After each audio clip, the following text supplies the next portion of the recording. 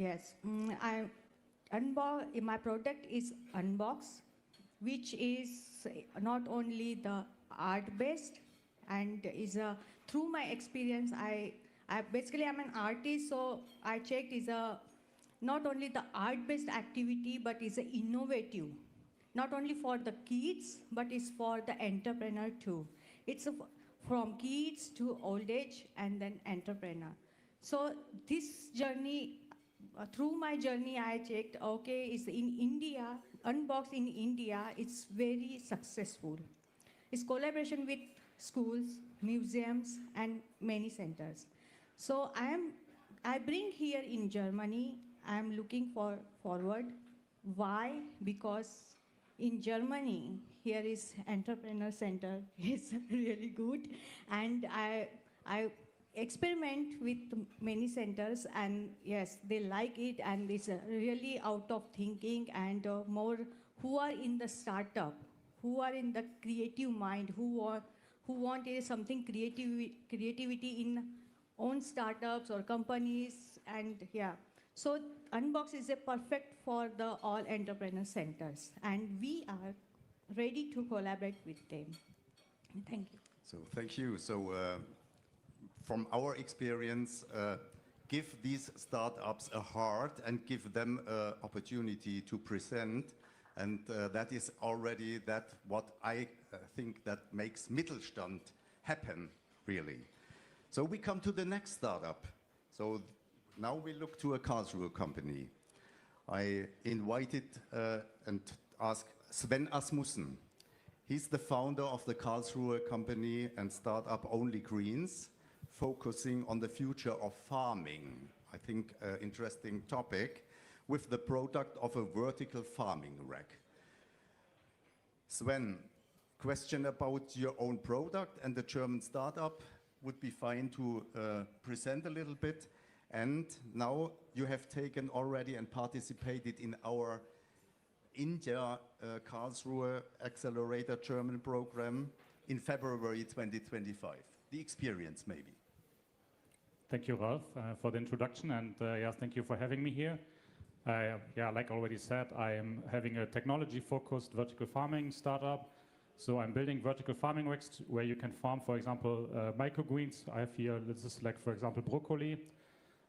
So I provide the technology to small farmers in Germany who are then have the chance to put new fresh produce all year long in their shops. So that's kind of the point at the moment. Hansaplast Elastic Bandage hugs every wound because covered wounds heal better. Hansaplast Antiseptic Bandage hugs you to heal you. In a startup center, and I started it not in the garage, I started it in my rented flat for 2 years. So I built everything up there, hold the cost low, low burn rate to make this possible. And yeah, so far the startup is bootstrapped, so no investors or something are involved. Yeah, and secondly, I had the honor to, like it was already said, come to India, to Hyderabad, which was very impressive to me. Especially I learned that maybe if I want to do the internationalization, which I was planning initially already, that's also why my startup name is an English name and not a German startup name. So what I learned is that I really need to maybe make collaborations, let's say also with Indians, that I ship, for example, the software hardware, which I'm building my own, and then a local partner builds the WEC, and because it makes no sense to ship the WEC, let's say, to, for example, in this case, to India. This is really one of the largest outcome out of this travel, and yeah, in total, I was also impressed of India, especially in Hyderabad. There's this tea hub where like 2,000 startups are located in one building. I looked up in the morning. I mean, in Baden-Württemberg, we have around 2,000 startups, so in the whole state of Baden-Württemberg. So this was also really impressive how India is pushing into startups and yeah, help them to grow. So thank you. So that is the challenge, to push the startups, and you need their networks and partners in the local regional ecosystem. I come now up to India, to Hyderabad. Shanavas Shan Sheikh, he represents the Impact Hub Hyderabad. He's an impact maker with more than 2 decades of international management and cross-continental leadership experience, and in ecosystems development. So a real friend of Karlsruhe. And the question goes to you. What challenges does the first Impact Hub in India, that is in Hyderabad, face, and what can support sustainable startups today and in the future? Yeah, thank you, Ralph and TV9 team for giving this opportunity to share the space with impact makers, entrepreneurs. So it's most of you may be knowing, or some of you may be knowing, what is an impact hub. I'll just take a brief explain you.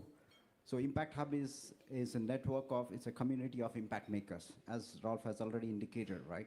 So it's a global organization. We have got 500,000 plus impact makers. It's there in 120 hubs across the continents, like say in 70 plus countries it is there. So then we started this particular impact hub in Hyderabad, in India. This is the first impact hub. And of course, there are many challenges as a startup. So I can name them many, but I would try to focus only on 3 of them. So one is, first of all, establishing the partnership, yeah, growing the ecosystem. Yeah, so you know, like entrepreneurship is the word, is the buzzword. We need entrepreneurs. In fact, our planet needs more impact makers, more entrepreneurs, more collaboration, more innovation. So that's how we started off there. The first challenge was establishing these partnerships. So we had locally, again, it was mentioned, T-Hub as the largest incubator hub there. That's why we chose Hyderabad, because it has got a lot of ecosystem there. So forming the partnership was a challenge, and now we have got, like, in fact, the beauty of the Impact Hub is also we have the global partnerships already, but now setting up the local partnership, that was a challenge, yeah. And then next challenge was finding the right people with the right mindset. So finding your impact makers. So as of now, we are fortunate, we are a team of 10 impact makers based in Hyderabad. So all working towards it. That was another challenge. And of course, the third challenge is also like funding, yeah. So in India especially, you may be knowing, there's a huge startup ecosystem, but impact makers are very few. So when I say impact makers, I personally believe in the 3P concept, which is people, profit, and planet. So these Impact Hub, they focus on all these 3 things. So that's why finding those investments, the impact investments, that was also a challenge. But meanwhile, we have come across to these things. So these are the 3 things. And coming back to the next part of your question, Rolf, what we can bring to the sustainable startups. So that is exactly, we offer them the global space. So that means from the day one, you get access to the international market, you get access to the international funds, you get access to the international mentorship. This is what, and it's a, as I mentioned, Impact Hub is a global network of 500,000 impact makers. Yeah, that's what we bring. And here you can see the live example. Unbox is there, Only Greens is there. Unbox, which is again from Hyderabad. So they were part of the Impact of Hyderabad, and we brought them here. Okay, thank you. So I come back to Karlsruhe, because the direct partner bridging is the Impact Hub Karlsruhe. And Markus Besch, he's the co-founder of this initiative run in Karlsruhe. He's a very experienced international management and entrepreneur that when I have a question, I will ask him about United States, what else, digitalization. So Markus, you came up with this idea of starting this Indo-Karlsruhe Startup Accelerator. And what are the experience you can summarize for us? Thank you to be here. So my name is Markus. I'm reaching 40 years now in global experience about business development mostly. Since 2013, I really come in the sustainable business and learned about Impact Hub. And I invited the Impact Hub here close by in Bad Cannstatt in Stuttgart here. That was my coming by with all of these things that you already heard from Sean. And as I have these 40 years of working with startups anywhere in the world, I'm a little bit experienced in that, and I come by in our very good relationship with Karlsruhe and mention that we can offer a startup accelerator program, especially for sustainable startups. So, because India is mostly known in Germany as a tech hub, a lot of IT. My background is digital IT. I know that, and I'm really surprised what I saw when we do it. So you have in India so many sustainable startups in any kind of industry. We take with us these two of them, so like agriculture, like education and art, and we take another one with agriculture, and we take another one on food with me. And I was not so sure what I find when we are going to Hyderabad. And I was very impressed, so very honored and very impressed about your development of India, what I saw.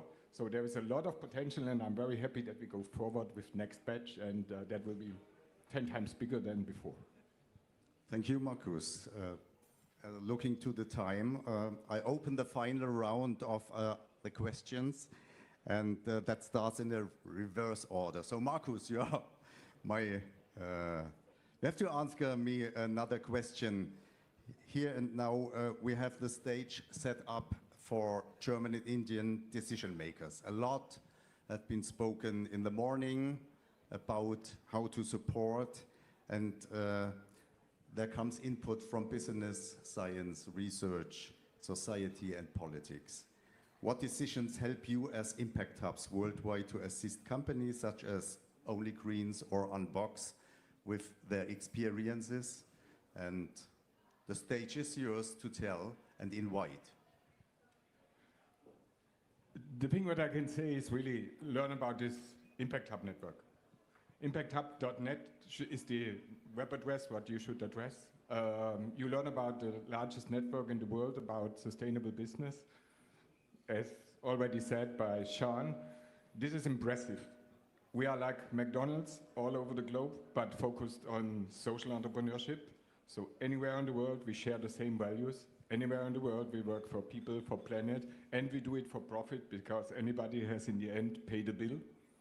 And we see all industries in there, and you can't imagine if you're coming from Germany. That's my impression. Because we do business more and more like a classical business, and we know a lot about sustainable business, and especially in Baden-Württemberg, we find a lot of companies that have the right mindset doing these all over the time, but there is a lot of potential to go by. And we worked with the startups on that. Where are the reasons to do it more on a sustainable way than on a classical business way? And we have very few of them accelerators that are focused on these things, that are training these startups, that you can do the same, like if you do it in a classical way, which is more oriented on having a good exit in a very short time, but you can do it in a sustainable way too. Thank you.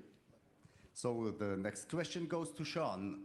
Impact Hub Hyderabad, you're one and are, I think, even actual in a growing phase, not in a startup, in a growing phase. Moving towards to expansion phase, so like a startup, but what goals has Hyderabad set itself with its vibrant startup ecosystem? Yeah, thanks, Marcus. That's a big ask. I would say, like, we have got a lot of goals, but again, we have split it into short term, mid term, and long term. So the short term is we wanted to really grow the ecosystem. So we wanted to do this, we call it as a trans-local programs, like the one what we have done it, like the Karlsruhe and India Accelerator Exchange program, that we wanted to do many cohorts. The first cohort was done, and such programs we wanted to do it, where we wanted to connect the local and the global, these both ecosystems, and especially in the sustainability phase. And in fact, actually, I would say that India Board, the initiative which has been started by Karlsruhe also, that's a very good one because focused on the SMEs and entrepreneurs. And in fact, we have got already like a couple of companies which are there in the lineup, like say, for example, in the charging space, like there's an Indian company called EVQ Point, which is really developing chargers for the two-wheelers, three-wheelers, the charging stations and all. So like that, we have got identified both from German side and the Indian side. So we wanted to have these exchange programs. So that's a short-term goal. And the midterm is we wanted to be the go-to community for the impact makers. And then we wanted to spread across 2-3 locations within Hyderabad, during the geography. And the long term is we wanted to spread. Every wedding occasion calls for something special. Every look should be too. Gold for the big day, diamonds for the cocktail, kundan for the sangeet. With Riva, I didn't just find jewelry. I found myself in every look.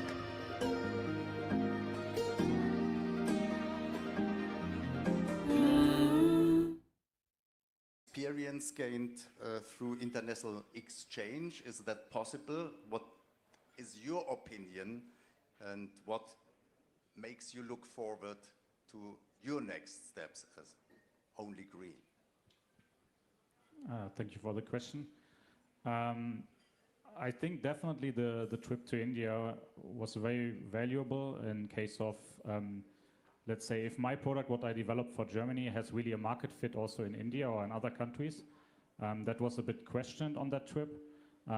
Like I think Marcus said, we also, or I don't know if someone said it already, but one of the startups in Hyderabad was also doing vertical farming.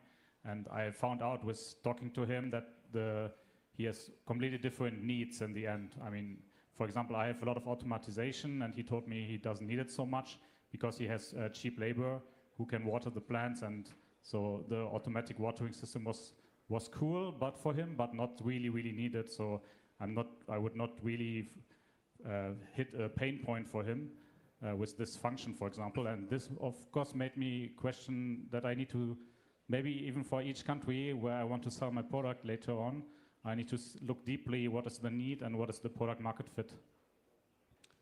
Thank you. So Anuradha, last question to you as the startup representative. Unbox, I think, is a successful company already in the Indian market. You already found the first clients and going forward.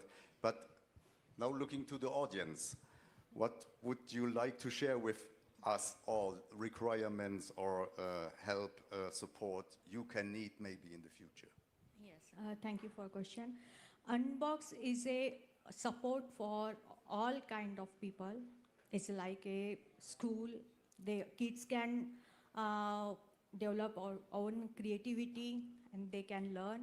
And as a old age, they can connect with some cultural tips or some as a group creativity, and they can share each other. And as a entrepreneurs and all normal people, they can get on like a path, as an startup.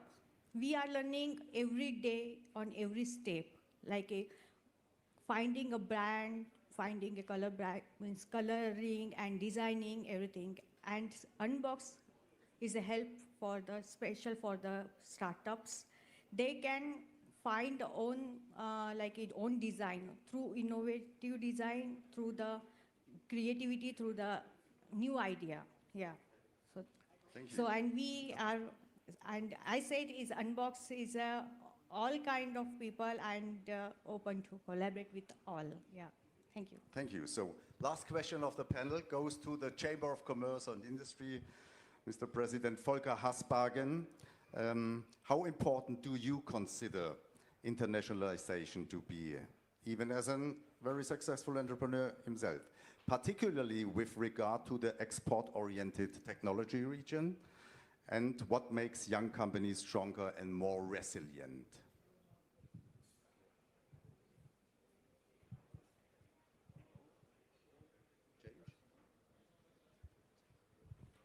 More than 55% of our members are export-oriented. So the world is global. There is no borders anymore for products, and especially not for all the things we discussed already. So we have to mix up the talents.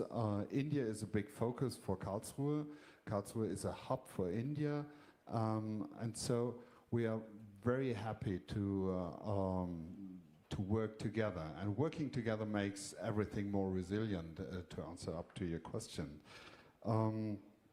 So startups can rely on a wonderful mindset. In my home, country, and also they will find everything they need for to develop and to grow on a profit way.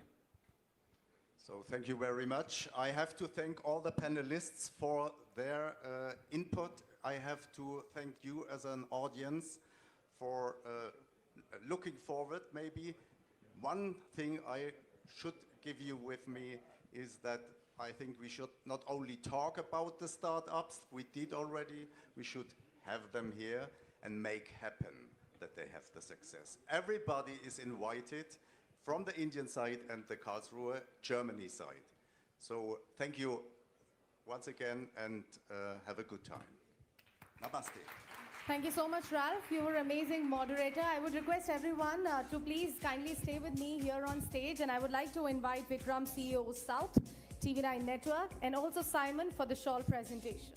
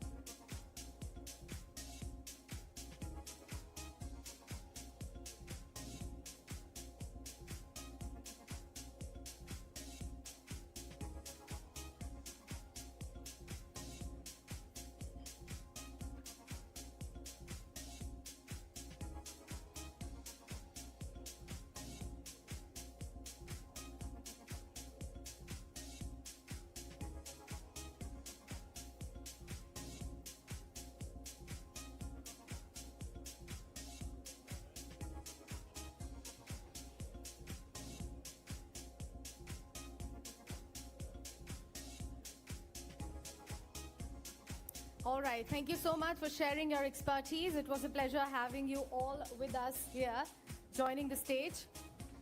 Now, without any further ado, let's proceed. Global capability centers are redefining how enterprises operate at large scale. But combining India's innovation with Germany's precision, these centers are driving transformation in technology, analytics, and also business services across continents.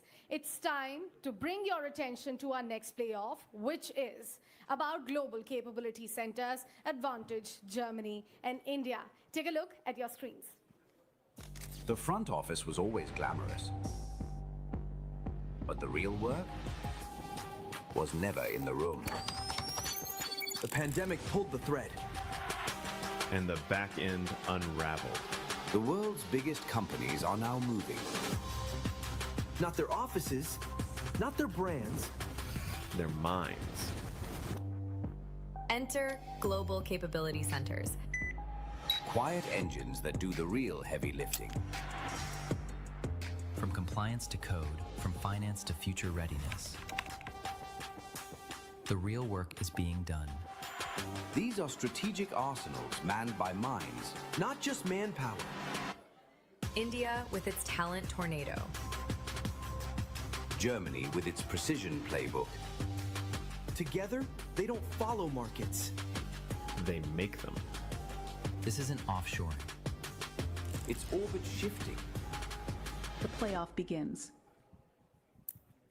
All right, and for this, I would like to invite the players for the playoff, Mr. Pankaj Vyas, CEO and MD, Siemens Technology and Service, Mr. Ujjwal Jyoti, MD and GCC Sales Lead, Accenture India, Bond Otto Orman, CEO, MHP India Private Limited, and Stephen E. Buchner Consulting. In fact, my colleague Krishna is going to be referee for this playoff. Krishna, over to you. Thank you, Sakshi, for that. Requesting all our wonderful players for this playoff to please take the seats. And requesting all of you out there reconvening after the lunch session for something that's fun, actually.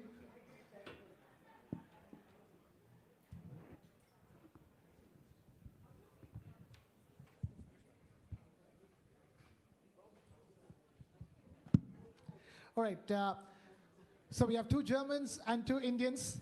And it's a topic that's very important to both the countries. India already hosts more than 50% of the GCCs of the world. India has scale, India has talent, Germany has precision, Germany has depth in R&D and technology. So how can we bring these two powers together is what I really wanted to ask you about. Very simple questions. So we begin by asking by Mr. Buchner. Talk to us. You've seen India, you've seen Germany, and India has gone from BPO powerhouse to GCC powerhouse and is moving towards GTC or Global Technology Centers as well. Tell us, how can India and Germany come together? I strongly believe it's on. Can you hear me now? So now you can hear me. So yes, I can. I think there is not the question how can we bring the two countries together. I think the countries are already together, and they have a very successful history, so to say, in the collaboration. And I think one of the reasons is that both countries are willing to collaborate, to work together. On one hand, we have on the India side, we have the talents, we have the people who are willing to work so, and on the other hand, we have the technology, and we want to share that with the Indian colleagues.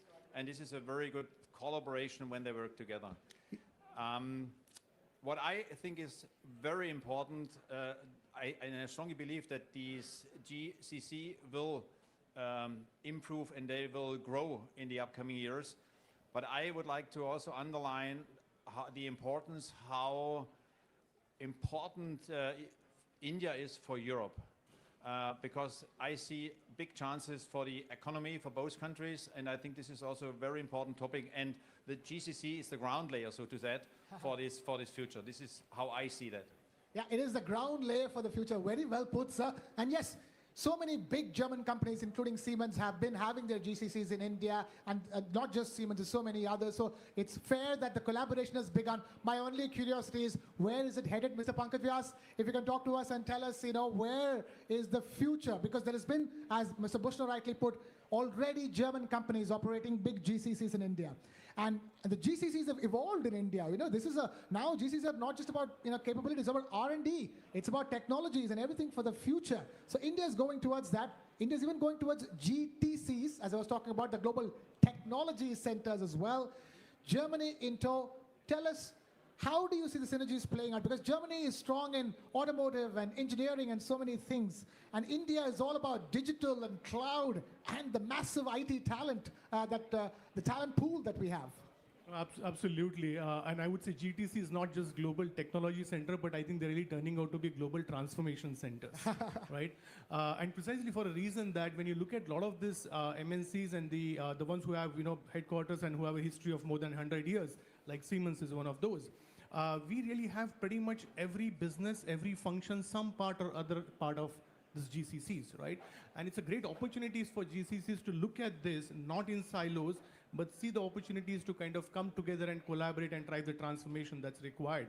And I'm sure the success story is here to see. I mean, if you look at 150 GCCs, German GCCs I'm talking about, employing close to 150,000 people today as we speak. That's because I don't think there's any place on the planet Earth today that can give you more than 2 million STEM English-speaking graduates every year, right? And they're not just technically good, but they have a great collaborative attitude. They have this culture of learning that's going together. And while we are in MHP and talking about football, I would say to be successful, all you need is endurance, agility, and collaboration, right? And that's a lot. That's a lot in talent back in India. Fantastically put. Endurance is a great word and capability. Mr. Horman, I keep referring to you as a German, but then you work in India. You worked in Europe before, setting up GCCs for a decade and a half in Romania, and you're now in Bengaluru, the Silicon Valley of India, the IT capital of India. Tell us, you've seen the evolution of GCCs in Europe and India. Where is India at? Let's talk about 150 German GCCs in India. That's a small number because India currently hosts 1,900 GCCs. There's room for more German GCCs in India, isn't it? Yes, absolutely. So I think we are again at kind of a landmark. So after volume, after BPO, after GCC, I think we should talk about value. We should talk about quality. And at the end, I think we have the chance now to transform GCCs into value hubs. That means we should focus on collaboration. We should focus on resilience. Not only India, not only Germany, only together. I think each country has its challenges, but together I think it's now time to build global collaboration and not just focus on cost arbitrage or cost leverage. All right, strategic collaboration is what we need between GCCs and companies and India. Mr. Ujjwal Jyoti, tell us about that. That's the curiosity over here. 150 German GCCs, some existed for a very, very long time. We're not talking anything new over here, but there's the road ahead cannot be the road that we have just come by. There's lots more, and that's going to change and transform even with the newer German GCCs planning to open operations in India.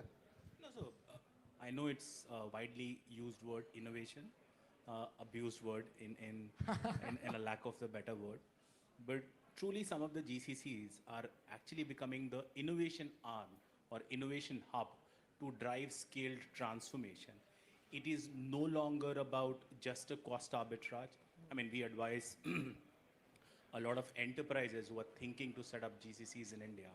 And the first thing we tell them that if you're actually looking for a cost arbitrage play, please do not come. You won't be able to neither attract talent or retain the talent. It is no longer a cost play. It's value play. It's how can you export more innovation. And I think we are at the cusp of seeing a lot of such GCCs and a lot of such German GCCs who are actually playing that role already, where they are actually exporting innovation. They have an innovation architecture. They contribute in the research and development. They partner very well with the beautiful ecosystem that has evolved in India, be it the startups, be it the regtechs, be it the edtechs, be it the academia, how they collaborate, how they kind of create something which they can export to the parent and can no longer just be an order taker. I think that's where I see some of the, you talked about the GTC, I would call them, it's Global Innovation Center. Can you? GICs. GIC, I mean, that's a term we can potentially start to hear in the times to come. Accenture, which the company I represent, I mean, they already had, we are also one of the largest GCC, in lack of a better word, if you see. We have almost 350,000 employees serving global clients. Investing in... To festival mana, McDonald's fest meal kha, burger, fries or coke, sirf 99 mein pa. McDonald's give festive meals starting at just 99 rupees. We made in setting up innovation labs in India. I mean, that's a state-of-the-art gadgets that you see, but the subject matter experts, how we incubate some of these startups, how we harvest business and technology problems, and then become at the center of creating something which is absolutely valuable to not just the bottom line, but to the top line. That's where I see we are headed towards, and we see more and more GCC following that pattern and becoming the truly advantageous position. Mr. Buchner, please go ahead. I think I would like to underline that what he said.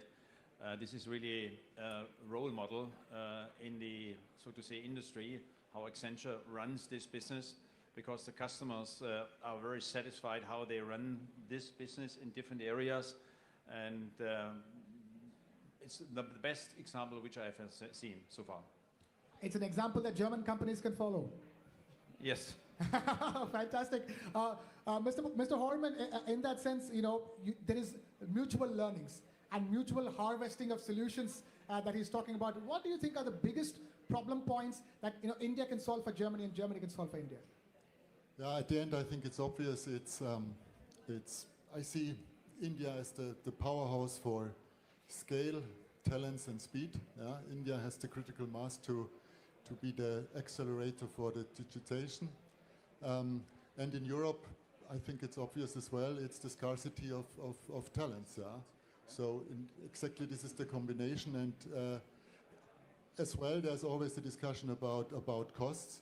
So even if India is not as cheap as some people expect, I think it's you get the value for price, and I think it's very attractive still to invest and to invest in GCCs in India. Okay, we're also having this conversation at a time when, the visa regimes are, going through a huge lot. It's in the news every day, pushing more and more US companies to open GCCs in India. In that context, there is going to be that big spurt in growth. We're at the cusp of a big spurt in growth, isn't it, Mr. Vyas? No, absolutely. But before that, I would just like to add to what was talked here, right? Please go ahead. So if you look at Germany, I mean, most of the organizations here, they're really, really good in depth engineering, right? And there's no organization today which is not needing transformation, especially with the speed of technology that's changing today, right? And there's a huge need of infusion of new digital technology in a lot of engineering processes, and that needs speed. And I clearly see that India is a great place to do that, because personally, when from where I look at Siemens technology also, that infusion is happening. There's a whole lot of digital technologies going on there, right? So I really think India has a great role to play. Now, coming to your question, yes, definitely. I think we're just going to see a lot more race for the talent going on, right? And I think that's where India again comes into the play, because the kind of scale that we have, as I said earlier, 2 million STEM graduates coming out every year, and also at the same time, industry working with the academia to keep updating curriculum actively. A lot more technologies playing a role so that traditional learning paths are not followed, but learning is really accelerated with new way of learning.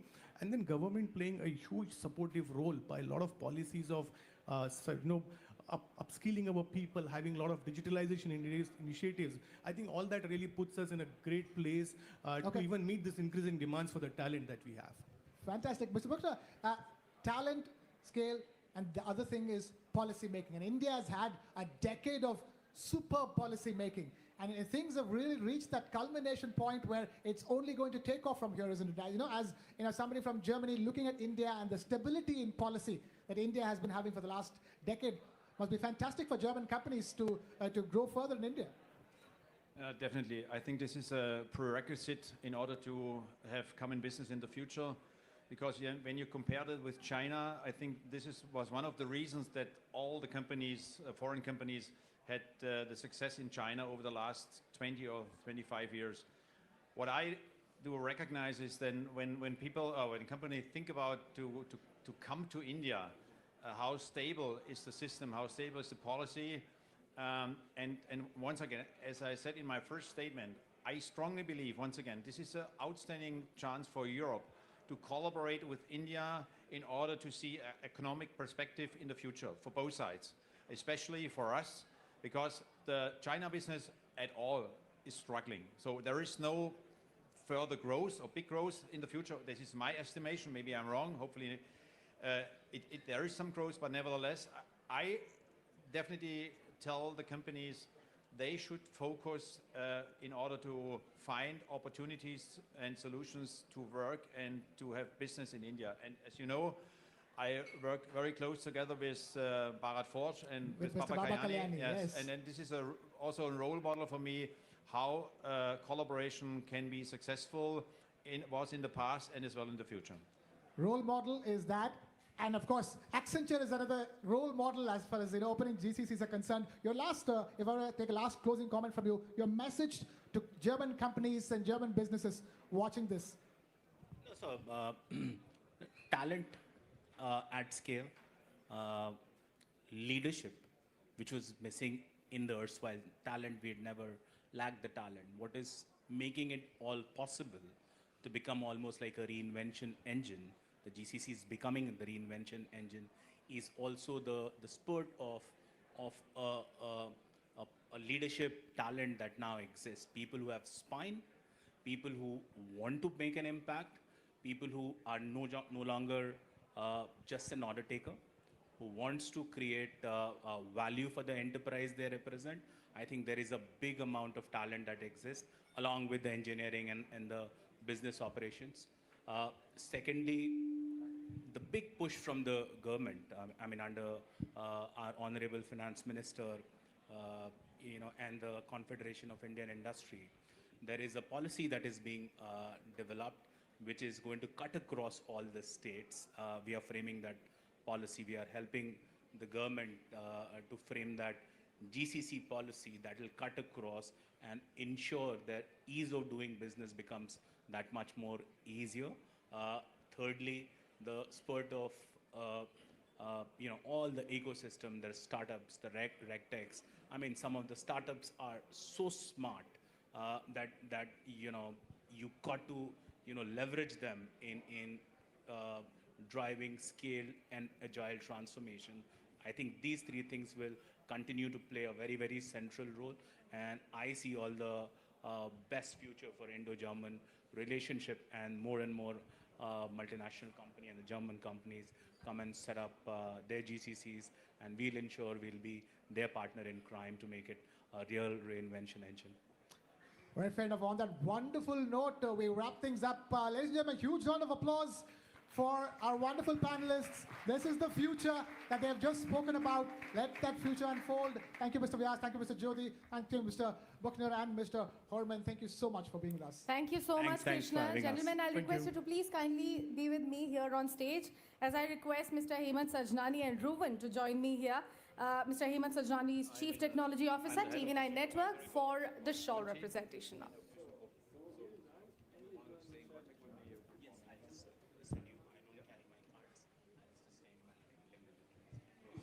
Thank you so much for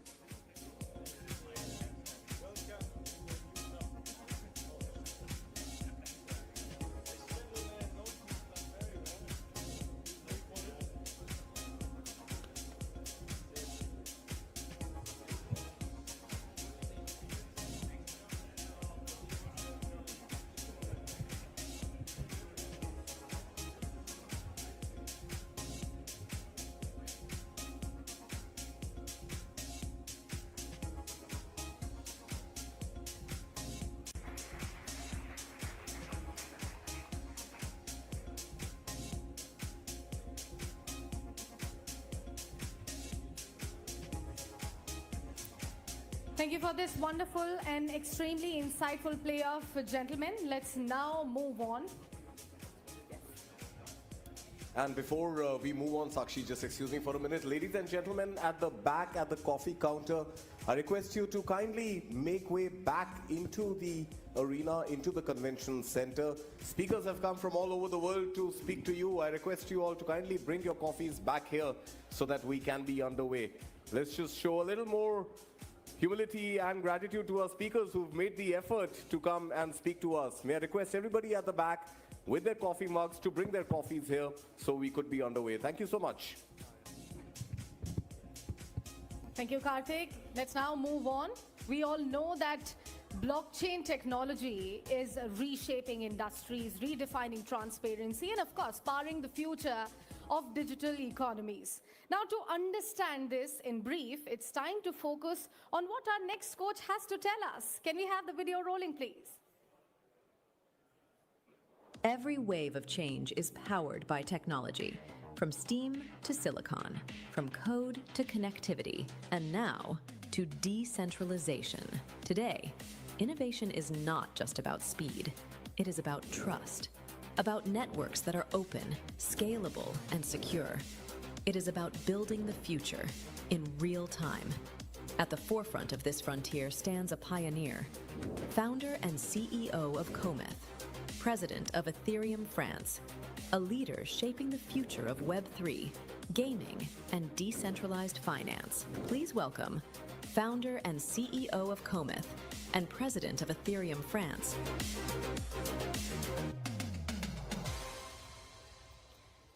Ladies and gentlemen, it is our distinct honor to welcome a visionary leader at the forefront of blockchain innovation. Please join me in extending a warm welcome to Jerome De Taiki, the founder and CEO of Cometh and the president of Ethereum France. Jerome, it's all yours.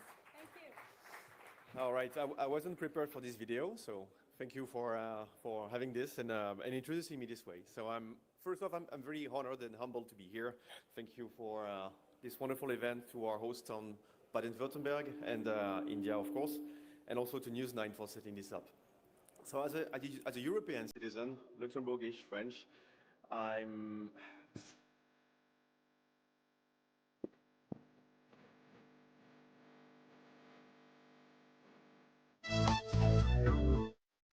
I have nevertheless witnessed something over the different talks that we had this morning. Two keywords that come out all the time: uncertainties and challenges. Seems like this is the two topics for this morning: uncertainties and challenges. How are we going to get through this? So I'm here with optimistic words from the blockchain world: ownership and transferability at scale. And that's something that we can bring and use today. But just a quick pulse check in the room, like raise your hand if you own any cryptocurrency. Don't leave me alone. Yeah, cool. Whoa, congratulations. Okay, I'll say maybe 2 or 3% of the room. And raise your hand if you own any gold or precious metal. Much more. Okay, so there's still some way there. Fine. Well, is there any better topic than blockchain when you're all enjoying the coffee and the sweets? I don't think so.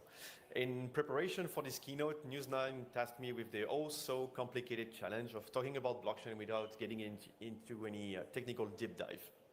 So I'll try to be up for the task, sit back and relax.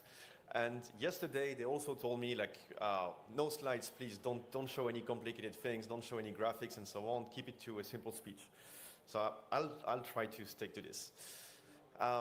Disclaimer, although, there will be no talk about AI. We have their Techniker with a booth at the entrance. If you want to talk about AI, go talk to them. Sit back and relax, but also fasten your seatbelts. I entered my college years back in 2008. We had the financial crisis called the subprime waging, which followed with the crisis of sovereign debt, notably in Europe. Challenges and uncertainties were very much in the picture. I switched from physics to economics because I discovered myself a passion for money, what it is at its core, what is the social consensus that we have around money, what is it accepted, where it comes from, how do you transfer it, and so on. And this is still passionating me today. This is a topic I can talk for hours and hours. If you're interested to talk about money, just come and chat with me. I'll be there the whole afternoon for that. And in my journey, I met by accident Bitcoin in 2012, and I had the privilege to teach the first blockchain class at IIT Delhi in the summer of 2018. And it's been since then a privilege to see all the Indian talents swarming into our industry.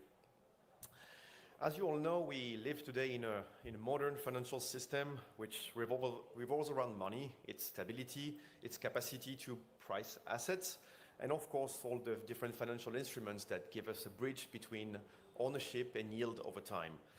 The very premises of this system is based with quite old innovations that are extremely powerful, such as double entry bookkeeping, joint stock companies, mortgages, promissory notes, a good one as well, etc., etc. You don't need much more to build the financial system that we live in today. You sprinkle some internet on top of it, and you get securitization and digitalization at scale, and massive penetration of different instruments all over the world. But as complexity and sophistication grew, it became harder and harder to know who owns what, who owes what to whom as well, and again, problems of ownership and transferability. Oversights and intermediation became a necessity and are still very much required. We have tons of different incompatible or poorly talking to each other's systems of information and standards. This kind of complexity brings us into the problems such as reconciliation, delay of settlement, and reconciliation trade-off and time-offs is very complicated. This brings complicated questions for people that are transacting between Europe and India, for example. What is the counterparty risk? Tough question. How fast can we settle this transaction? Okay. Under which terms can you transact abroad? Complicated topics for the layman, but also for businesses. And these are a few of the countless questions that we can find today in the modern system. The system, we are all using it, all of us, whether it's at our business place, whether it is when you are traveling, whether it is when we are trying to just pay for something outside of the market. Still, perceived IDs are quite strong. If we look at the statistics, the perceived IDs that the Germans prefer to deal with cash is actually quite true. They have a high preferability of high preference around the EU citizens about how to use cash. The Indians like to have gold in their portfolio. Cool. But here is another very perceived ideas. Cryptocurrency and blockchain are for drug lords and terrorists. That's not really true. Actually, that's quite the opposite, and I'm going to try to demonstrate that to you. 1 out of 10 French citizens own cryptocurrency. If you get it down to the people that are under 30-year-old, that's 2 out of 5. I'm not aware of any statistics on the Germans. If you know any, let me know. And for me, the blockchain interest among the young generation is no surprise at all. There is a fundamental shift, a fundamental change in paradigm that the blockchain is bringing. The blockchain is the most radical change and revolution we are about to witness in the financial industry. As a reference, I want you to think about the iron making and the steam power, what it was for the Industrial Revolution. The equivalent for the financial industry is ahead of us. We have maybe 30 to 50 years of radical innovation in the financial industry thanks to this. Introduced in 2009, Bitcoin was a great prototype, and Ethereum is now a masterpiece that we can all enjoy at scale. For the first time in the history of mankind, I'm trying to say that with a lot of gravitas, we have a way to practically store infinite amounts of valuables, bearers' assets, and transfer them programmatically without any intermediaries, 24/7, at scale, and at a negligible cost. Yes, this is available for everyone. During the Industrial Revolution, Napoleon rejected the steam engine. He was presented with the steam engine by Robert Fulton, and he looked at the steam engine and famously said, clearing my throat for a proper French accent, "What, sir?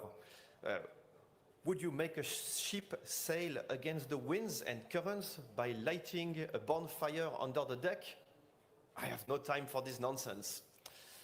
Yes, no time for this nonsense. Having worked in the blockchain industry for the past 12 years or so, you wouldn't believe how many times I heard those lines. I have no time for this nonsense. Blockchain won't scale. It will never be used. It cannot be not private. It cannot be public. It cannot be this way.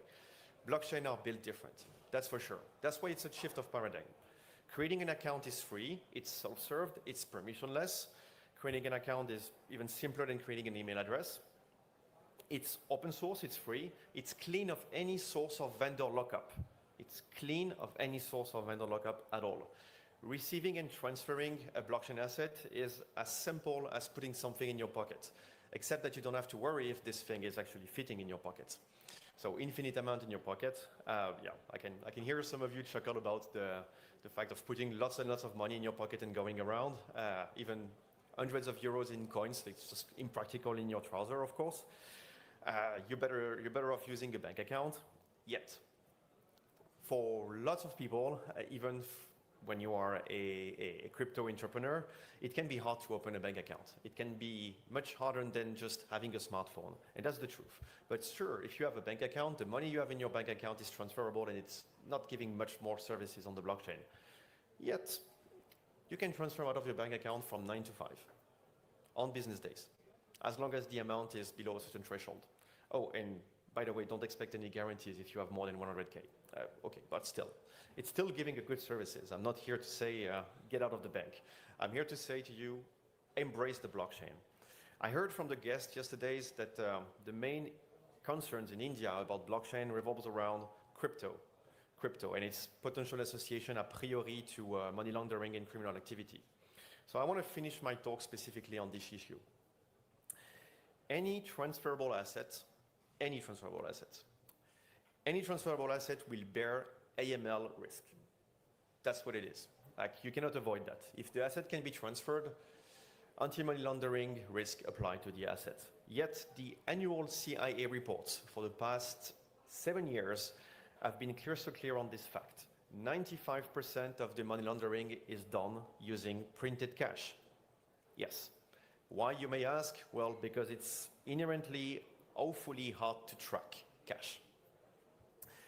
On the other hand, at the opposite, blockchain-based assets are traceable, fully, permanently, period, always traceable.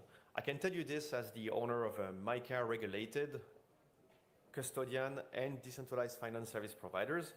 We have the very tool to analyze precisely every inbounds, every outbounds, out of every accounts in the blockchain in real time, historically, and from the very first block of the blockchain.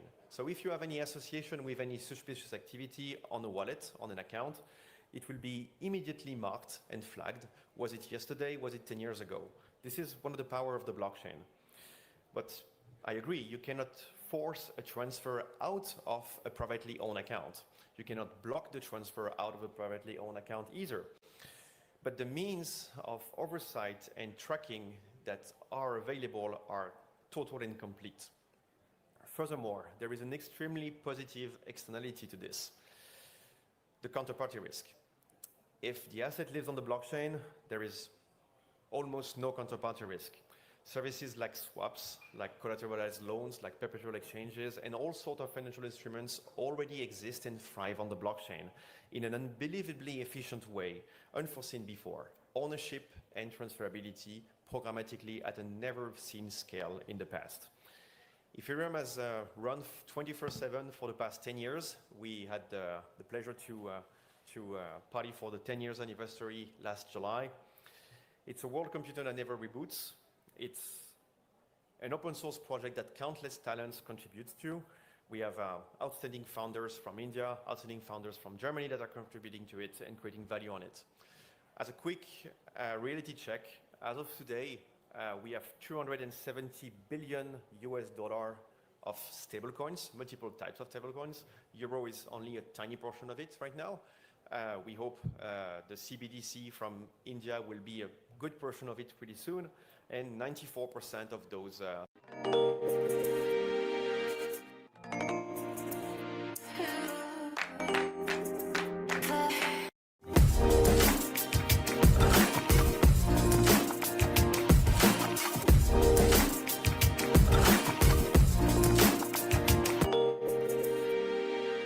you cannot open financial press without seeing an announcement from Robinhood, from Stripe, from PayPal, from Swift, etc., just among the past few weeks.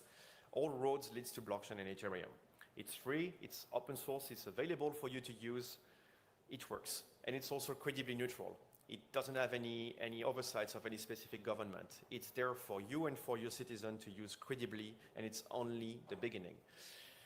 So my message to you, again, optimism on ownership, transferability, and world-scale digital transformation of the current state of finance. Don't be late to the blockchain revolution. It's going to be there for you. And again, thank you for the invitation and thank you for your time.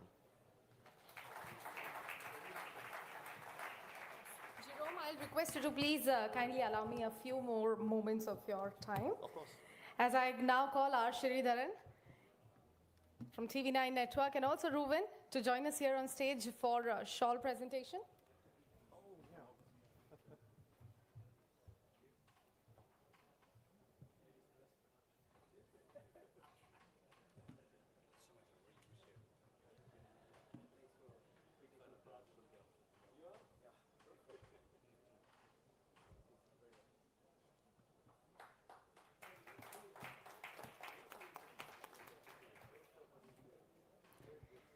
Thank you so much, Jerome. If I can say, since this was our first coach speak in the second segment, you were amazing, coach.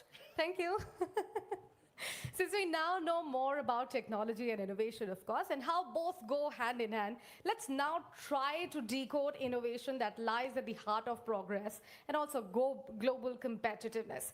Now is the time for our next playoff, the Innovation Handbook. In this, we will uncover the frameworks that foster creativity, collaboration, and technological excellence between India and also Germany. Can we have the video rolling, please? The world doesn't wait. Markets shift overnight. Problems scale faster than solutions. Technology rewrites the rules.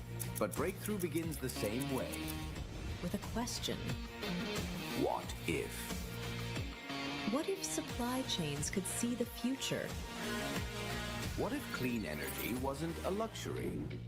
What if healthcare was borderless? Ideas are easy. Execution is war. Startups don't just build apps. They build industries. They shift economies. India, with scale, speed, spirit. Germany, with discipline, depth, design. Two nations, one ambition. To engineer sustainable value. Because every what if deserves a what's next. The playoff begins.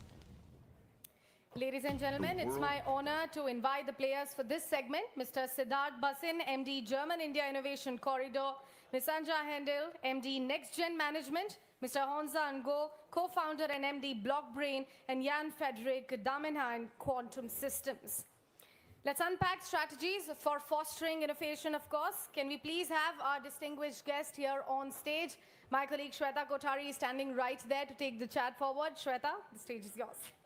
Thank you, Sakshi. Here I thought I'll never be a coach, terrible as I am at sports. Thank you very much, all of you, for being with us here today. So Germany, known for its innovation, something that drives its economic growth, something that we can envy in India, but we have our own word for it. It's called jugaad. It literally translates into frugalness. And when you combine the two, you're looking perhaps at a powerhouse. And that's what we are here to discuss today. Let me quickly begin with Anja. You know, we were discussing the partnerships that India and Germany can have prior to the session. And we talked about how India's Mittelstand can perhaps combine with, you know, Germany's Mittelstand with India's unicorn might, the number of unicorns that India has been able to produce. And when you combine those two powerful entities, you're looking at possibilities. What sort of door does it open for Indian entrepreneurs? Yeah, thanks for your question. Yeah, I work for Next Generation Mittelstand. So what we do is we are one of the 10 startup factories of Germany, and we try to build the new Mittelstand out of the existing Mittelstand, who has to also reinvent itself in parts, but also build new startups from academia and from the collaboration. And I think this is the most important part. Innovation, the ground for innovation is always diversity, diverse views on things, bringing different views, problems and technologies together and then build something new. And I think this is exactly where the magic happens, and that's why I'm super happy to be here today, because I think this is the mixture which we have from startup, entrepreneurial ideas, technology, academia, but also the German Mittelstand. This is what the land is about. We have a Weltmarktführer in every valley here.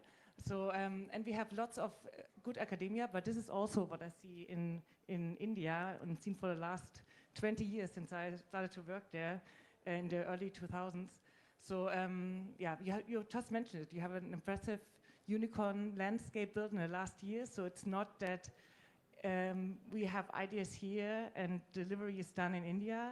It's really about collaboration and building new things together.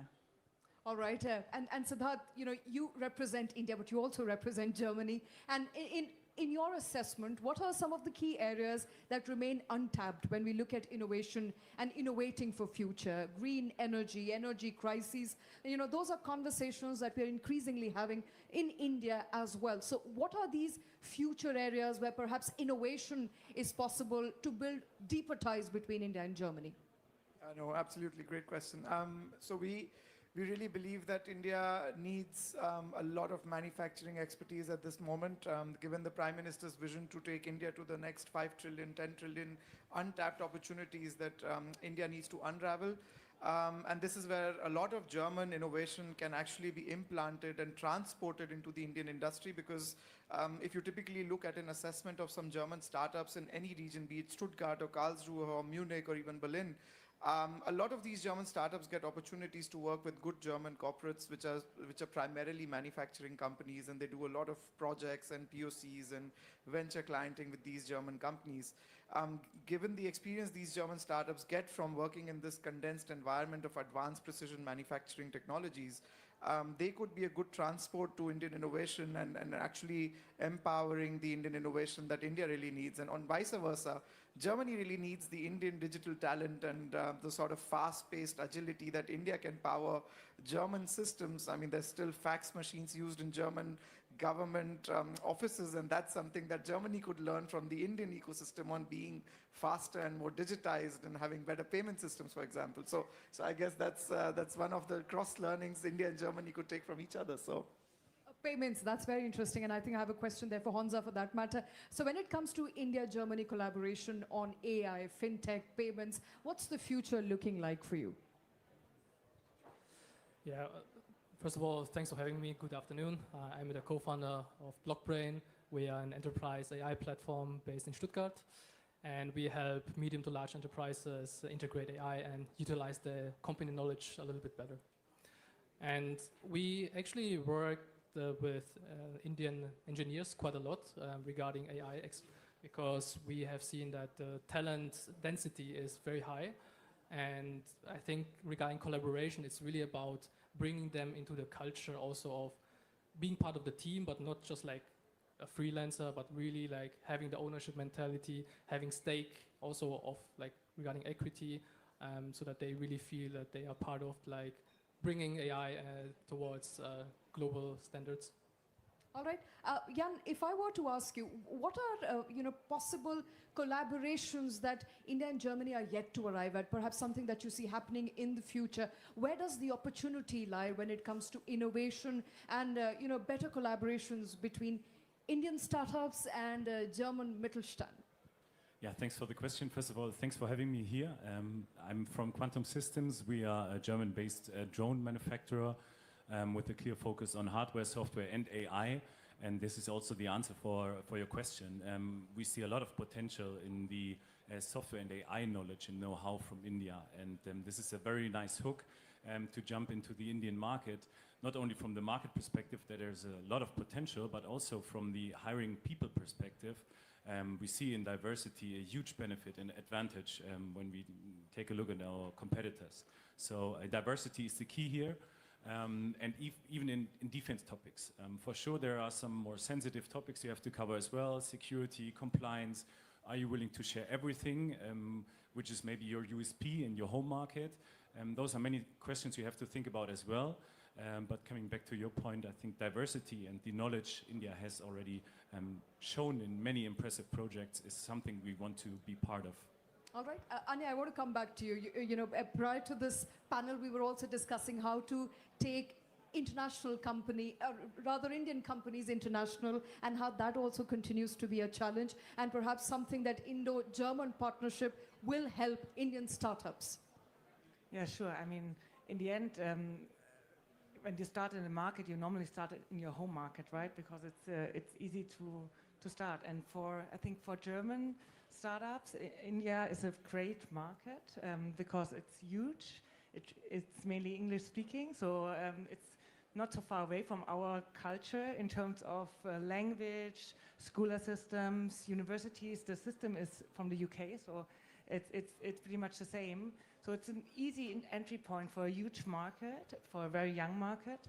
So it's very, very special. So it's a good starting point. And the other way around, there's lots of knowledge, we talked about this, which we do not have in this volume, I would say, right? I mean, you see all this, we had just the two speeches before, we heard this impressive numbers of students entering the market with deep technology knowledge.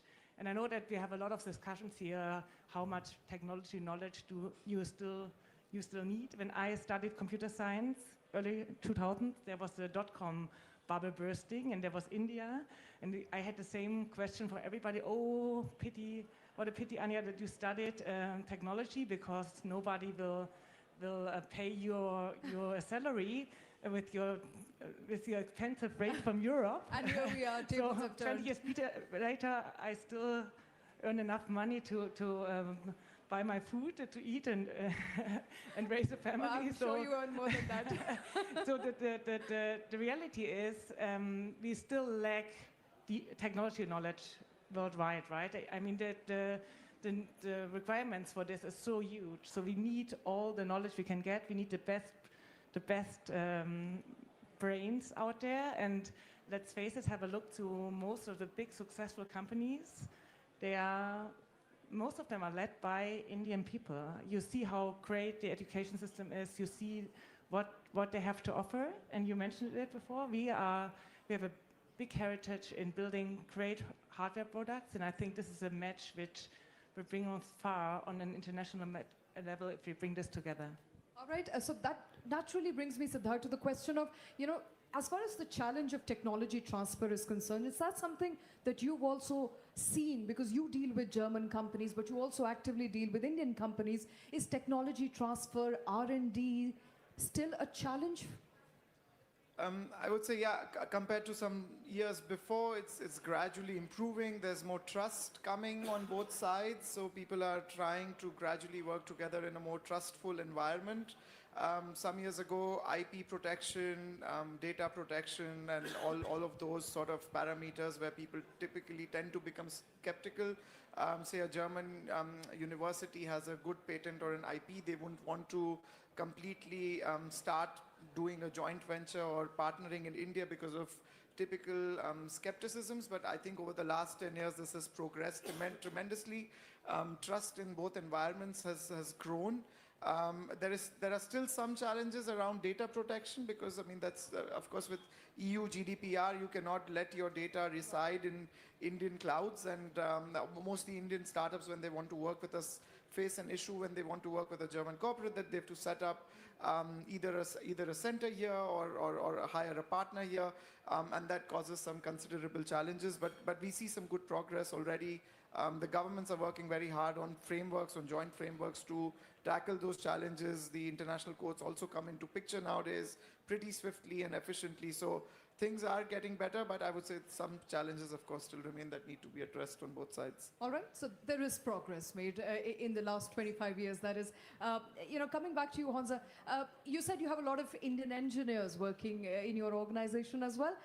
When it comes to AI leadership, India is a little far behind. We are catching the bus. But when Indian engineers go out, they seem to be doing extremely well in Europe, in the US. Talk to us through what does AI leadership look like when we put India, Germany at the center of it. Do you think there is a possibility that you'll have more offices back home in India? And is there something stopping you from picking pace in business when it comes to setting operations in India? Yeah, definitely. We, from day one, wanted to become like a global company because we realized that there's a huge benefit of being, of course, a German company, and it's like made in Germany, and the data security part is usually a bit more trustworthy than if we were to be based in the US or China, etc. Is that a concern with India as well? Excuse me? Is that the concern with India as well, data security? It is definitely, like we mentioned here, it's depending on who you work with, the customers, they always want the data to be locally stored, be it India, be it in US. If we work with Chinese customers, they want the data centers to be in China. So definitely, as we also want to expand to India, because it's a huge market, as has been said before, we definitely need to be on the ground in India, having the data centers there, having also like operational teams there to communicate with the customers to build trust. Okay, so I believe, so that continues to be a hurdle. Jan, coming back to you, speaking, specifically on the bottlenecks, perhaps, when it comes to India-Germany ties, what, according to you, are some of the challenges and hurdles that, on the governmental level, one has to navigate in order to have better trade partnerships, have more collaborations between startups? So I think just to pick up some points from my colleagues here, the Make in India policy is a quite clear and transparent policy which you can get into, you can deal with it. It's like doing your homework. if you have to understand it, you have to accept it, and then you have to decide in which kind of direction you want to go. Do you want to have a joint venture with a strong prime in India already? Do you want to keep your USP as good as possible with setting up an own entity? And all those things you have to take care of when you start your strategy work.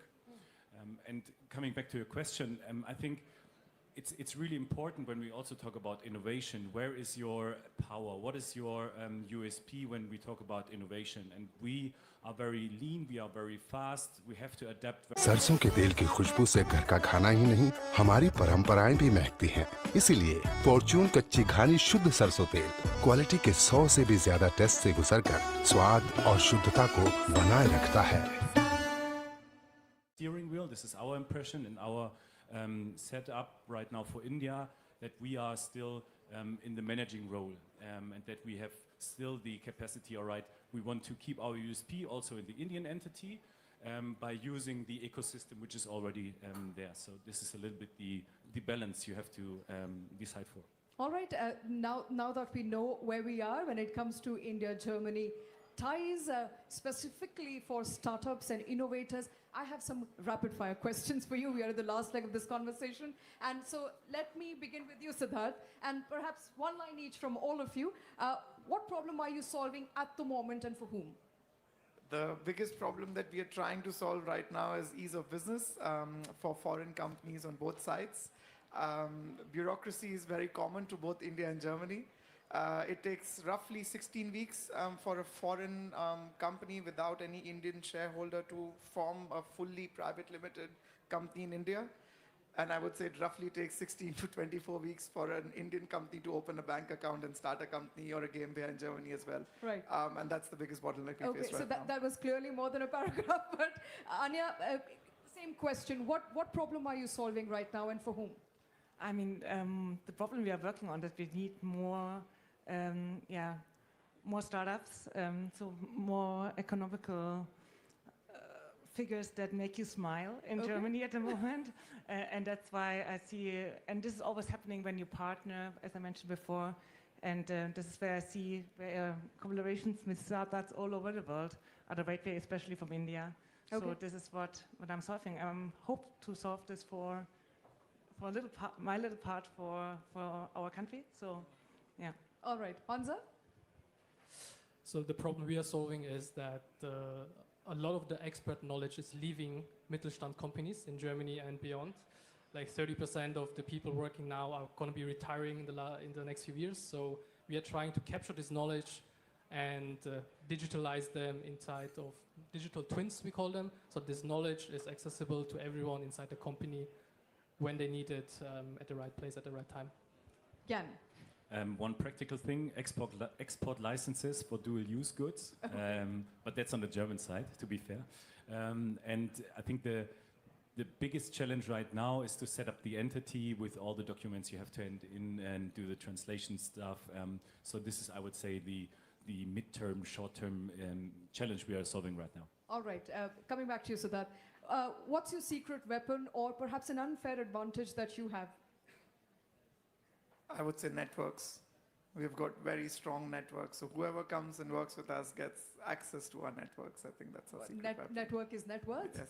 Anya? Yeah, I think a great collaboration network. I mean, we bring startups, academia, and Mittelstand together, and this is where the magic happens. So. All right, Hansa? I'd say it's our agnosticity. So no matter whether you want to use GPT or Anthropic or Gemini, or you want image generation, text generation, you will stay future-proof basically because you don't have to decide and be bound to one ecosystem with us. Yeah. The product for sure, and the global situation right now. So everyone is looking for UAVs, drones in general, and with our product right now we are on the top. All right, I'm going to start with you, Jan, this time. So if you started from scratch with no precedent, what would you build differently today? I would stick to the plan right now, to be honest. All right. Yeah. Okay, Hansa?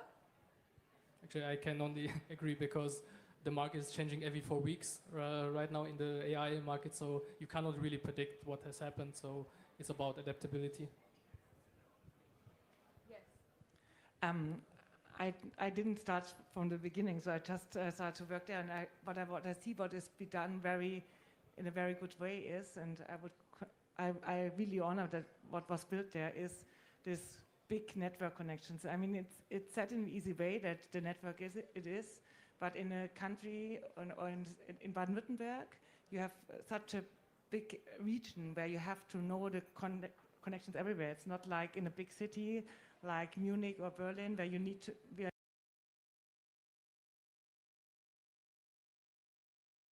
you know everybody or meet everybody quite easily. In Baden-Württemberg, you need to take care for a bigger network, for strong connections in all levels, which is a superpower, but also a challenge. And I'm super grateful to work in this environment. Okay, Siddharth? I would again come back to choosing the right partner. So if we would start again, we would know now, for example, to work with TV9 before actually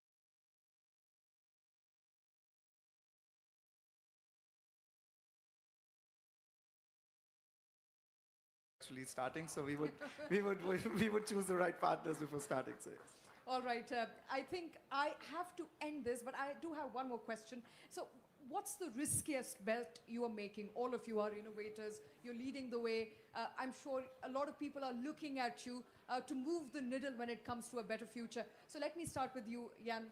What is the riskiest bet that you're making right now in your company? That we are not fast enough, I would say.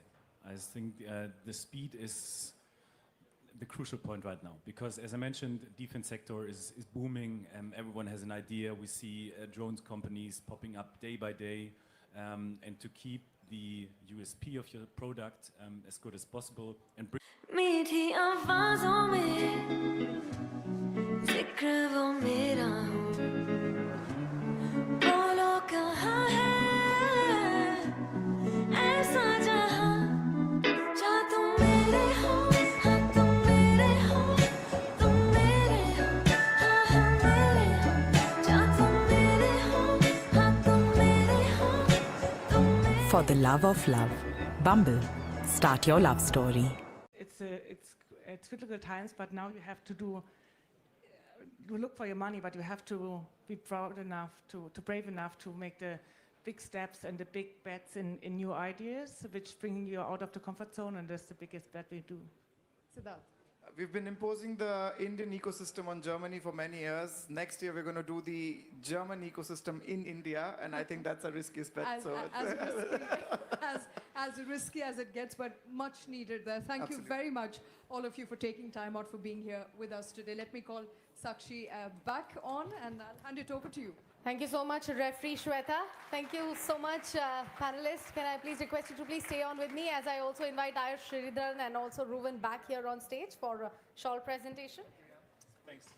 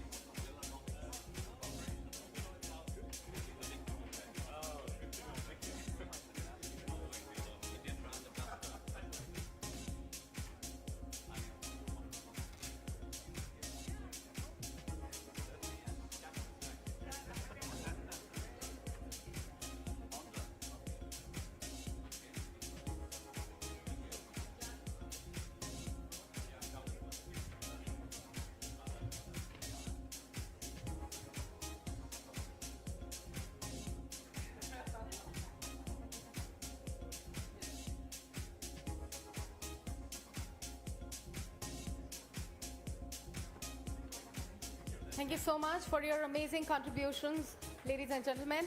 I am not going to proceed forward because I have a bone to pick with people at the back. May I please request you to please join us here in the main hall? I am not going to proceed without you joining me back here. Please, please, get your coffee mugs and your cookies back here at the space and kindly settle down.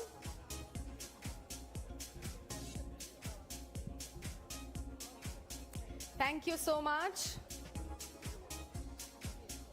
Let's now move forward to an extremely crucial topic of the year. It's of course the defense sector.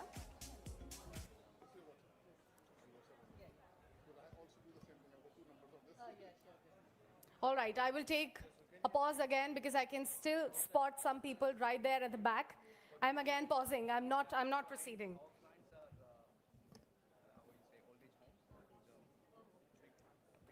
Gentlemen at the back, can you please join us here to the main venue?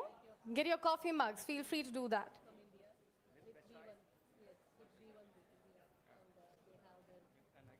All right, let's now continue. All right, I was speaking about the crucial and extremely important topic to all of us sitting here, the defense sector, of course. It stands at the crossroad of technological innovation and also sustainable growth at this age of advancement. We've been speaking about innovation, right? It's a little complicated subject, but it is, like I said, the prime need of the hour. Can we have the video rolling about the same, please? In an age of uncertainty, where security is strategy and technology is power, global leadership defines the future. India today is not just a participant, it is a partner, a builder of technology, a driver of global growth, and at the center of this shift, defense and innovation. At the forefront of this conversation stands a global strategist, a leader in aerospace and defense, a voice shaping the future of secure innovation. Please welcome CEO of General Atomics Global Corporation. Ladies and gentlemen, please put your hands together as I invite Dr. Vivek Lal for a global keynote address on security, sustainability, and scalability disrupting the defense sector. Sir, stage is yours.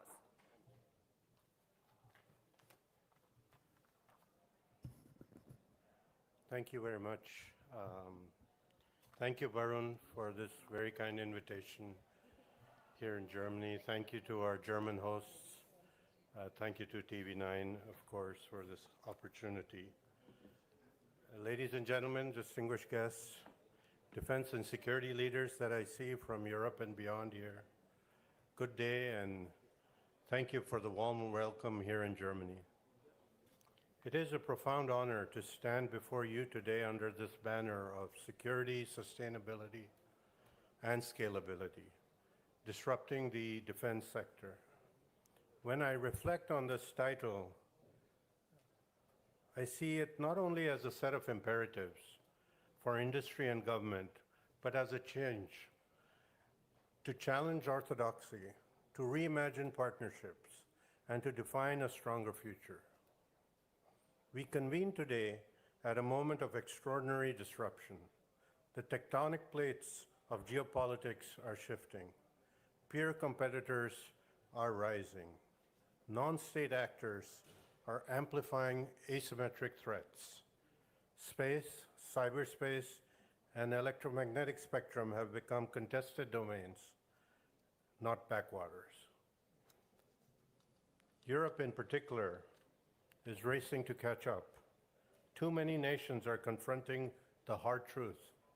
Deterrence must rest on credible capability, not rhetoric. In this era, old models of defense-industrial relationships and cooperation simply will not suffice. We must advance a new paradigm, one in which security, sustainability, and scalability are not competing aims, but mutually reinforcing pillars. Security must be the foundation. Without it, nothing else frankly matters. But what kind of security, you may ask? Not simply physical hardware, but systemic, layered, and adaptive security, networks that defend themselves, systems that detect, heal, and reconfigure on the fly, architectures that resist compromise, not just attacks. We must embed security from the start, in chip design, in communications, in manufacturing, and in supply chains. Yet technology alone is insufficient. Security must also be political, institutional, and cooperative. Threats do not respect borders. Defense ecosystems must link sovereign states in trust-bound institutional frameworks with interoperability, shared protocols, logistics, and doctrine. In short, we must build defense commons, capacity that is shared, trusted, and credentialed, so no nation walks alone. Sustainability in the defense domain often raises eyebrows. Can and should green and defense coexist? I firmly believe the answer is yes, and they must. The first aspect, resource sustainability. Energy, materials, supply chains, propulsion deficiencies, alternative fuels, hybrid architectures reduce logistics burdens and vulnerability. For space and satellite systems, radiation-tolerant design, longer-lived components, and repairability reduce waste. The second aspect, supply chain sustainability. Over-reliance on brittle industrial sources is a strategic liability. We must diversify, regionalize, and build dual-use infrastructure that can weather geopolitical stress. To be resilient is to be sustainable. Third, normative sustainability. Public legitimacy, ethical considerations, transparent norms. Defense firms must meet environmental, social, and governance expectations or face exclusion from capital markets. This is not a nice to have. It is existential. If defense systems break climate targets or run counter to public justice, their legitimacy collapses and their utility is lost. When sustainability is integrated, not bolted on, we achieve systems that endure, systems that are conflict ready today and future compatible tomorrow. The most beautifully engineered system means nothing if it cannot be produced, fielded, and sustained at scale. In the past, defense procurement cycles were long, inertia was dominant, and scale was limited. That model fails in a world of accelerating pace and cascading threat. We must close the valley of death between the lab and the battlefield, rapidly, efficiently, and continuously. Key enablers of scalability include modular design and standards to allow plug-and-play upgrades, advanced manufacturing to shorten cycle times, common architectures across platforms, industrial coalition models that share production and risk, and sustainment as a service as business models. So therefore, I do feel that a scalable system is not one engineered for one theater. It is engineered to scale across domains, geographies, and generations. If we are not disrupting, we are being disrupted. In the defense sector, disruption must be conscious, calibrated, and catalytic. Let me offer 3 axes of disruption: business model, partnership, and capability. Business model disruption means moving from monolithic prime contractor structures to distributed platform-as-a-service models. Partnership disruption means creating multilateral industrial ecosystems where R&D and production are shared. Capability disruption means systems that adapt, learn, and self-optimize in contested environments. We have long invested in unmanned systems, directed energy, and advanced propulsion. We see a future where platforms are not static assets, but evolving ecosystems, where software updates, modular payloads, and AI orchestration define value more than hardware. But disruption always carries risk. Complexity, loss of control, integration friction.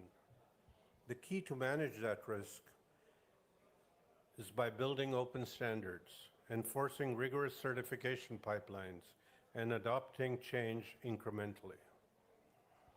No country alone can sustain the pace of innovation, production, and geopolitical reach required in this century. Yet trust is fragile and sovereignty sacred. So how do we balance these tensions? I believe through interoperability frameworks, joint procurement, cross-licensing, co-investment, and transparency. If the free world is to maintain a competitive edge, its defense industrial base must not just be strong, but must be integrated. Adversaries cluster, so may we. As I look across this room today, I see not just defense professionals that are here, but architects of the future. The choices we make in this decade will echo for generations, I believe. And so therefore, I'd like to ask each of you, will you accept incremental progress or demand transformation? Will you build walls or bridges between your systems and those of your partners? Will you treat sustainability as compliance or as a strategy? When push comes to shove, will your system scale or falter? We collectively, I believe, will invest in trustworthy architectures, open standards, sustainable systems, and scalable platforms. We will live the intersection of security, sustainability, and scalability, not as competing goals, but as a unified mission. I believe the future will be shaped not by those who build the biggest weapon, but by those who build the most resilient, adaptive, and trusted ecosystems. Let us be those builders together across nations, across domains, and across time. Thank you.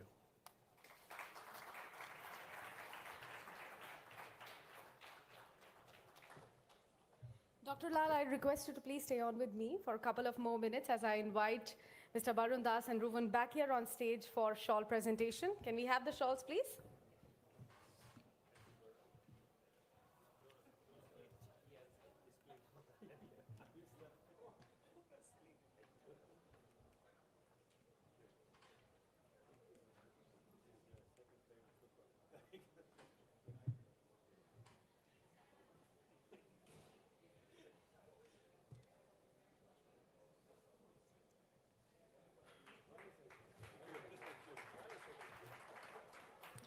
Thank you so much, sir, for your wonderful insights on a very crucial topic. Now, following this keynote, now is the time to have our next playoff on security, sustainability, and scalability defense discussion. This playoff gathers defense and aerospace leaders to exchange ideas on innovation, security systems, and of course, the sustainable defense solutions that are shaping a new era and of course, a new future of global preparedness. Can we have the video rolling, please? Europe is on a warpath. Lines redrawn. Alliances tested. And the world's strongest military power shifts its gaze. Europe can't wait for help. Self-reliance is no longer strategy. It's survival. Germany must lead. In building the systems that protect. And the industries that sustain. Enter the disruptors. Faster, smarter, scalable. This is not just defense manufacturing. It's technology transfer at speed. India, cost advantage, production muscle, a workforce trained for precision. Germany, engineering dominance, R&D depth, combat-proven design. Together, they can build what others wait to buy. जब Max protein bar है तो health से cheating क्यों करते हो brother? High protein, tasty and filling, natural ingredients. Protein snacking मतलब no cheating. It is even more important to discuss this further with some more experts joining us. I would again like to thank Mr. Lal for enlightening us about the topic before we have the experts joining us here for the panel. For now, a thought-provoking session. I would like to invite Mr. Karl-Heinz Grossman, Head of International Airbus Defense and Space, Dr. Alexander Shillong, MD Cybersecurity Schwarz Digits, Mr. Rajinder Singh Bhatia, President Society of Indian Defense Manufacturers and Chairman of Kalyani Strategic System Limited, Mr. Chandrasekhar HG, Founder and MD Sasmos HET Technologies, Mr. Ankit Mehta, Co-Founder and CEO IdeaForge Technology, Captain Michael Gase, Commander, Regional Territorial Command, Baden-Württemberg on stage. Please join me by welcoming all of them here on stage.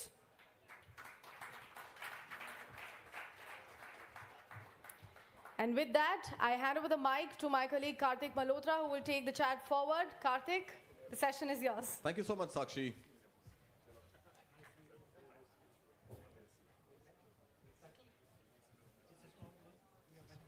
Gentlemen, good evening. May I request you to please take your seats? I think we are still, okay, we are good. I think the panel is complete. Good evening, gentlemen. And yeah, after that very, very enlightening session by Dr. Lal, you know, the benchmark for our discussion has really been taken. The bar is really up. So I hope we can collectively do justice to it. And with one man in uniform and one man who once donned one, I have no doubt that we will live up to the expectations of all our audience here. So to begin with, let me start with the man in uniform. Captain Gase, thank you so much for joining us here. I think all of us must agree on one fact, that we owe everything to men in uniform who protect us, who guard us, and at some level, for those who are... And for those of you who are not donning the uniform, but contributing to the apparatus, the ingredients, the supply chain that goes into protecting the men and women in uniform, I think it is our duty to make sure that what we build for them is robust, is scalable, and unbeatable. So with that, Captain Gase, let me begin first by asking you, and I think our session is going to be a little bit of politics, a little bit of economics, and definitely a lot of defense. So let's first get the elephant out of the room, and the elephant really is NATO, and the redefinition of NATO. Donald Trump being Donald Trump, doing Donald Trump on us, saying that, hey, Europe, guess what? You've got to up your defense budgets. You've got to scale it up to 5% of GDP. Germany has done that, 3.5% if I remember correctly. And saying that only once you do that, do I have your back. So at a time like this, Captain Gase, what are armed forces across Europe, especially in Germany, thinking about scaling up their defense manufacturing and ensuring that the architecture of NATO stays intact and the support that Europe at some level depends on US on continues to stay? Yeah, good afternoon, ladies and gentlemen, and thanks for that wonderful question, because it opens a lot of great variety of answers going into politics, diplomacy, and of course military aspects. Of course, I'm not in a position to talk about US interior politics and the president, etc., etc. We are looking the news every day, and we follow very closely what's going on in the United States. But on the other hand, as a German officer, and I can fully understand that the United States of America have, of course, other theaters on which they have to look on, and they look to the Far East, they look to China, they look to the Pacific Ocean theater, and I can fully understand that the strategic interest or the center of strategy is for the United States is a bit shifting from Europe to the Far East. On the other hand, as for the time being, we need the sustainment and the supply and the logistics and the capabilities of the US forces. No doubt about that, because after 30 years of fully peacetime in Europe, We reduced our own forces, and without the backup of the United States, we are not able to create any kind of deterrence whatsoever. So just the last sentence on that, the shift of the United States to other regions or theaters is fully understandable, but as of now, I do not see any indications that they will let us standing alone in the rain tomorrow morning or so. They are still there, and we are still in a very close NATO liaison. And of course, the current enemy is here in Europe, is on the east. Right in your neighborhood, sir. In fact, right next door. And who would have thought that despite this this protection that is offered by the US, there would be drone sighting in Poland, and oh my God, not just Poland. Munich airport had drone sightings twice in 24 hours. Now that's a long distance away from the neighbor that we're talking about. But Rajinder Singh Bhatia, I want to stay on that subject for a little bit. And it seems, what we've seen at least, the Russia-Ukraine war, what we've seen Israel and Hamas being at war, and even the recent skirmish between India and Pakistan, I think one thing is fairly clear, that the nature of warfare is changing. And in that changing nature of warfare, are we across the world, and especially us in India, investing in the right technologies? I mean, we are phasing out the MiG-21s that have served us beautifully for about 70 odd years. We are now inducting the HAL, and now we are also talking about AMCA. But I think we will have to at some point agree that the nature of warfare is shifting, and perhaps drones, perhaps space as well as cyber security could become the next obvious solution. I think your question is very relevant, and in fact, while he was talking about it, the geostrategic scenario and the play which is happening for the last few years does indicate that nobody is going to back or save your back when you are in trouble.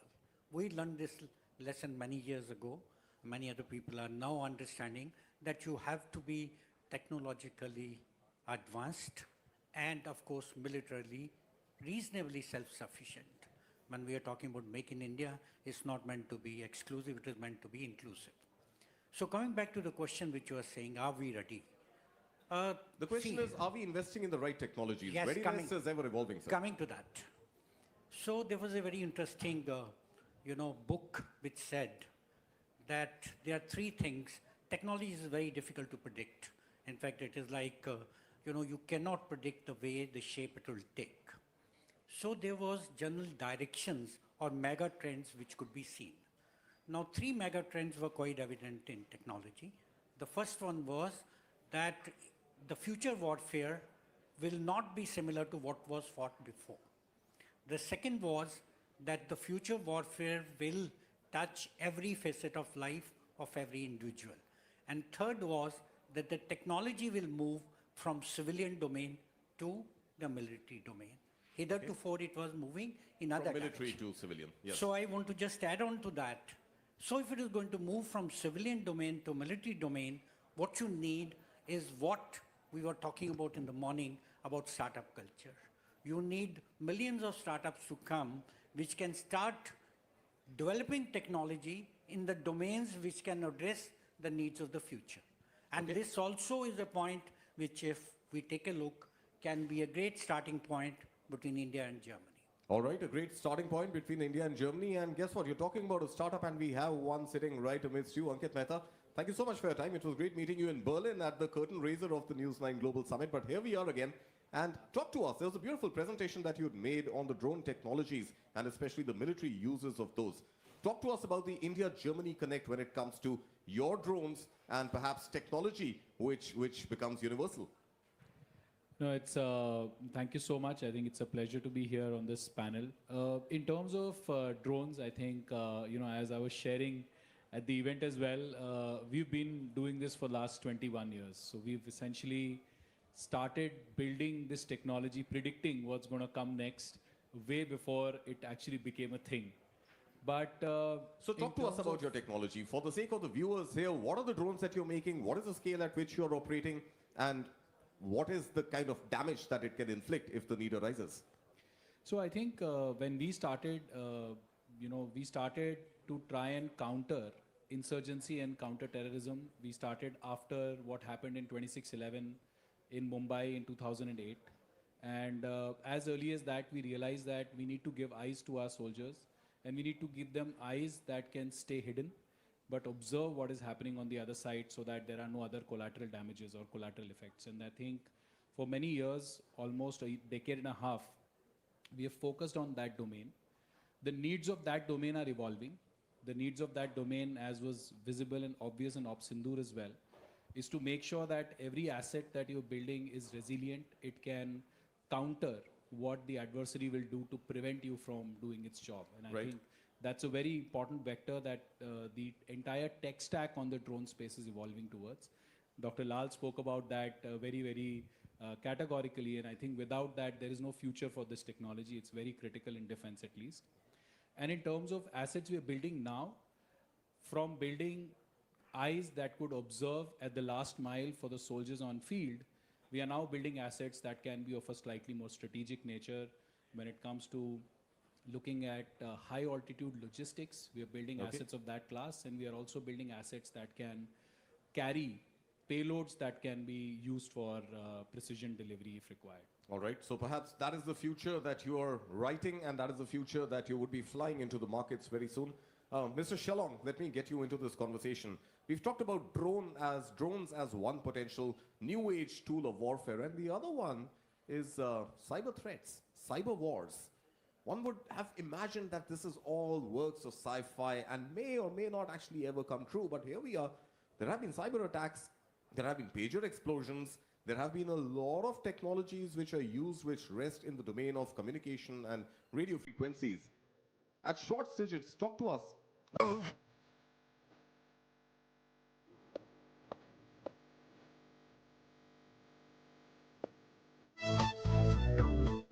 For inviting Schwartz Digits and myself to the stage here.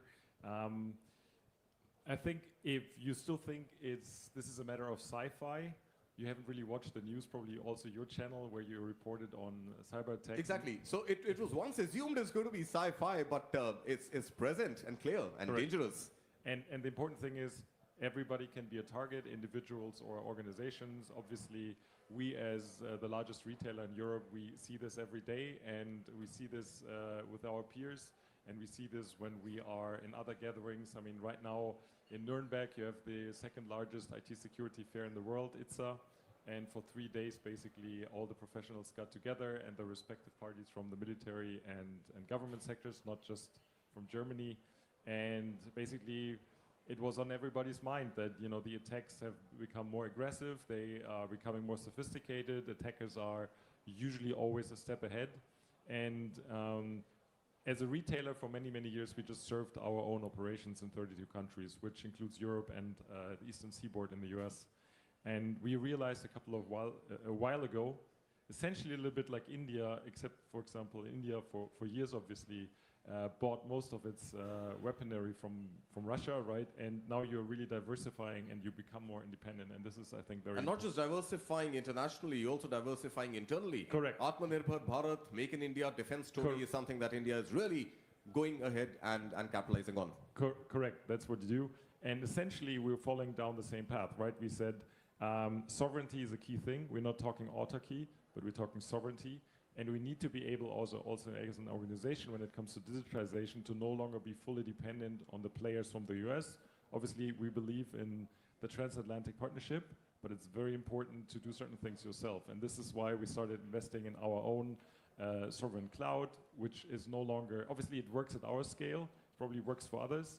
And we're even working with people in the defense sector because cloud technology, cybersecurity is relevant. We invested in cybersecurity, in prevention techniques with a company called StackIt, Workspace, and a couple of other things. And this is what we do, but we also generally engage in conversations with multiple stakeholders, how we can improve the overall defensiveness of society and our peers, because ultimately, you know, a quarter of the population of Europe shops in our stores at Lidl and Kaufland every day. If we close them tomorrow, there's nobody to replace them, right? So we really are on a mission to support the people in Europe and a little bit in the US. All and right. we need to make sure we are safe and our supply chain is safe. And this, of course, matters for us, for Europeans, for Indians, for everyone. And I would suggest don't restrict yourself only to Europe and US. Look at Asia and definitely look at India to set up a market for yourself as well. And of course, make some investments, by the way. Mr. Chandrasekhar, there's something very interesting that you and I were talking about last evening, and that pretty much brings us to the pivot from what we heard from Mr. Shillong. And that's the fact that while we're talking about Atmanirbhar Bharat, gentlemen, ladies and gentlemen, Atmanirbhar means self-reliance. So while we're talking about a self-reliant India when it comes to defense manufacturing, perhaps going back to the conversation that I started with Captain Geets, there's also a need right now for Europe to be self-reliant and for Europe to reduce its dependence on this protection layer which has been offered.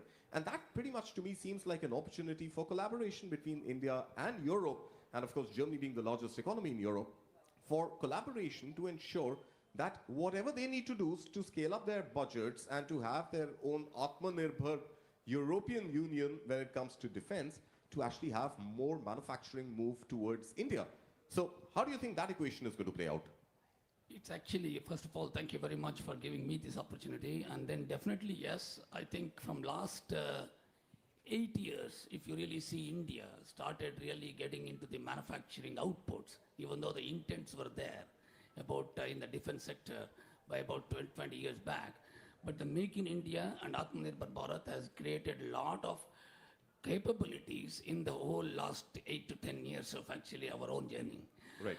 And then today, when you really look at European as a market, definitely yes, there are a lot of investments are happening and going to happen for defense sector. Scalability is a major requirement in any of the such kind of a high-speed manufacturing capability. India being a capable, very technical-oriented skill set, we were able to build a very good level of support system for the entire the European base to an extent, in terms of, if you really look at it, as an organization, we already work for France, UK, right, and then also for Germany. So Germany, right now, if you really look at it, there is a great opportunity, if you really look at from the Indian perspective, to find answers for their scalability with a lot of reliability as a production and quality responsibilities. Right, so here we are in Germany, and let's hope that those collaborations bear some more fruit. But you also mentioned France, which is the market that you work in. So let's move to a French company and invite Mr. Grossman here to share his views. We are talking about Make in India. We are talking about Atmanirbhar Bharat. And here we have Boeing Defense and Space already manufacturing in India. So Mr. Grossman, take us through your observations on how you have found India as a factory of the world which can scale up your production, and what more needs to be done. Talk to us from the French example. First of all, thank you for having me. Maybe one remark, we don't consider ourselves as a French or a German company. A multinational company. We're a European company with roots in Germany, in France, in Spain and UK. And that doesn't make our life always easy. I can imagine. What I also wanted to say that France enjoys excellent relationships with India at the political level, and that has helped in many areas to do business, also having trustful relationships in defense. And my wish as a German, of course, would be that from a political point of view, there's continuation of the path that has been starting with the policy on Indo-Pacific, regular exchange between the governments. For our business, we need to have trustful relationships and long-lasting relationships, because any investment that is made, I think, may be only reimbursed in many, many years. But coming back to your second point, and at least in the civilian market for airplanes, India is really important for Airbus. We source around almost €1 billion of parts every year from India. We have some key suppliers, and if you came on a plane, the chance is high that you have been on an Airbus plane, and I can guarantee you there are parts made in India, and they're exclusively made in India, and they're done so well that we are going single source. So that's, we have examples where this works very well. Also, maybe another figure for the coming years, for the next 20 years, Airbus will deliver every week one aircraft to India.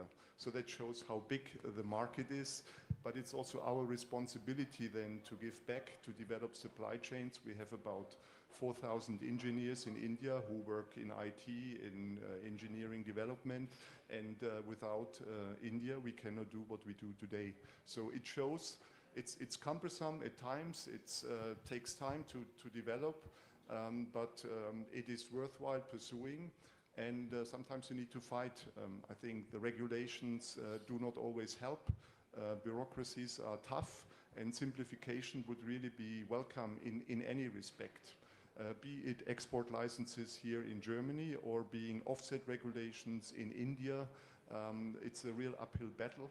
At the moment, we have just started a helicopter final assembly line, and we are also doing the C295 aircraft in India with Tata Advanced Systems. So Airbus holds the contract, but it's delivered through Tata, and it's entirely made in India. And one last point of cooperation I wanted to make, because there was a lot of discussion about drones, and generally we talk a lot about smaller drones. We are developing one drone for Europe, which is called Eurodrone, and there were some pictures. It is more the size of a small aircraft, around 12 tons. And I think there are capabilities which are required in Europe and which are required in India if you want to survey large areas of maritime areas. And that's where we try to work with India, and at least we could convince India to join the program as an observer, with the option to later on join this program, bring their know-how to the program, and also tailor the product for the needs of India. Right. Mr. Bhatia, I want to actually pick up the thread from there and bring this question over to you. That at one point, of course, we are talking about collaboration, we are talking about components which are manufactured in India, we are talking about a large consumer market, and that reflects in the aircraft order book that we just heard about.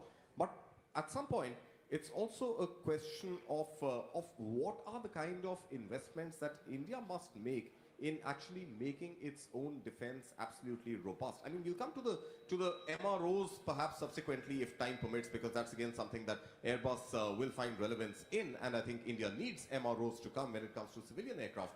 But our own aircraft, our own engine manufacturing, for example, because I think the rollout of the HAL Tejas, has been the light combat aircraft, has been delayed for years because there is no technology transfer, and we are dependent on GE engines that come from the United States of America. So how does India build its own absolute end-to-end self-reliance when it comes to even engines, not just components? So this is the point where we all need to deliberate. There are gaps in technology, but before we come to the gaps, let's see what we have achieved in last decade. Exports have gone 13 times in last 7 years. Defense production has doubled in last 5 years, and the target is to double it further in the next 3 years. But you are very right on some significant programs, and the technologies are still not there. In fact, that is one area we all hear about aero engines, but similar situation exists in marine systems, where there's a very strong company sitting in Germany, MTU, which has a market share, and where we could be working together to develop those high, I would say high-powered gas turbine engines for the marine platforms.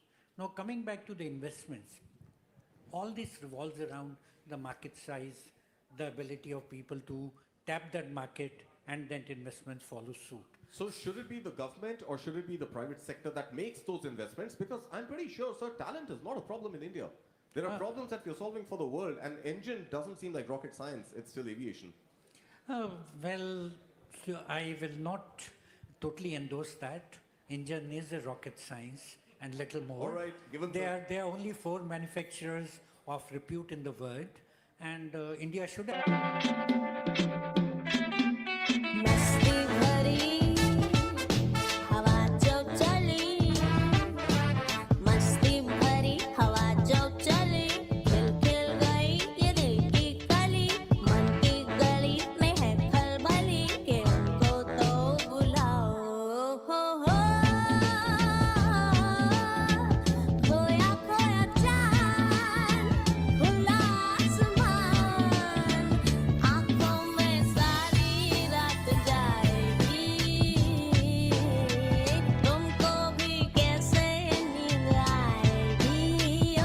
Handcrafted jewelry inspired by a magical realm. Mriganka by Tanishq. Handcrafted jewelry inspired by a magical realm. Mriganka by Tanishq. Handcrafted jewelry inspired by a magical realm. Mriganka by Tanishq. Handcrafted jewelry inspired by a magical realm. Mriganka by Tanishq. Handcrafted jewelry inspired by a magical realm. Mriganka by Tanishq. issue is India actually can deliver much more with lesser money in R&D because we are famous for frugal engineering. So key point here would be again collaboration, and he talked about it. In fact, we have interacted with him. We did set up, when I was in L&T, a joint venture with the Airbus. But the key point here is, how do we collaborate in the current strategic environment? All right. I think India and Germany need each other, and that's the place where we need to start co-designing, co-developing, and then co-manufacturing, maybe for the world. All right. I want to also talk about rocket science for just a bit, because it seems that India's record at space programs has far exceeded expectations of the world. No surprise to us Indians, we knew we could get there. But I think we haven't really achieved the same level of feat when it comes to other military equipment. Of course, you also represent Bharat Forge, so Bharat Forge is one of the key examples of how India is collaborating with German companies and really making for the German defense sector as well. But Captain Keys, again to the point of technology transfer. Now, what we learn in India is that the more you share, the more you get.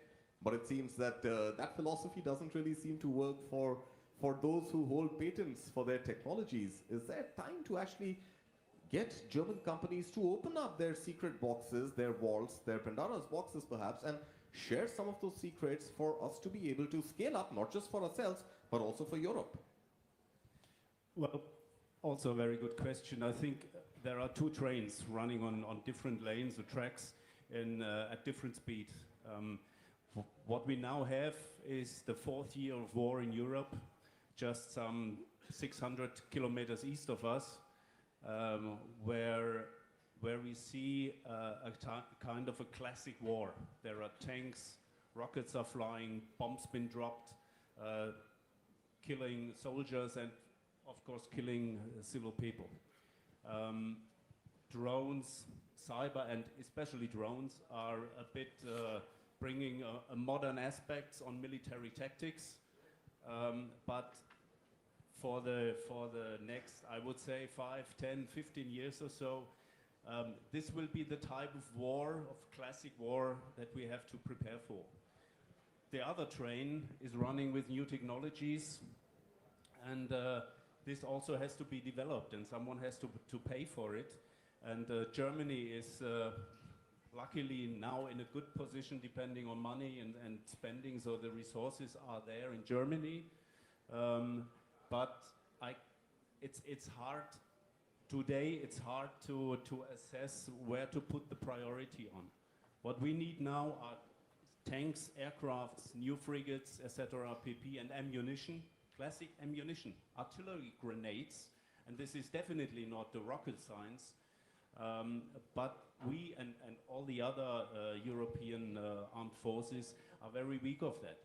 And time is running out for Europe. We think that by 2029, 2030, Russia could be in a position to really threaten Western Europe. And so in a couple of years, we have to have all the equipment to stand up and put on truly resilience and a deterrence that will keep Russia back off. And so in the background, we have to go on the other issues and topics, but to coordinate the speed of these two trains, I think this is the homework, the brilliant homework for the political level, or for everyone who is outside the military then. All right, so of course the complexities, the geoeconomics, the geopolitics, and the lack of stability in the region is obviously getting Europe to rethink, but I think India is continuing to think in the right direction, and the kind of investments and the kind of ideas, the innovations that we're seeing in drone technologies is something that India is definitely going to hopefully scale up in coming times. So Ankit, since you're here, since you've been in touch with your German counterparts and with the industry here, what are some of the lessons that India should learn from Germany when it comes to at least innovation, technology, and what are the lessons that you feel Germany could learn from India when it comes to perhaps STEM education? I think in terms of what we can learn from Germany, it is very clear to me that Germany has a very old history of building high performance, reliable systems. And I think that's an area that we should imbibe, and we should accelerate our learning in that direction as soon as possible. And of course, what we can learn from India is a massive transformation that has happened on the digital side. And the amount of digital economy that India has created over the last at least 4 years is I think, mind-numbing in terms of its pace. And I think the work that is happening on intelligence, AI, and the panel we had a short while back regarding the global capability centers and the development work happening there. Yeah. I think that's an area that can be, so autonomy is a big lesson that we can drive very aggressively in India given our capability there. I think overall, my belief is that in terms of exchange between the two countries, we are in a environment and a time where anything that is inevitable is getting accelerated at an unprecedented pace. And we have two challenges because of which it slows down in large organizations like the defense forces is the burden of training. It takes a lot of effort to change gears, to change the training that the forces have imbibed in over many years. And I think autonomy is the only way to make that adoption happen fast. If it can happen without involving people who are trained in certain tactics, and that change of training will take some time to become central to the entire force. Right. Maybe autonomy is a big, big way that we will have to drive. And that pace of adoption and acceleration there has to go up by a big, big notch. I think we've all ignored that for a very long time, especially in India. I think it is imperative for us to adopt that from wherever we can very fast. So I think that's a transformation, and that's the choices that you make that Dr. Vivek Lal was talking about before our session. So I think it's pretty clear the choices that India has to make. But what are the choices, Mr. Grossman, that Airbus has to make, especially now, just deviating a little bit from the defense sector, about having MROs set up in India, maintenance, repair and overhaul facilities? I think there's a dying need for India to have MROs so that the fleet up in the air continues to stay in the air and not grounded. Well, that's true. If you have a big fleet, and that's definitely the case in the commercial world, then you will have to have MRO right at the location. And I think we are working with our suppliers to establish where this is needed. We also pay a lot of attention to training facilities, and we just recently opened another one in India, so crews can be trained and operate the aircraft. But coming back to the real challenge, it's really in defense. For me, it is to satisfy the short-term need where we can help, as articulated by Captain Giss. Yeah. And then, of course, don't turn the eye of the longer-term investments that are needed. NATO has released capability planning. They have done a gap analysis. There is data available in the ministries of defense in Europe and in the NATO member states. And there are topics like persistent surveillance from space. There is topics like air defense, which still needs to be improved. And in those areas require investment, and are also opportunities for collaboration. And there are also opportunities to collaborate with India, because India has the same issues or will have the same topics to resolve in a couple of years. Right. Mr. Chandrasekhar, the second last word to you before I come to Mr. Shellong to wind up this session. So the final word from you on this panel, at least, in the era that we are living in, and India-EU FTA on the horizon, India signed multiple others. In fact, Keir Starmer was in India, continues to be in India, if I'm not mistaken, as we speak. But the fact of the matter is that there's got to be a greater, a deeper sense of engagement when it comes to defense solutions, especially the ones you offer, and the global market out there. So in the advent of this new interconnected world that we are living in, what is your one expectation from Germany, from Europe, when it comes to SASMOS AGT? See, if you really look at Europe and the Germany in specific, it has got a lot of things that they can really leverage from the Indian ecosystem right now. It is already on and getting developed from the manufacturing and engineering perspective.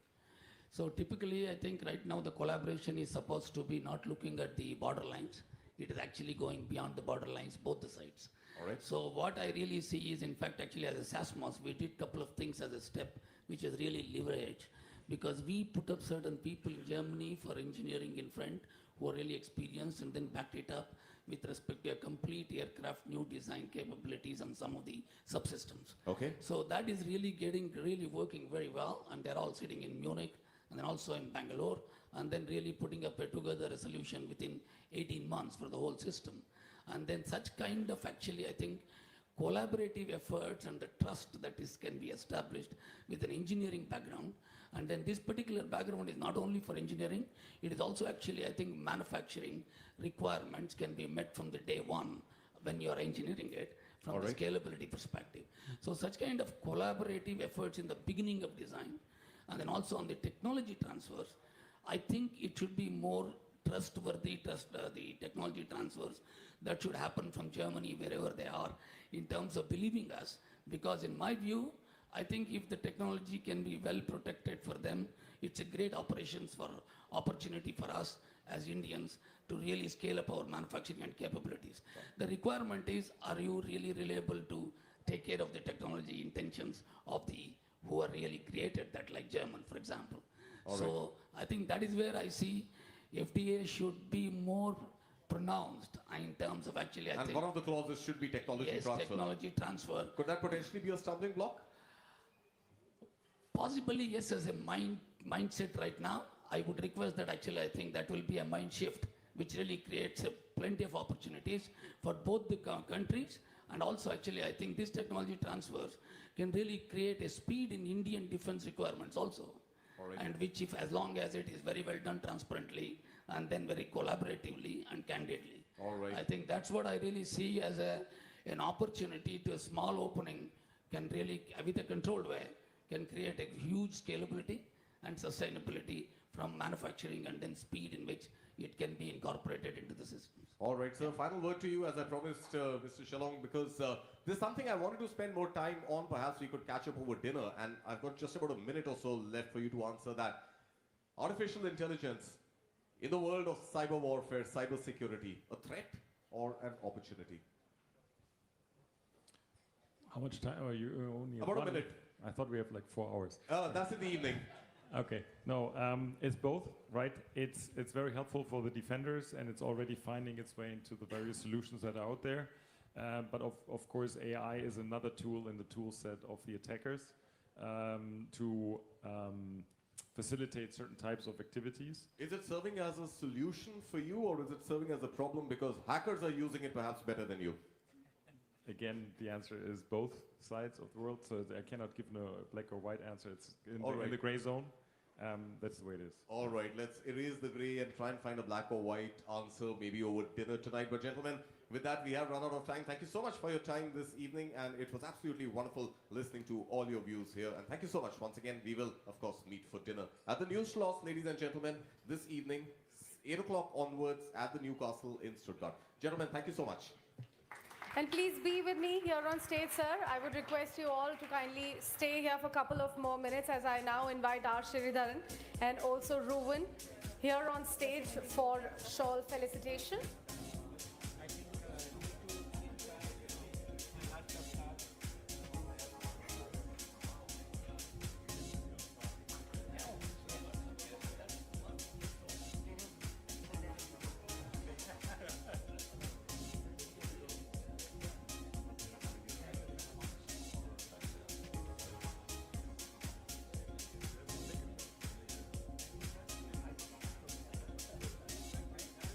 Now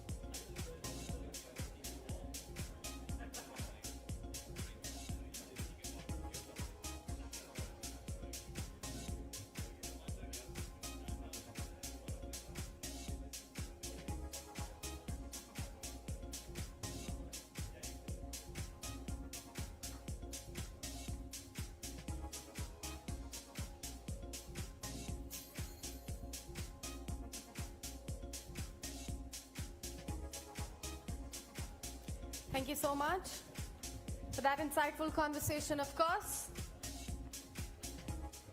Let's proceed. After that wonderful playoff, it's time to now bring another coach speak. And for this one, it is going to be about great state of Baden-Württemberg here in Germany, where innovation meets enterprise. We've got a special video on the same. Let's take a look.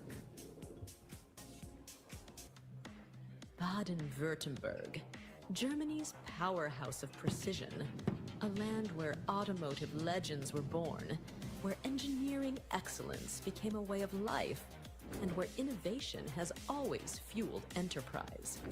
From mobility to AI, from clean energy to future manufacturing, this region continues to lead Europe's push for sustainable growth and now deepens its collaboration with India, the world's fastest growing economy. Sharing this vision is a statesman who has shaped both state and continental policies, former Vice President of the European Commission and former Minister President of Baden-Württemberg. A leader who knows how innovation powers enterprise. Please welcome Günther H. Oettinger with his special address on Baden-Württemberg, where innovation meets enterprise. I invite Mr. Günther H. Oettinger here on stage. Hansaplast Elastic Bandage hugs every wound because covered wounds heal better. Hansaplast Antiseptic Bandage hugs you to heal you. Participants, ladies and gentlemen, first of all, may I congratulate the organizers of this great event, this global summit. It's not the first edition, and I think it's good to have such a platform to have an exchange of views and to bring together important people of India and important people of Stuttgart, Baden-Württemberg, Germany. What is my picture of tomorrow? How do I see the world of tomorrow? I see a pentagram. Ongoing, firstly, Suez. Okay, erratic. Okay, with egoism. Difficult, but ongoing, high-tech, and successful. Secondly, I see China. China in next years will be more and more high-tech and will be a leading economy. Thirdly, if we don't lose the war, Russia. I see India, democratic, great, 1,400 million citizens, and I see good old Europe. Europe and Germany, we have a long-term partnership with the US, but it's more and more difficult to deepen this partnership because Trump is special. And his policies with duties and sanctions and so on, it's difficult to deepen such a partnership and friendship. Maybe for India, the same. Because what he has started against India is not really fair play. It's impossible. China is an autocracy, not a democracy. And China wants to dominate the world of tomorrow, wants to dominate Asia, wants to dominate even your region, India.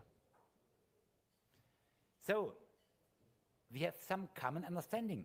Europe and India, Germany and India, Baden-Württemberg and India. We are democracies.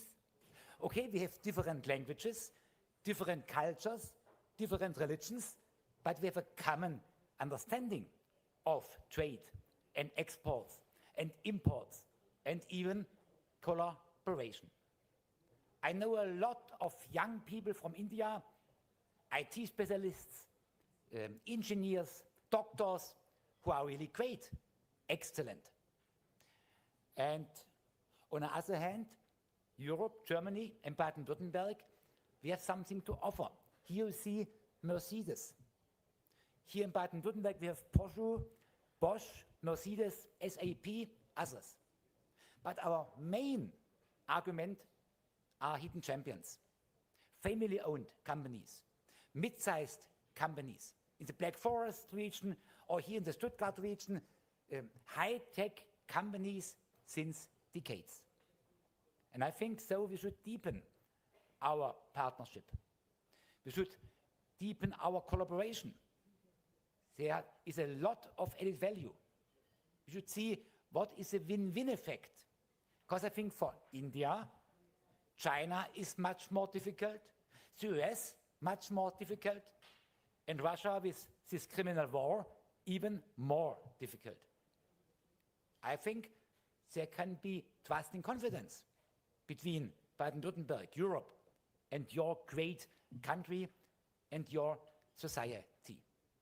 So to have such a platform as today, an exchange of views, to understand each other, to know more about your expectations and your offers and your potential, and you knowing more about our potential, our offers, our expectations, is really meaningful.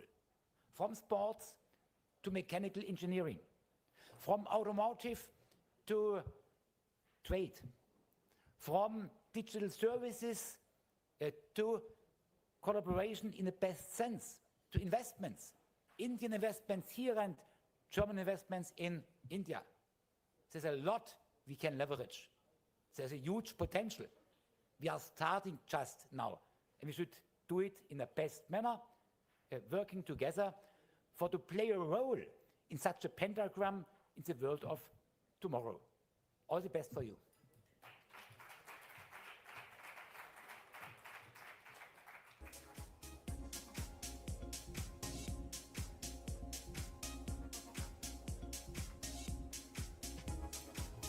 Mr. Oettinger, can I please have you back here on stage, sir? I would like to request Mr. Barun Das and Ruben to kindly felicitate him with shawl.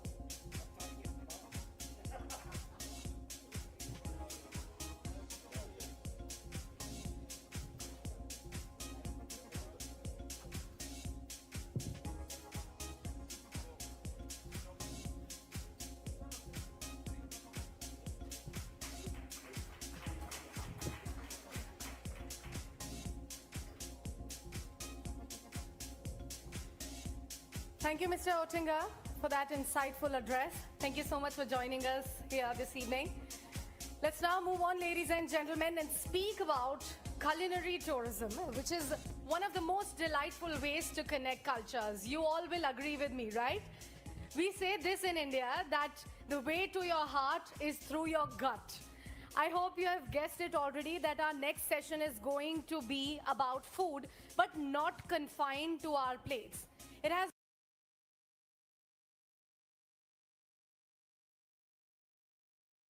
experiences that transcend taste, telling stories of culture, community, and also creativity. We've got a special video for this as well. Let's take a look. In a world where travel is changing, The new passport isn't stamped. It's served on a plate. For Germany, beer gardens, bratwurst, bread traditions.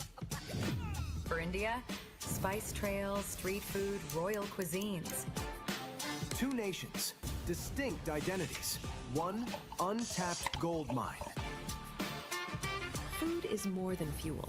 It's diplomacy, it's economy, it's destination appeal on a plate. Germany invests in experience. India invests in hospitality.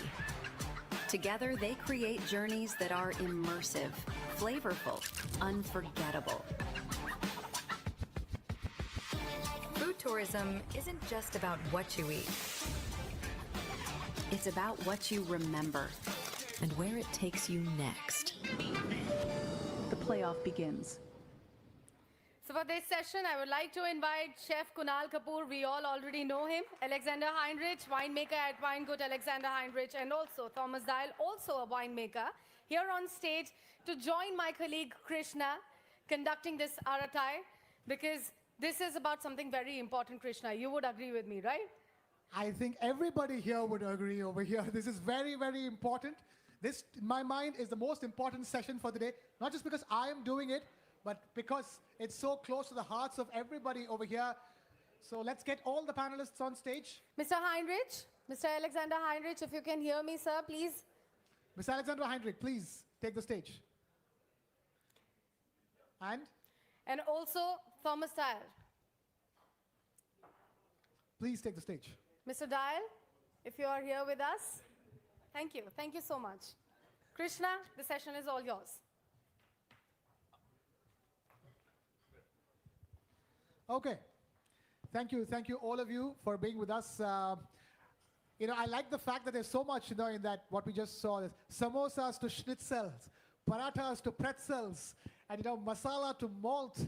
That's what we're going to be talking about. There is this great, beer and wine making tradition in Germany, and India is a kaleidoscope of culinary traditions. So many of them. So we're going to discuss both of which. Let me begin with India and then come to Germany as well. Chef Kunal Kapoor, talk to us. We don't showcase the sheer range of India's culinary traditions globally, isn't it? And it's time, because there's more and more reception for more and more different kinds of Indian food, not just butter chicken. 20 years ago, Indian food equals chicken tikka and butter chicken, and that's about it. But today, you have so many. I just saw South Indian restaurants in Munich and as well. So talk to us in your own experience of showcasing Indian cuisine globally. What are you witnessing at the stage, and what do you think needs to be done? All right. First of all, there is a perception about Indian food being spicy, overtly spicy. Yes, we use a lot of spices, but not every Indian dish is spicy. We are also sometimes typecasted as a cuisine which is overtly greasy or oily, which is truly not the case. And at the same time, whether we like it or not, butter chicken has somehow become the the dish that kind of represents Indian food, which is not fair at all. Let me break it down for you. Okay. First of all, Indian food is very complex. Very, very complex. Why I say that? A simple soup could have possibly 15, 20 spices. And there is a reason why it goes. And not every spice has to be hot. There is a reason why certain spices are used in certain regions or certain time of the year. One, we are blessed with land that produces such different varieties of spice, and every season, whatever the produce of the spice, we use it. Then second, at home, when we eat Indian food, it's not spicy. We have kids at home, we have people with individual preferences who may like very hot food or less hot food. So it's sometimes the restaurant that kind of pump up the food, and over a period of time, it's become the perception that Indian food is hot. Then coming on to butter chicken, that's become iconic, very, very, very iconic, and it's possibly as recent as about 70 years old dish. It's not even an Indian classic. It is a dish which was born out of necessity about 70 years back, and Indian food is thousands and thousands of years old, which has been well documented, a very, very well documented cuisine. I think one is, we all talk about French food, the other is definitely Indian. Now, the thing is that we have about 28 states, and every state has a very different cuisine altogether. And within each state, there are these communities, there are these beliefs, sometimes the religion that kind of tells you what to eat and what not to eat, and when to eat, how to eat. So it's very difficult to... festival mana, McDonald's fest meal kha, burger, fries और coke सिर्फ 99 में पा. McDonald's के festive meals starting at just 99 rupees. Cuisine is like calling Europe a country, because you have more than 28 states having different food, one from the other, very different. And if you look at the geography of India, it's up north Himalayas. There's a certain kind of food that grows. Down south is coastal, very tropical, very different. You go far east, completely different kind of food. Then you go to far west, there is Rajasthan desert. Over there, the food is, what grows is very scarce. And so every state, every bit has its own contribution. Yeah. So, but moving on, if I now look at Indian restaurants and Indian chefs, there is a whole new love for Indian food. 15, 20 years back when I was in the restaurant, an average European walking into my restaurant would say, oh, tone down the spice, no chili please, no chili please, no chili please. Now I get people saying, hey, don't change anything. Give me what the real deal is. If it's spicy, I'll eat it. So, that's the kind of acceptance that is coming through. Absolutely. That's actually what I witnessed in my travels to Germany as well. They're like, don't dial down the spice. We are ready for it. At least that's what Germans are saying. Mr. Heinrich, I'm going to come to you. But Thomas, I see you nodding along. Are you somebody who likes eating a lot of Indian food? Are you somebody who wants to go to India to try the real Indian food? Yes, definitely, because I've been there several times and enjoying especially the street food culture. Just walking around, just collecting the different food types and trying everything. And yes, I'm really this explorative guy who likes to try new things, explore new cultures, and also try to bring back this the spirit from different countries to the German culture. So yes, but to be honest, when it comes to hot, I'm also a little bit of turn it down a little bit, but I'm always interesting to test out my borders in this relation. Okay, we're talking about food. I just want to shift the conversation to wine. Mr. Alexander Heinrich, for so many people around the world, Indians and everybody else, Germany equals beer, beer equals Germany. And then even people who understand wine, little bit, the only thing they know about German wine is Riesling. It begins with Riesling and it ends with Riesling. Now there's a wine renaissance in Germany. Stuttgart is making fantastic wines. It's giving tough competition to the Italian wines and the French wines. Can you talk to us about the wine renaissance and how wines are being made in Stuttgart and how you think it can it can be a good point to attract tourism into Germany? So, thank you. And namaste. Good evening. Namaste, namaste.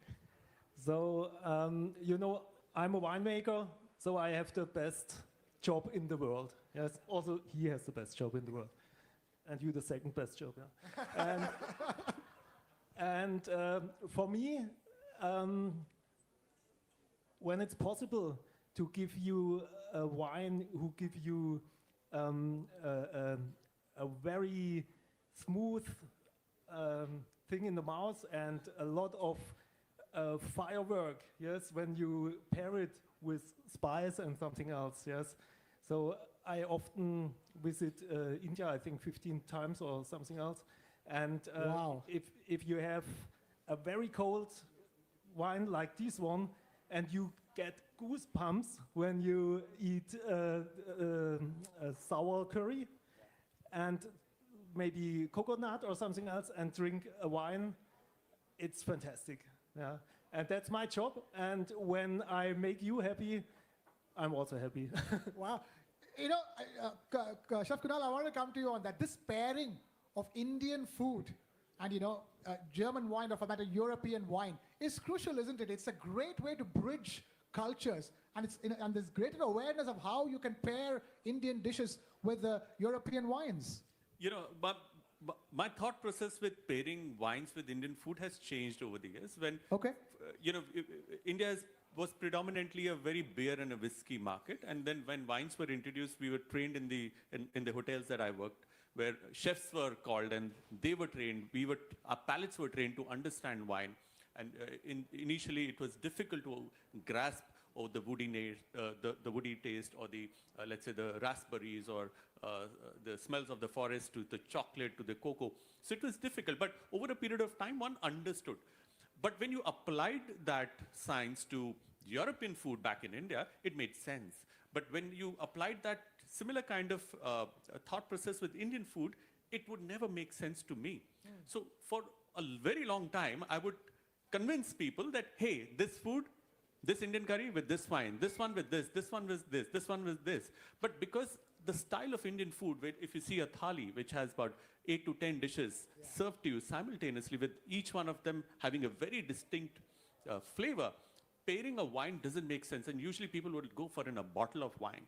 So I have changed in the last couple of years, where my approach to my customer is, what kind of wine do you prefer?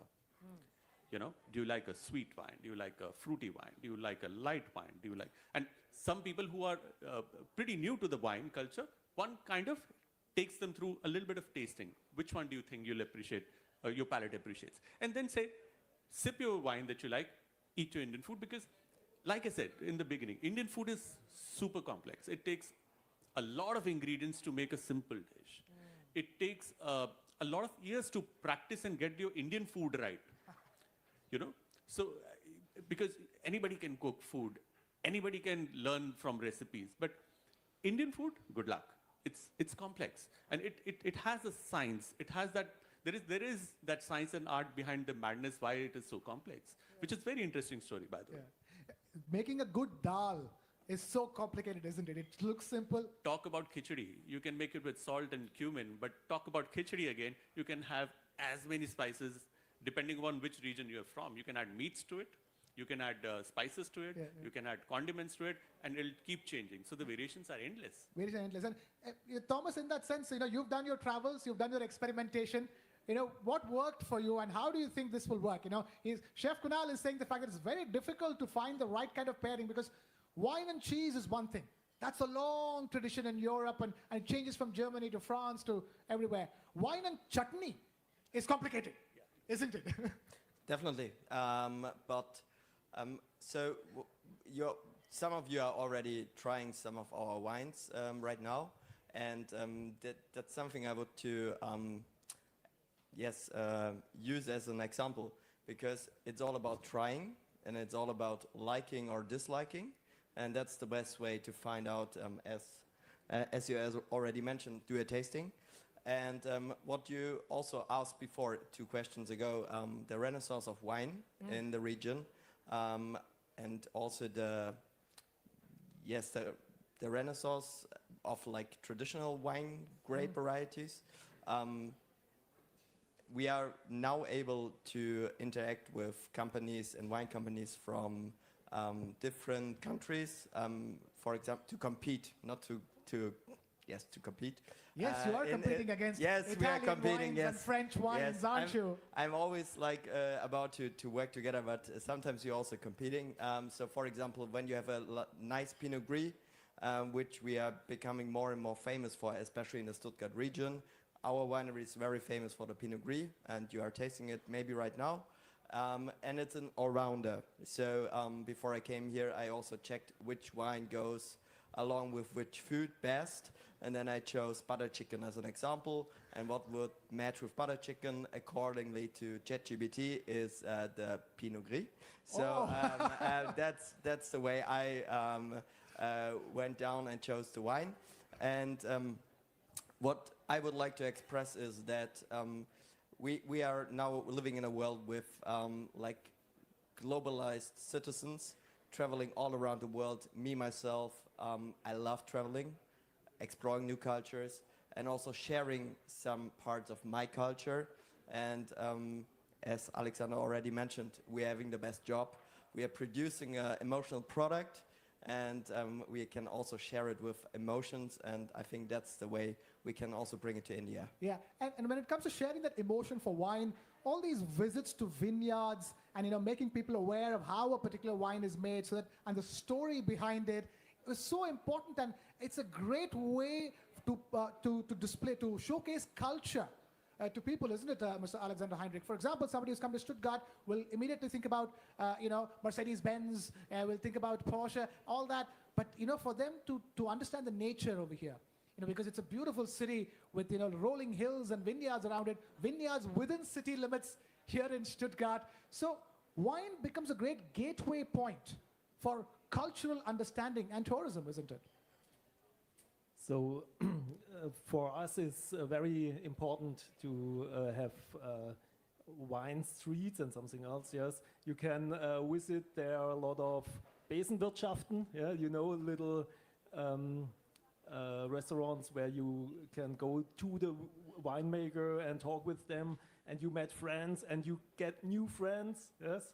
So it's very important for us. And if you see our beautiful landscape with the step slopes and all the thing, if you be there, you can feel it, and you see the hardworking winemakers in the vineyard and grape picking and all the things, and you tell it your friends. So if you are really wine knower, Wine knower, I like that. Wine knower. You know about German wine and you know about our region. And for me, one of the most important thing is that in Württemberg we have a great variety of different kinds of grapes. And we have these really good pairing with the Indian food because our wine is not so alcoholic, yeah, not so full of tannins. If you stay in Kerala or in Mumbai and it's 30 degrees and you have to drink a glass of wine, you swallow a brick. Yeah, it's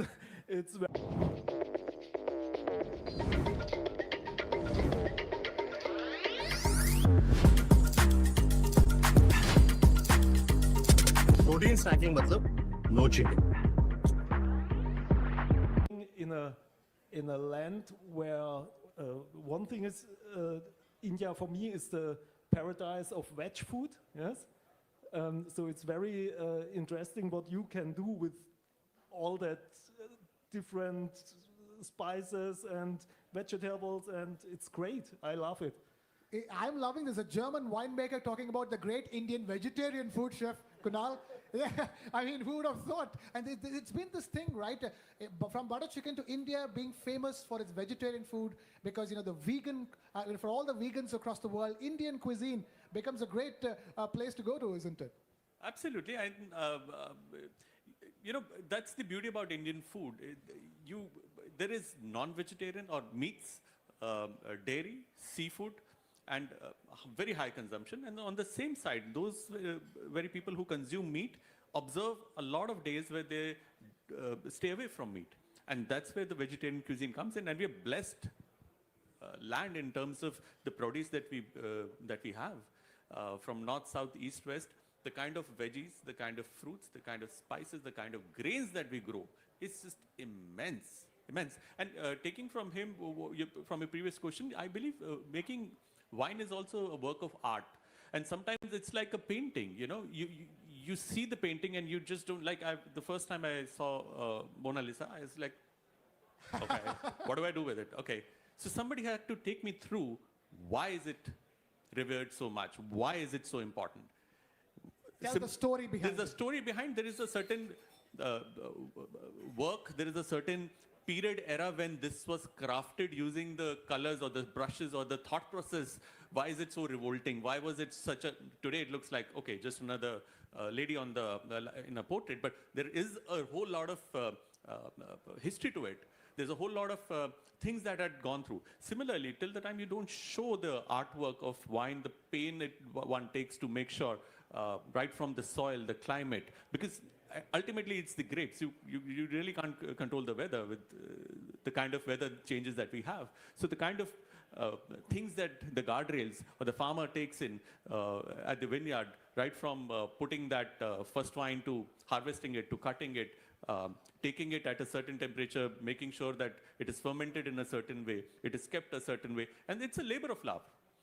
So like any other art. So that's why sometimes a bottle of wine could just be a bottle of wine, but till the time you don't take people through the entire journey, whether it's to the vineyard or talking about the flavors or talking about what has gone, what goes in, how much of hard work it goes into bottle of simple wine that we drink, you just don't appreciate art much then. I love what you said, Thomas, isn't it? Wine is a work of art. Every wine is a work of art. And I like it more when I've had a couple of glasses. Yeah. I appreciate the art more. We all do, Kunal. We all The more do. you consume, the more you appreciate. Yeah, true. And in that sense, all I can make comparison is this. A lot of Indian food is intoxicating, isn't it? It's just like wine. You have more and more of it and you can't stop, isn't it? And he's being kind to winemakers, calling wine a work of art.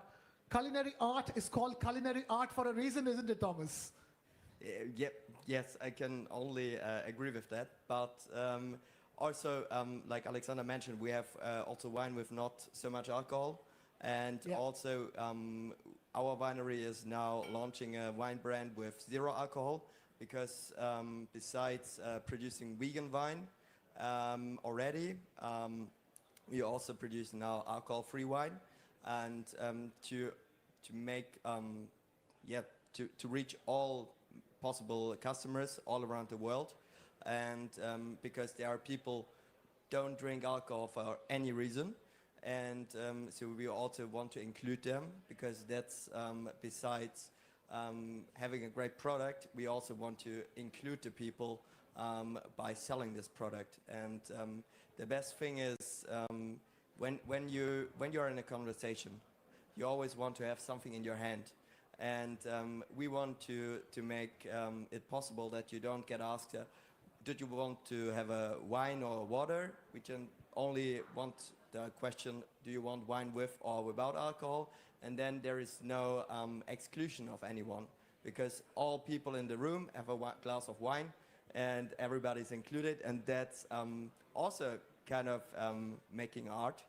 And yeah, that's our idea of traditional and modern wine culture, and also just scaling the economy for winemaking, because besides all of the artwork, you also need to sell stuff to create new stuff. Right. And yes, that's art needs to meet business. All said and done. Culinary arts to the art of winemaking.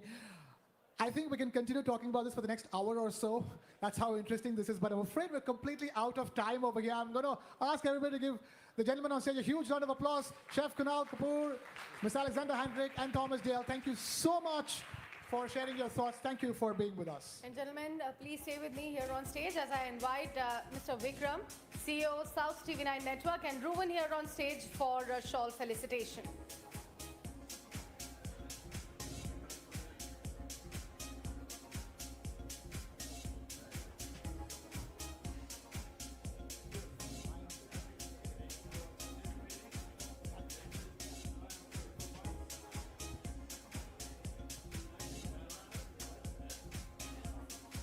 All right, Sanjeev is here.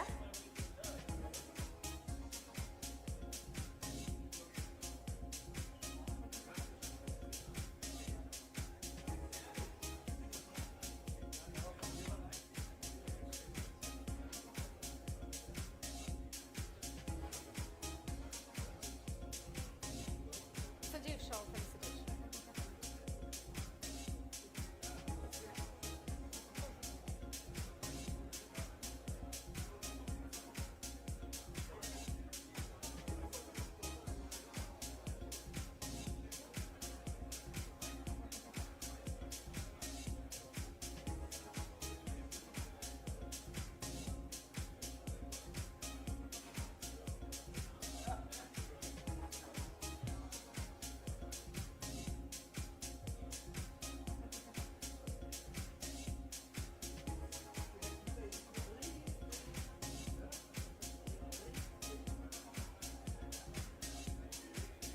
Thank you so much, gentlemen, for this engaging and, as I can say, flavorful chat.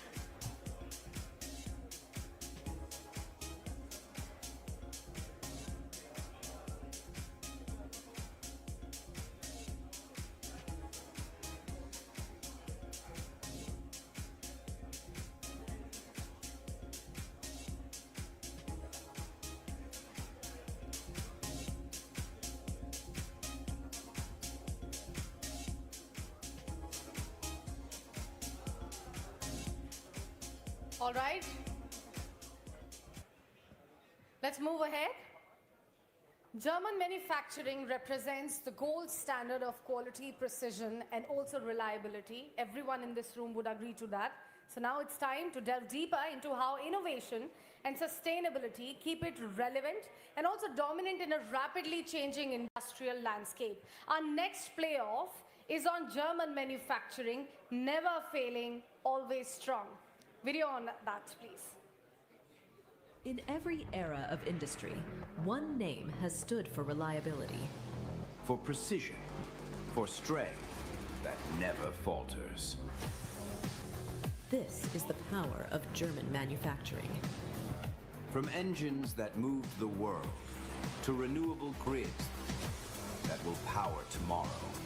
German engineering has redefined durability. Never failing, always strong. Today, this strength meets scale. in a new corridor of collaboration with India. Machines built with German precision, powered by India's manufacturing drive. Building growth engines for the future. From steel to silicon. From auto to aerospace. The world still looks to German manufacturing. German manufacturing. Built for the world. The playoff begins. All right, for this playoff, I would like to invite Mr. Thomas Fischer, Chairman of the Supervisory Board, Man Plus Tamil, Dr. Christian Fiebig, Partner Digital Advisory, MHP, and Mr. Matthias Lapp, CEO, Lapp Holding AG, here on stage. Our moderator for the playoff would be R. Sridharan. Sri, over to you. Thank you, Sakshi.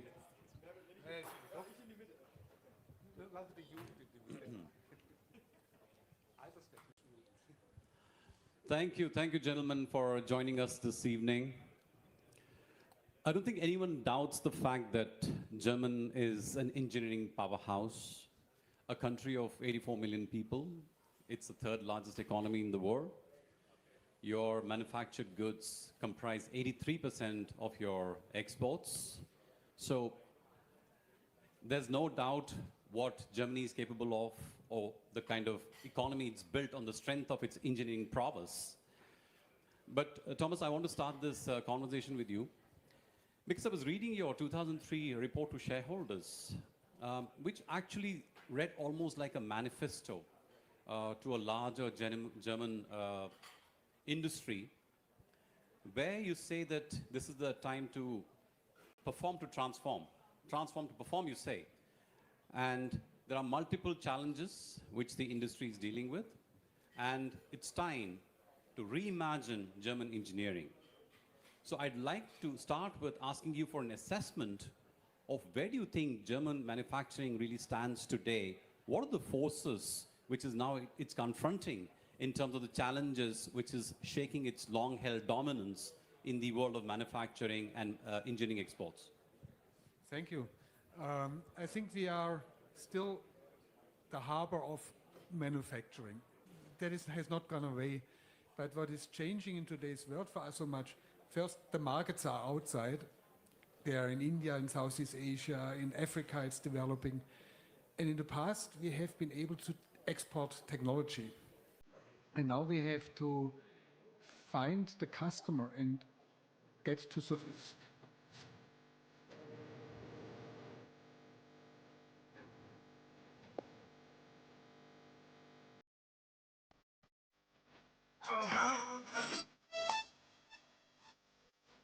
India is for us one of our big transforming things, not only because we have a huge shared service center which serves our global world with the most intelligent people we can find, but India with so much cultural influences and being everywhere in the world as Indians, and things like this flow back. And if we get your ability to find solutions, then I heard today more often the word frugal engineering plus your creativity, then we can elevate German manufacturing to the next level. Right. Before I go to the next question, I just want to make a point that, Thomas, unfortunately, we don't have the Best Dressed Man Award today, but if there were one, it would certainly go to you. Congratulations on the lovely dress you're wearing. Thank you, but here I have to celebrate our managing director, Sudesh Karinbal. And by the way, our biggest business unit is run by an Indian lady, Hasmeet Kaur, and she's a real Kaur. And these two had the idea that... It's a great idea. We love it. So, Matthias, coming to you, like Mann & Hummel, yours is also a family-managed, family-owned business, a Mittelstand company. You went to India to set up factories back in the 1990s. What provoked that thought in the 1990s, and how has the thought changed over the years? Did you go in for the local market, and has it now changed to a point where you want to leverage India to export to other parts of the world? So just walk us quickly through the journey, the original rationale, and how has India evolved for you in your larger strategic alignment? Yeah, thanks. First of all, thanks for having me here on the stage. as it is so often with family companies, it was a pure family decision. That means my grandmother and grandfather at that time liked India by traveling through it, and that's why they said, we need to do something here. So it was not the analysis done, this is where is economy best, what can we achieve? It was just a pure gut feel. And that's how we started our business in the 80s there, with then finally having our own entity and our own first production site in 1996 already. So we are long-term invested in India. The whole family is very fond of India, as you know. Absolutely. And yeah, at that time, we started to grow the business. And that is something why we now have, for example, our Indian business being the second largest in the Lab Group. So fantastic. India has developed to the second largest country that we have in the portfolio, so to say. And that is something. And yeah, it developed over the years with 3 different production hubs now. The highest advanced technology that we have in the Lab Group. So we do compounding ourselves with our own designed formulations for the PVCs and polyurethanes only in India. And this is what we export. But the whole thought was always and is always for us as Lab Group that we go local for local. So we have 3 regions, and in the region Asia Pacific, India is the biggest country obviously, and we export only some of the compounds, few products, but 99-98% of the portfolio is meant for the local market. Additionally to that, our own R&D and product management and development that we have developed over the last years is such that 80% that we sell in the market of India is developed in India for India. So we don't have that product anywhere else in the world. And that is how we are at the moment. So it was meant as there's something nice to have. We need to be in India.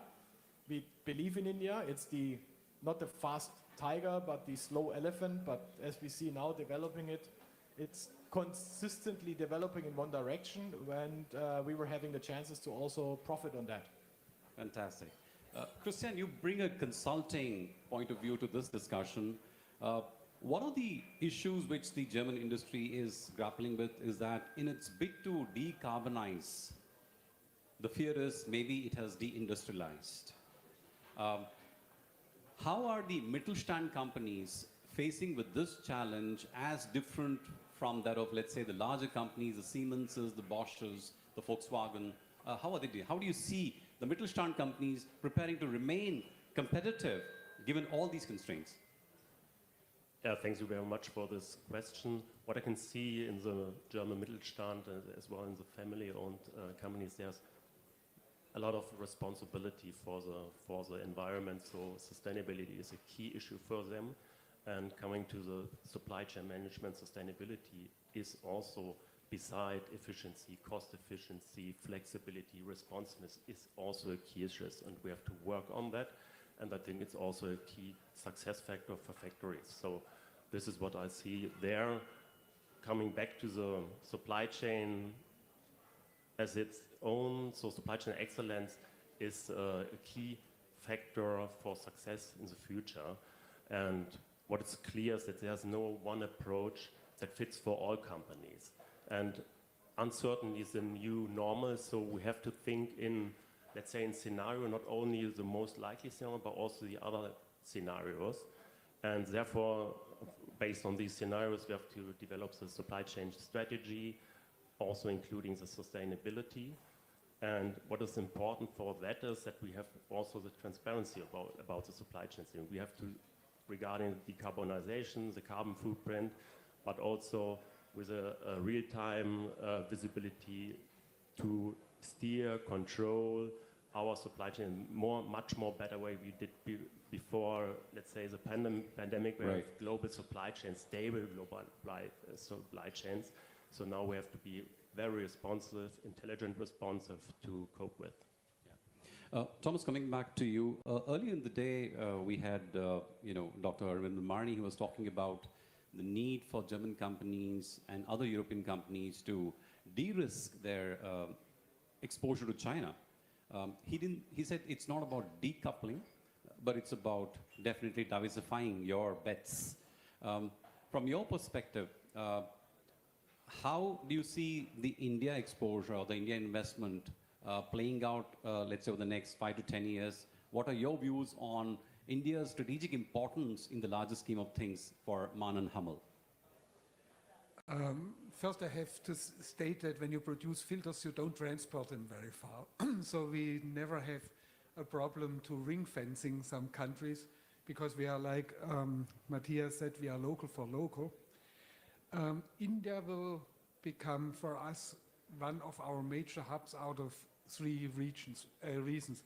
One is your own industry develops very nicely, like we have seen before, in the defense, in the aircraft, whatever. So we want to serve this industry. The second thing where India becomes for us more and more important is you have a lot of connections to the other countries. And this we want to use and to ride on. If I look into Africa, east coast of Africa is in the hand of Indians for trade and other things.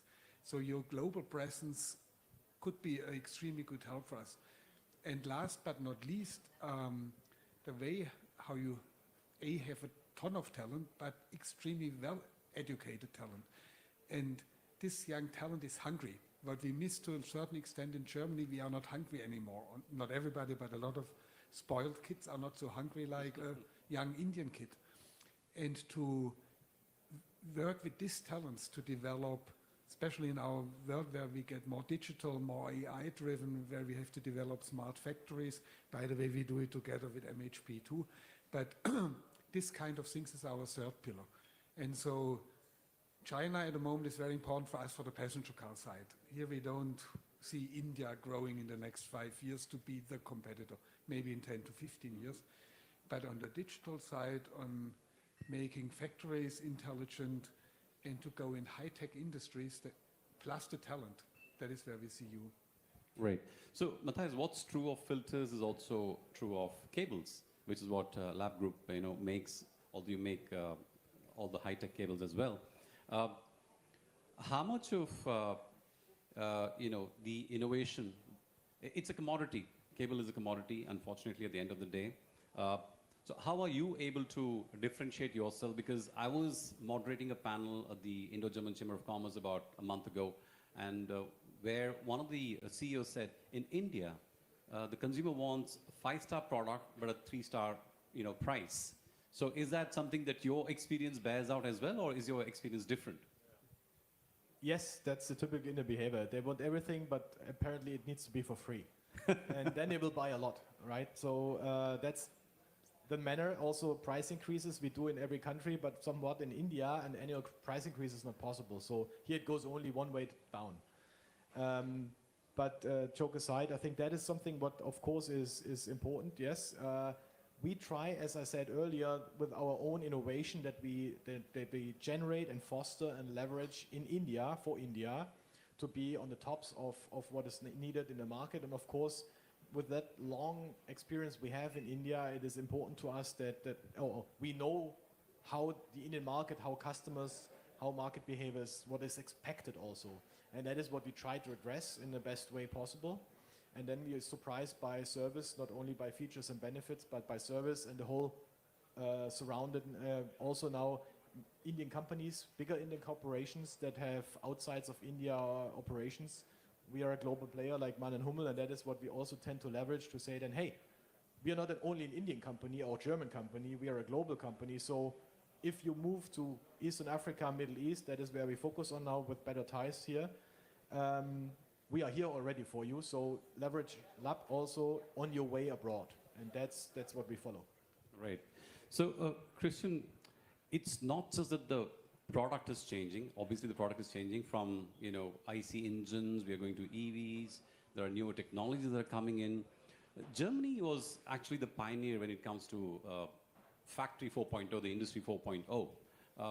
From your perspective, how successful would you say German companies have been adopting the smart factory or the Industry 4.0 module? Yes, I really appreciate that question, because it's a very crucial point for us. So we made progress, and we conduct a yearly study about Industry 4.0 ऐसी super bike के heavy duty engine को smoothly चलाता है ester. सोचो अब यही smoothness आपके bike engine को मिल जाए तो फिर उसे कौन रोकेगा? इसीलिए सैवसॉल एस्टर 5 इसका एस्टर दे 35% कम फ्रिक्शन और बेहतर स्मूथनेस, यानी इंजन चले जैसे मक्खन। सैवसॉल एस्टर 5 जब ऐसी एडवांस टेक्नोलॉजी हो तो आप कौन रोकेगा? But they are still, and they look very modern and very, very beautiful also, and with a high degree of automation. But there's still a lack of flexibility regarding all the infrastructure and the OT systems, the operations technology systems. So what is our approach as MHP is that we follow, we call it a software-defined manufacturing approach. What does it mean? We decouple the software from the hardware, the brain from the body. And by decoupling software from hardware, it becomes effortlessly possible and easy to plan, to configure, to monitor a factory. And I think, and we are convinced about that, and this approach is a great opportunity to achieve a really smart factory. And it's a little bit like operating your factory like a smartphone, a new feature with a click, a new application with a swipe. Sounds a little bit like a vision, but what we are doing with our clients, some of our clients, is that we realize this vision already. And so it's also a step, when we think ahead, it's also a step to a real dark factory. Right. Now, Thomas, coming to you, what I find remarkable about the Mittelstand companies is that although they are largely, family-owned and even managed to a great extent, the innovation that they are able to come up with is surprisingly amazing. If I look at just Mann & Hummel, for example, you have more than 4,700 patents, right? How critical will this ability to keep innovating be for your competitiveness going forward? And in that, how important role is India going to play, especially in the context of, let's say, the digital transformation, the GCCs, the innovations that are happening? So from an innovation perspective, how are you looking at India to maintain your global edge? It's very interesting. We start redefining innovation or patents or whatever, because in the far it was technology driven. And now we have to come from the customer and say innovation is customer driven. And you mentioned it before, we still have in Germany a lot of legacy which slows us down to overcome, and Mittelstand firms are better than the large ones because we still keep our values, but we somehow drop the legacy a little bit faster. But for me, India coming, and that is where your people are so great, you think far more, let's make a customer-oriented innovation, and it needs to be a business. And this kind of mindset, especially in a digital world, where to adopt AI solutions and maybe not be 100% perfect, but improve while you are going.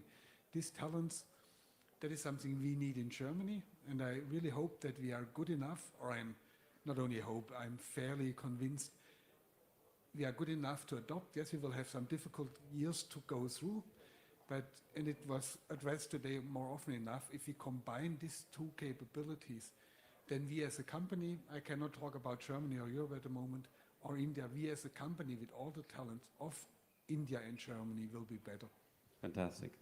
Matthias, a gentleman earlier today in one of the panels talked about how almost 30% of your workers will retire in the years ahead, which means there'll be need for creating digital twins, which is something which I'm sure MHP will want to elaborate later. But how are you coping with this shortage that is very visible, and it's like going to probably get worse? Are you looking at getting more skilled workers from India, engineers from India? How are you approaching this issue? Yeah, good question. I think that is what many companies, or all companies, have as a topic, the skilled labor shortage that we know will happen, and we knew already 10 years ago, but nothing happened. So now I always tend to say we don't have a knowledge problem. Also, what the governments have to do, it's an execution problem. And here for us is very clear that we take the talent where we find it, and what is new, basically, we try to also how to say, make use of that talent regionally or globally if needed or possible. So if we find the right person for sales controller, I don't care anymore where the person sits. It doesn't need to be located in the headquarters. So if we find the appropriate person in Bangalore or wherever, in Delhi, if we have an office, the person should sit there but can work in a global international team. I think that is one thing. So we look for the talent where we can find the talent. And secondly is obviously also that we make use and try and push hard in order to get skilled laborers that we need here in our factory, for example, in Germany or in the surrounding of Stuttgart, to get them in close collaboration with India, skilled labor also from India, because we see here also that as explained earlier, the willingness to work is a much higher one, and that is what we are fun to really grasp, that we need people that have fun to work. And that's what, of course, some people lost over the last decade, let's call it, the motivation of the young generation.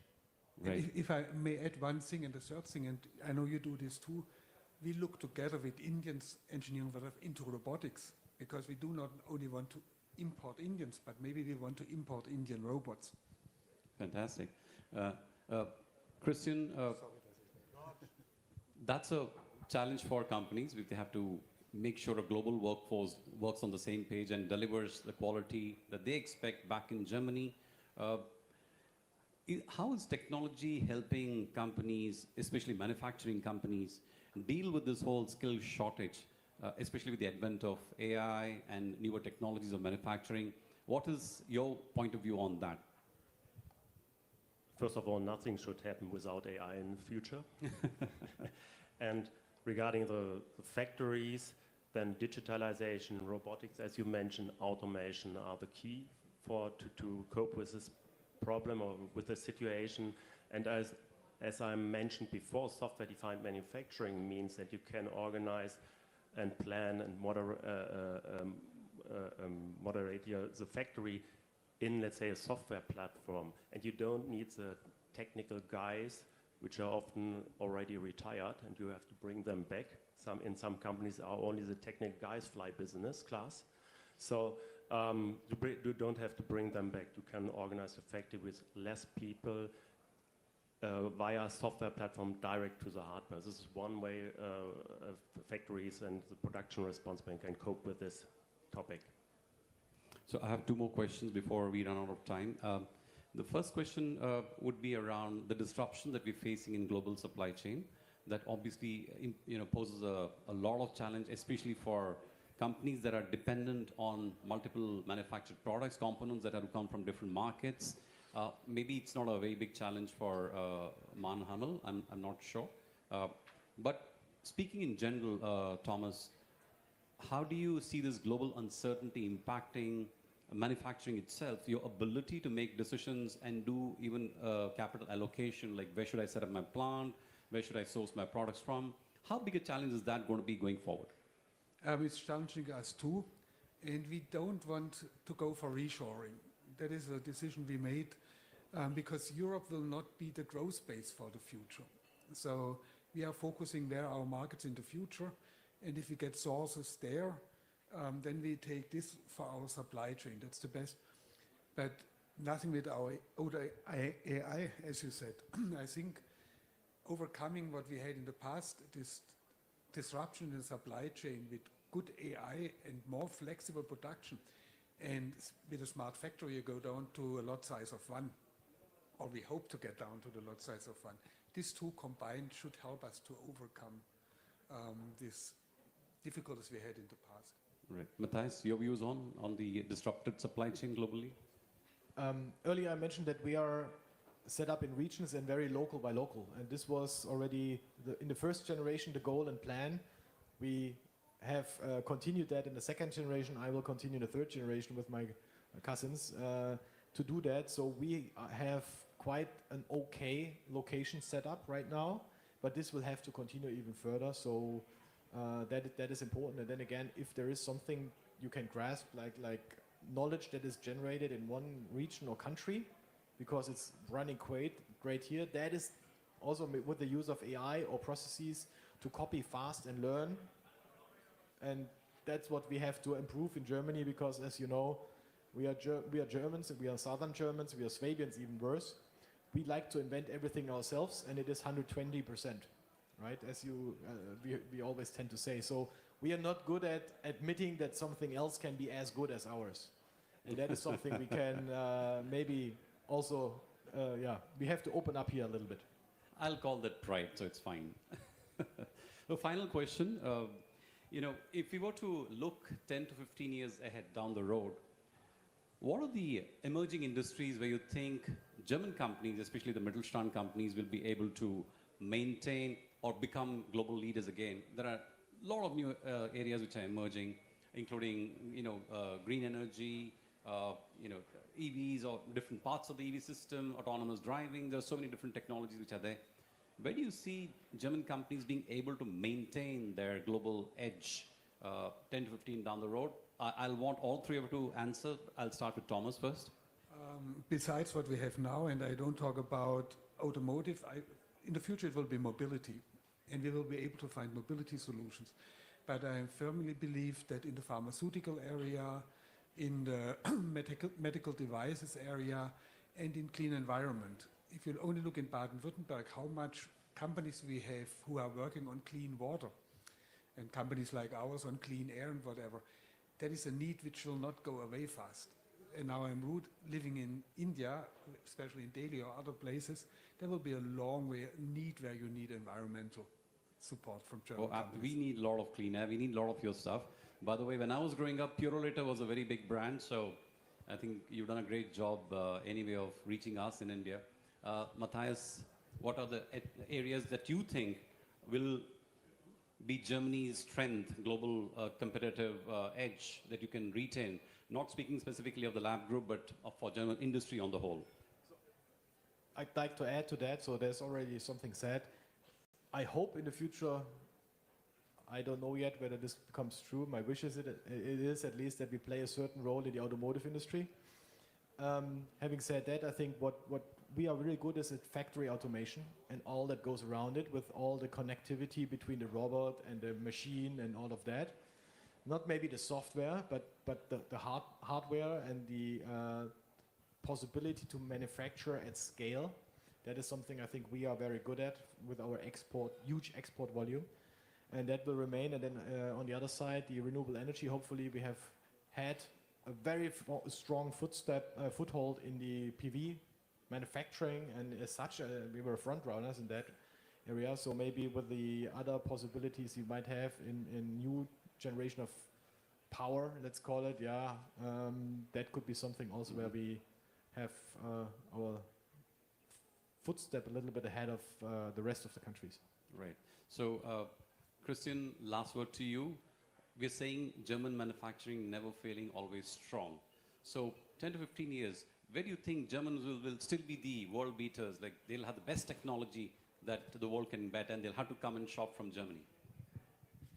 Really good question. So, first of all, quality and innovation will remain non-negotiable for German industry.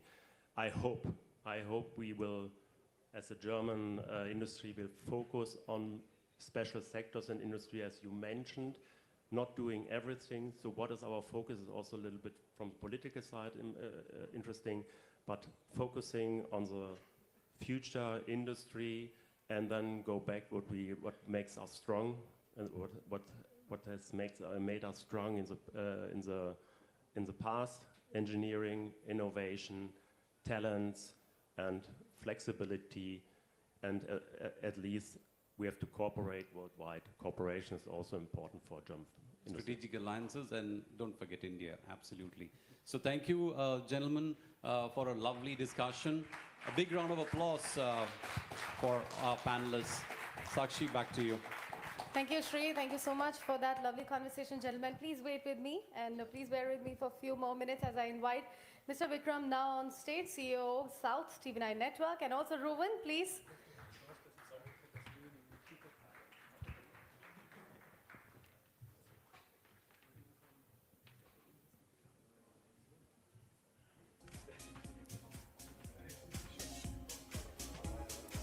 And while the shawl felicitation is happening, ladies and gentlemen, let me again remind you all that we will be leaving from here at 7 p.m. to News Schloss, and I will see you all there for the dinner at Newcastle.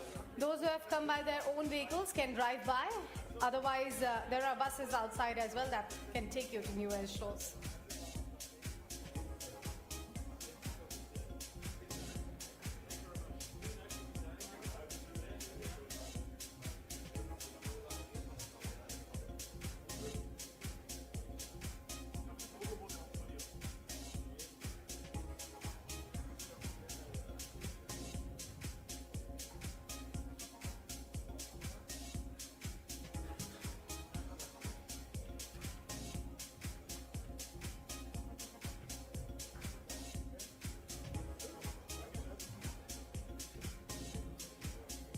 Thank you so much, gentlemen, for joining the conversation here.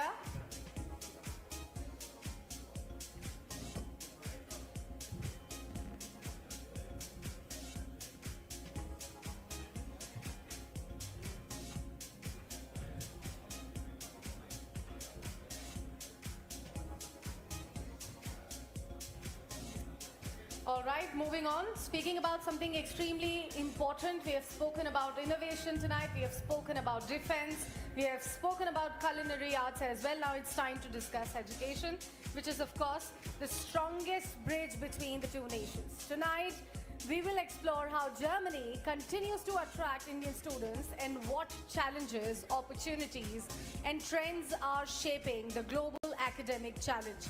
Let's decode this in our next playoff, which is on study in Germany, challenges and opportunities. Can we have the video playing here? Every year, thousands of young Indians chase a dream. To learn, to live, to lead abroad. Germany has emerged as the new frontier. India is the talent engine. Students move, professors collaborate, ideas cross borders. Together, the two nations are building a new axis of education diplomacy. Dual degree pathways, skills-based programs, academic bridges that build futures. Education is no longer local. Germany seeks skills to fill its demographic gaps. India offers one of the world's largest talent pipelines. Together, they create global citizens. And win-win employment outcomes. It's a pact for the future. The playoff begins. सरसों के तेल की खुशबू से घर का खाना ही नहीं, हमारी परंपराएं भी महकती हैं। इसीलिए फॉर्च्यून कच्ची घानी शुद्ध सरसों तेल क्वालिटी के 100 से भी ज्यादा टेस्ट से गुजरकर स्वाद और शुद्धता को बनाए रखता है। Office, University of Stuttgart, Mrs. Anandi Iyer, Head Fraunhofer Gesellschaft, India Office, Dr. M.P. Shyam, President, Avi Institutions and Avi University, Bengaluru, and Ms. Mary Christian Hoffman, Head of International Team in India, Task Force Bavaria. May I please request you all to kindly make your way to the stage as referee for this playoff. Shweta Kothari takes up the center stage next.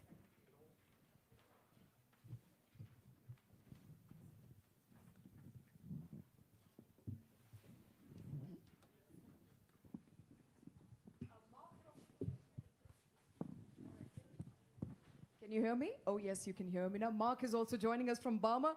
All right, ladies and gentlemen, I know we are 2 or 3 more panels to go before we end this evening. And I have 35 minutes on the clock. And I believe 8 panelists here in front of me. So bear with me. I'm going to make it very quick. But at the same time, this is an issue that concerns all of us. We are talking about studying in Germany. Why has it become an imperative today? So while we look at changing global order, for Indian students today to be in Germany, it's not a question of if, it's a question of when. And it's become an imperative to look for alternatives as the global order changes. And I'm speaking specifically from what's happening in the US, where students are finding it increasingly difficult to either get a post-study work visa or even get a visa when they've enrolled into a college. Many of those examples have suddenly started cropping up. So in that context, let me begin with you, Jonas. It's been a year since we spoke. Last year in India, in fact this year, February in India again, and you were very hopeful on more number of people coming into Germany. Where do we stand today with all of these changes coming to light in the last 6 months? Yeah, thanks, Peter. Exactly. We talked over the last years, I think, over time, and we constantly track these changes. We're from Fintiba. We're helping international students coming to Germany, and we see every year a couple of thousands or 100,000s coming through our platform. So we see this trend. And I think we are really one of the industries in Germany that is really booming at the moment, and especially thanks to India. So I would say our hopes have always been exceeded. So we had more than 25,000 new students coming in from India, and we're building the diaspora. So we have more than 50,000 students in here, and I think it accelerates because more and more people know about the opportunities here, especially of finding a job, building a career. And yeah, Indians becoming really the nationality in Germany with the highest salaries. So I think it's a story that multiplies, and from our side it can go on like this. So are you preparing for more than 60,000 now? To what extent? What is the growth that you're looking at from this year onward? Given that, you know, perhaps EU-India FTA will be signed, and then more Indian students will look for alternatives to the US. Do you have an estimate? I have no estimate, but I know where the bottlenecks are. So I think people are lining up in India, but they don't come here. So the better we become in sort of processes like bureaucratic processes, in visa handling, in the APS in India, the more we will actually host here. And I think this is where we need to improve in Germany, and then the growth will continue like this. And I mean, it's double digit, so it's very nice. Very nice, getting better. Professor Hilpert, you gave a very strong sales pitch this morning. You said, and you were speaking directly to Indian students this morning on the red carpet, and you said, why go to US? Come to Germany. Germany has everything to offer. Yeah, Yes. It's already on, yeah. I've been responsible at the European School of Business for over 23 years for the German-American links. And I actually saw all American top 100 universities. And I think the time is over of the Anglo-Saxon dominating the world in education. And here in Germany, we are at the same level. Sometimes I found out that we in Germany are much better than they are over in the United States. Actually, if you look in the United States at the undergraduate programs, and compare them to German undergraduate programs, you find out the quality is much, much lower. Everybody goes over to the United States into master programs, but in the master programs, there are about 10 to 15% Americans, and the rest is coming from the rest of the world. And they are paying so much money, $100,000 a year at least. And here in Germany, our big advantage is we have high quality, and the price for studying in Germany is incredibly low. In the master's degree, something like 1,500 euro in the state of Baden-Württemberg. So to the students, come to Germany, come to Baden-Württemberg. Well, yes, that deserves a round of applause, yes. But Marion, when I spoke to her earlier today, said, don't just fall for the charade of low money, low tuition fee. There is a lot more that Germany has to offer beyond low tuition fee. Exactly. I mean, you mentioned it as well. We have a very high quality in our education.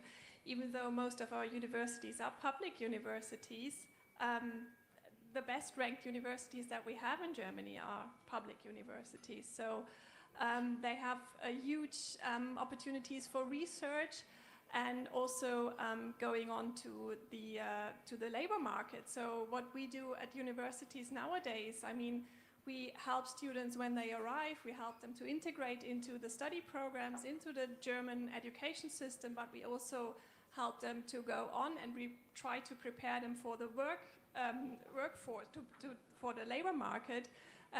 We inform them about how to apply to a German company. What do I need to know if I go into a German company? There's a different culture in German companies than there might be in India. So we try to prepare them for that. And we are looking forward to have more of them, especially Indian students tend to go into the STEM field, and these are the fields that we definitely need in Germany.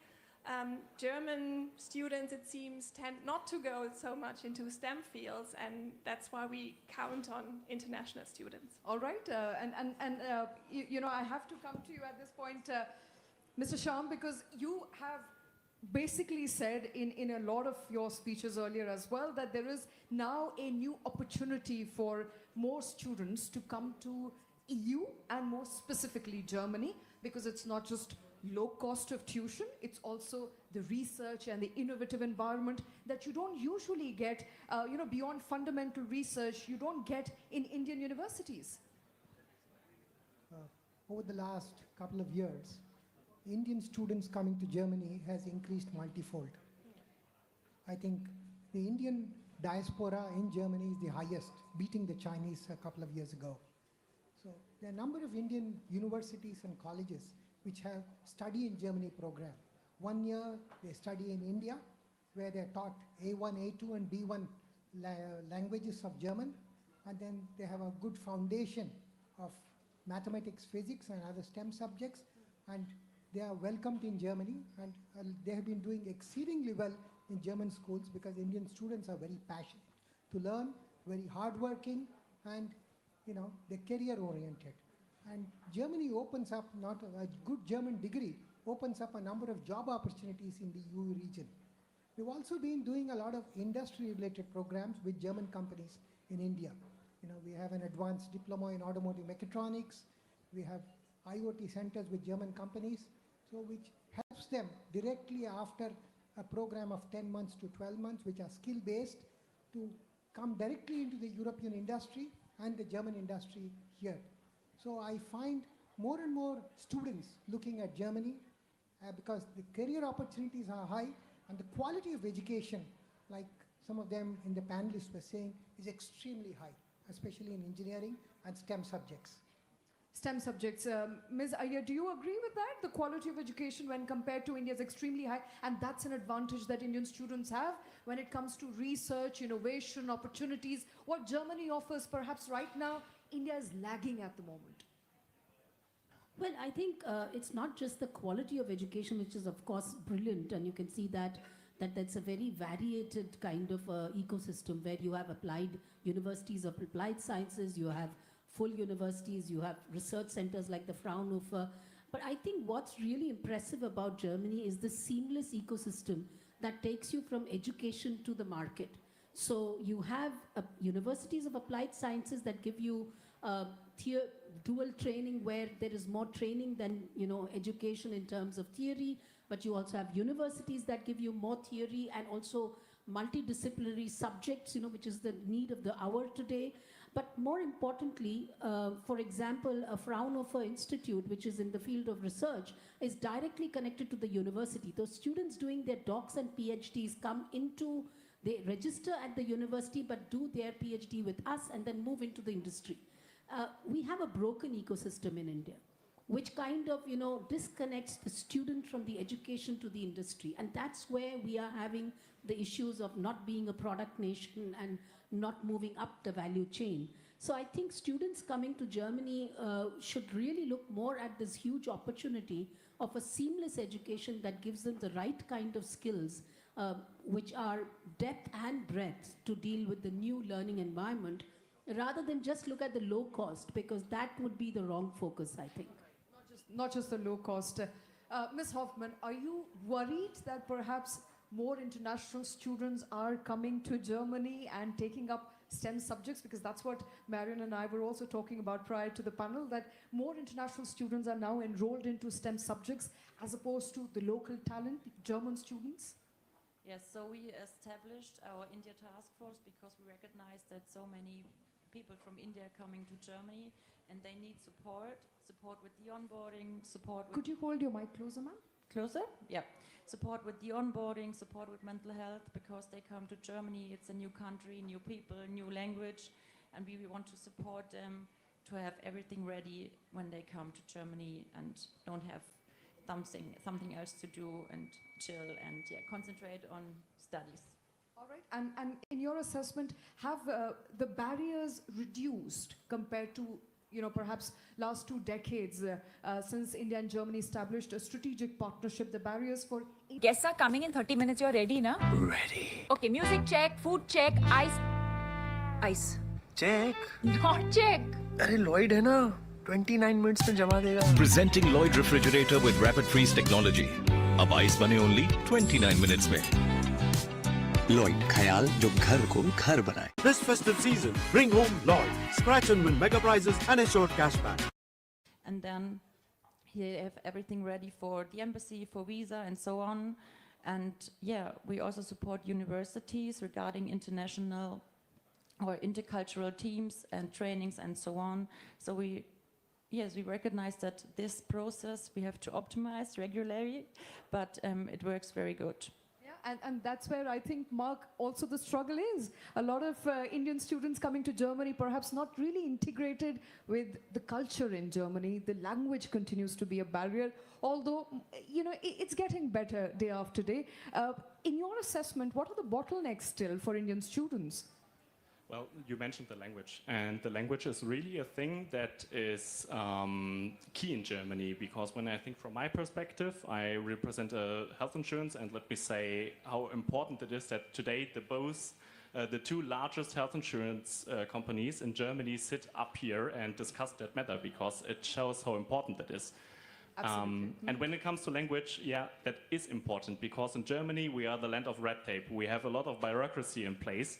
And language is still key, because we as a public company send our letters in German. So when you understand the language, you really understand how to navigate the system, how you get everything you have to get, and how you can cope with challenges. So speaking the language is really key to stepping into your new life here in Germany and starting your new life.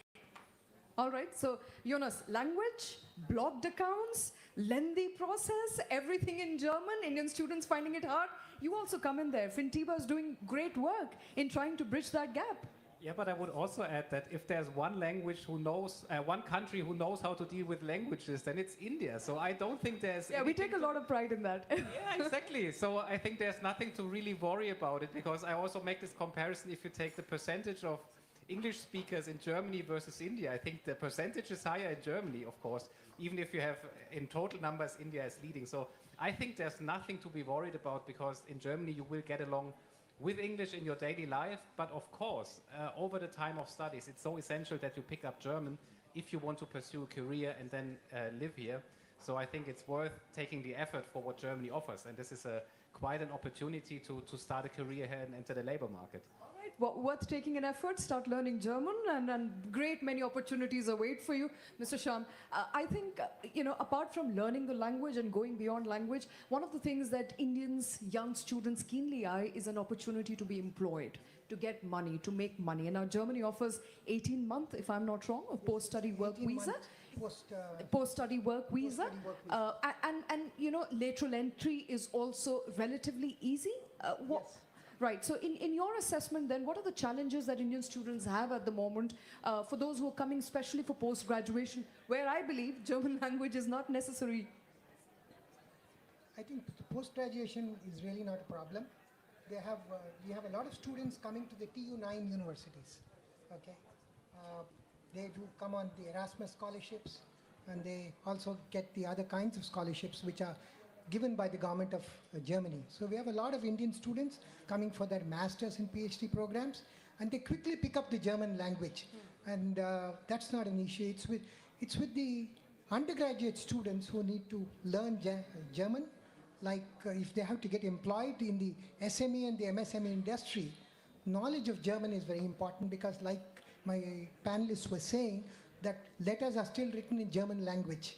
So if the knowing of the language is extremely important, I think more effort has to be done by Indian schools and Indian universities in popularizing learning of German. That would help them, because there are something like 500,000 jobs in Germany alone, which is available Ready to be taken. Ready to be taken. Okay, 500,000 jobs, that's a lot. Ms. Iyer, what is basically at this point hindering Indian students to take some or fill some of those positions, take some of those positions? I know that there are cultural issues. We've heard often on social media, we don't know how true that is. Perhaps you can enlighten us of cultural issues that Indian students face, of the language barrier that we talked about, among a host of other issues that currently exist when it comes to being employed in Germany. What, according to you, are some of the challenges that international students and Indian students in particular are facing? See, I don't think there are too many cultural challenges because, like somebody said, Indians speak 5 languages and they are very different from each other. It's not like just a dialect. So learning one more language and that which belongs to the similar Sprachfamilie, as they say, language tree, is not really a big challenge. And what you need to know is basically communicative German so that you get integrated in your daily life.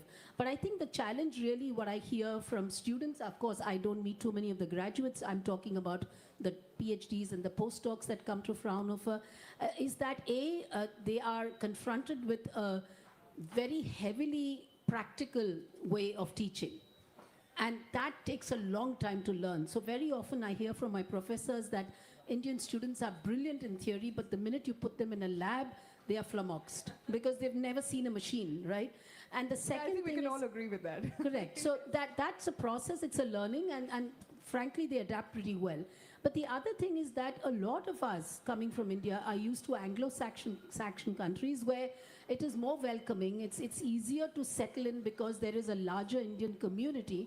And so the feeling of being away from home is more in Germany. Of course, it's changing, but you do feel that it's a little less welcoming than it would be in an English-speaking country. And the fact that you did not have for so many years your Indian community to back on. Of course, today you have cricket clubs and Diwali parties and everything else that goes with it. So I think it's an evolving situation. There's an entire ecosystem now to support you in case you're in Germany. If you're homesick, then you have an entire ecosystem. Professor Hilpert, coming back to you, as we were discussing, some of the subjects that Indian students are interested in mostly is STEM subjects. And the maximum we ever go out of our classrooms is go to a park with a blackboard to study, which essentially means there is very little practical knowledge that is imparted on us during our undergrad and even during post-graduation. What are the challenges that you see when you're teaching Indian students?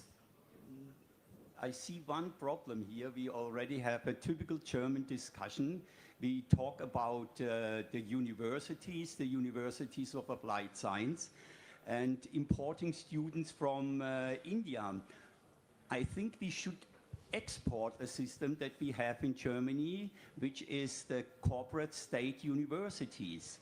And we have so many companies that are over in India. Why shouldn't they start together with the Indian university a similar thing as these corporate state universities, where you are 3 months in the company, 3 months studying and doing this for 3 to 4 years? I think this would be wonderful. And talking to Indian students, just as mentioned, they are very clever, especially in mathematics. It's incredible how good they are. And therefore, again, I go for the Duale Hochschule Baden-Württemberg. This is a great idea, and this should be brought a little bit more to India. Could you translate that for us, those of us who don't understand German? No, the first thing would be another thing.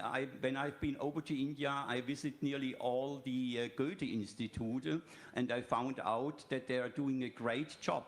And again, here in Germany, we don't look who comes to Germany, what they are expecting. I think we should ask Indian students, what do they expect when they come to Germany, why they would like to come to Germany. And when they are here, we should ask them how successful is what you expected when you in those days wanted to come to Germany. And I think these are some really big problems we haven't addressed really good at the moment. All right, Marion, we were also briefly talking about public universities, private universities. Any person who studied here in a private university in India can tell you that it's expensive, but it's worth it. And we don't want to take our chances unless they are very well known, like the Delhi University or Mumbai University in India. We want to avoid public universities because the quality of education is just not good enough. But that's not the case in Germany, is it? No, it's completely different. As I mentioned earlier, the highest ranked universities that we have in Germany, they are all public universities. You mentioned the TU9, all of them, we're also part of the TU9, all of them are public universities. We rarely have private research universities, there's only a few. Most of the private universities would be universities of applied sciences, so they are more practically oriented.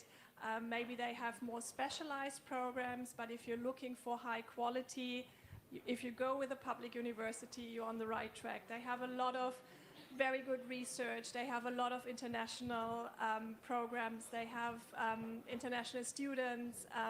There's a lot of support there for international students. So you can definitely go for a public university. You don't need to go for a private university. I think that clears the air for a lot of people here in the room. I'm not sure if anybody wants to enroll in a German university. I hope they have kids who want to enroll in universities. They could come. So that's good knowledge. That's good knowledge because there is clarity that public university is to go for, perhaps a better choice.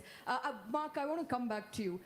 We were talking about some of the processes that continue to be a hinder, and you work in insurance sector, and that was also one of the things that Indian students often found very difficult to navigate. Has it become easier now? Yes, it has, because we as German companies start to address those people better. And what we really noticed sometime after like 2 years where we are really strongly focusing on India is that we understood the Indian mindset, because the young Indian people often come to Germany and are used that their parents do everything for them. And that's what we in Germany usually are not used to, because we grow up in that system. Because our parents still pay for our undergraduation. Exactly. And in Germany, that's such an important point. I think all those Indians in the room, how many of your parents have paid for your undergrad and postgrad? You see? Yeah. Everyone, almost everyone, because our parents still pay for our education. And that's what took us about 2 years to understand, that we have to address that issue. And that's why we want to talk to the people and say to them, hey, we know how it goes in your country, but when you come to Germany, you have a little bit to adjust to it and work with the system. You have to understand it yourself. And that's what we do with our partners. That's also why it's great that we sit here at that panel in that great team, because we all need to join our strengths and work together to make exactly that possible, to address the people and make them understand the system. All right, as it gets easier, and Fintiba is also playing a very important role in all of this process, so I have to ask you, what according to you is still an impediment? What stops Indian students from considering Germany as an important study destination, where perhaps the government for both the countries can come together, collaborate, and make it work? Well, I think, first of all, it's still about knowing about Germany. I mean, I think this is the biggest opportunity to make it more visible, because we have hardly any marketing. If you go to conferences in India, for example, you see all the big countries, like the Big Four, the Anglo-Saxons, they have massive marketing investment. The Germans are in one small corner most of the time. So I really think we need to communicate this opportunity.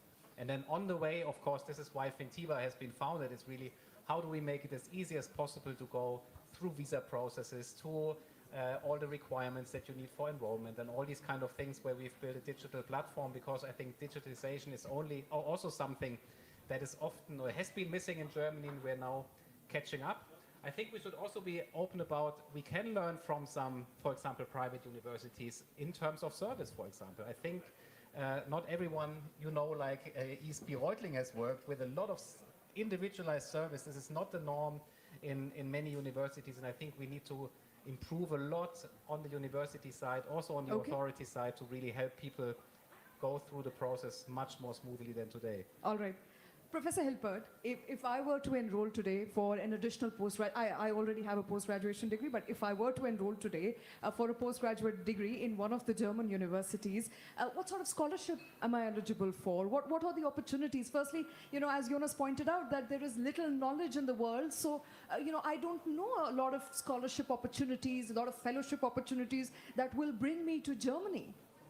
Yeah, this is a big problem, as Jonas he knows it very well, has also been at the European School of Business and encountered students from about 20 different countries. You have to have universities with which you work together. And another important thing is you have to establish in each of these universities in Germany and abroad champions, people that stay for a longer time. And this is a big disadvantage with the Anglo-Saxons. They do job enrichment, and every half year you have somebody new. And I found out that in India you have the same mentality. You stay with your job, and this is a big chance. But we need money, and where does the money come from for promoting in Germany? It should come from the ministries, but they don't have the money. Perhaps there are some companies around that think that would be a great idea supporting promotion of Germany and studying in Germany in India. That automatically brings me to my next question, and that is the market economics, Marion, is not working quite in favor of Germany, is it? Pardon, sorry. The economics, the market situation, the inflation, the economic development of, the GDP numbers are not looking very great. The job market is shrinking at the moment. So that does make a lot of Indians worry whether they should come to Germany when it has its own internal problems right now to deal with. Oh, that's a tough question.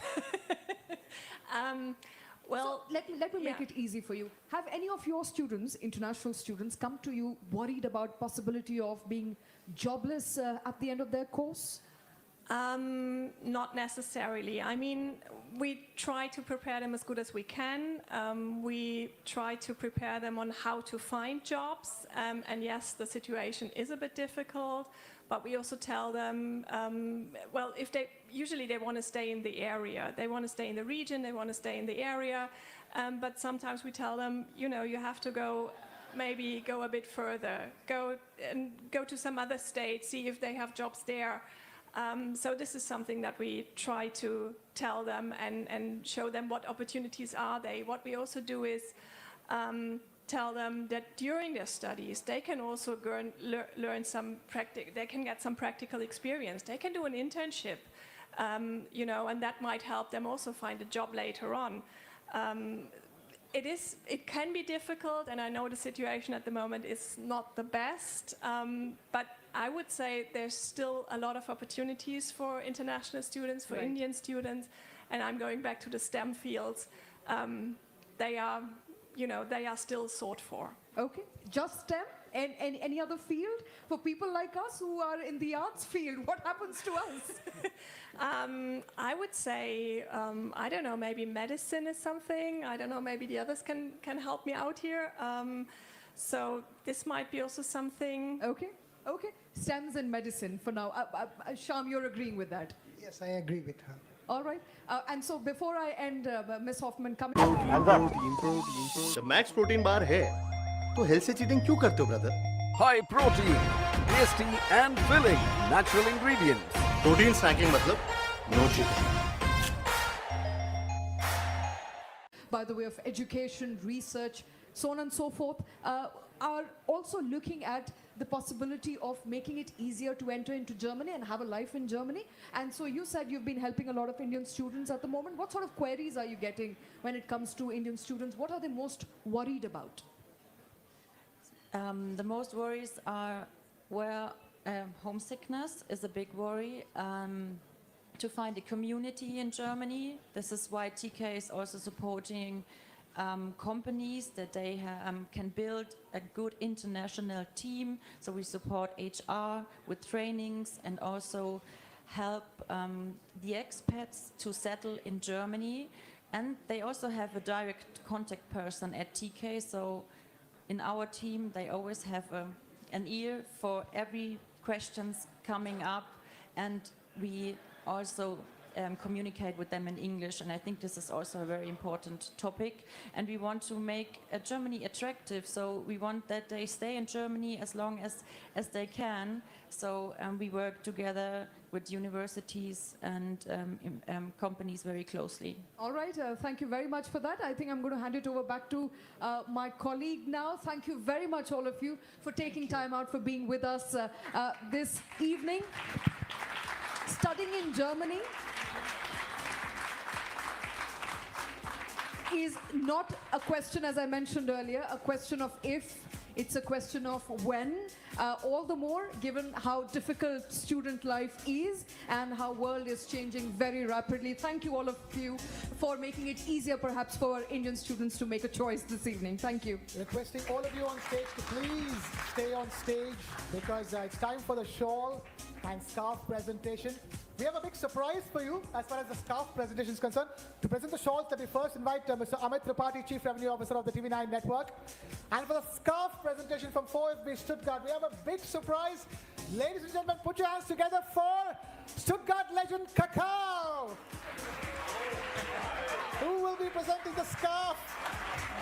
Huge round of applause for Kakao. Thank you so much, sir, for being with us.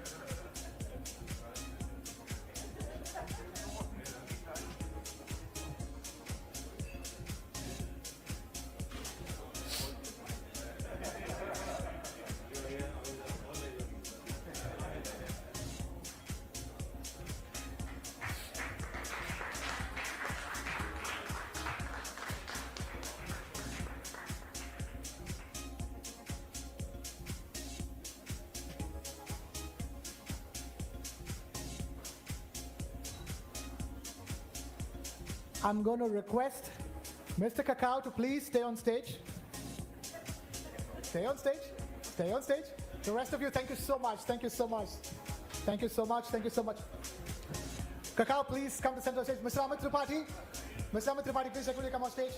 This is from the TV9 Network side for the legend, Mr. Kakao. Ladies and gentlemen, a huge round of applause for Mr. Kakao, who's taken time out to be with us here at the News9 Global Summit.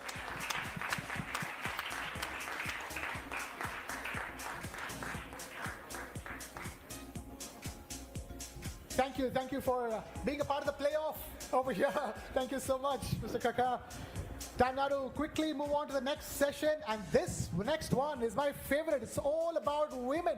It's all about trailblazing women who have broken barriers and continue to inspire change, because when women lead, the world transforms. Take a look at this. Half the world is women, but power, still not half. Not in boardrooms, not in parliaments, not in paychecks. This is not just a moral question. It is economic.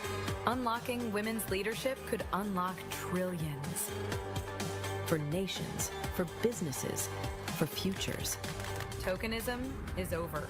Real change needs policy, culture, systems that support. And courage that leads.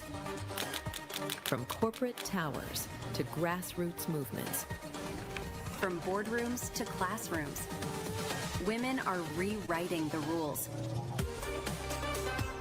and showing what leadership looks like. Women in leadership is not just balance. It is strength. It is society. It is the future. The playoff begins. All right, and for this playoff, we have a very, very special panel. Let me please request Dr. Sarita Elawat, the MD and co-founder of Bot Lab Dynamics, to please take the stage. Ms. Vanessa Bachhofer, Managing Director, Mack & Schneider, please requesting her to take the stage. We also have Captain Zoya Agarwal, Senior Commander, Air India, please take the stage. And Ms. Evelyn de Gruyter, MD, Association of German Women Entrepreneurs, to please take the stage. Thank you, ladies. Thank you so much for taking time out to be with us here at the News9 Global Summit Germany Edition 2025. And for this very special women's panel, we have a very special woman referee. Sakshi, take it away. Thank you so much, Krishna. It's always empowering to have an all-women panel. Thank you so much, ladies, for joining the chat here. Dr. Elawat, let me first begin with you. I want to ask you why presence of a woman in the boardroom is not enough anymore, and what can we do to move beyond that, to have the actual presence? Hi, first of all, I want to say thank you to the organizers for having me here. Since morning, it has been wonderful experience, lot of learning, and it's a really great mix of German and Indian counterparts. A lot of good experience for all of us, so I would like to say thank you. And one big round of applause for the organizers. They have worked tirelessly. The work actually shows in how many panels and talks you guys have organized. Thank you. So before I get to your question, just a little bit about us, what we do. So I am a co-founder of a startup called Bot Lab Dynamics from IIT Delhi. We are in robotics. We build drones.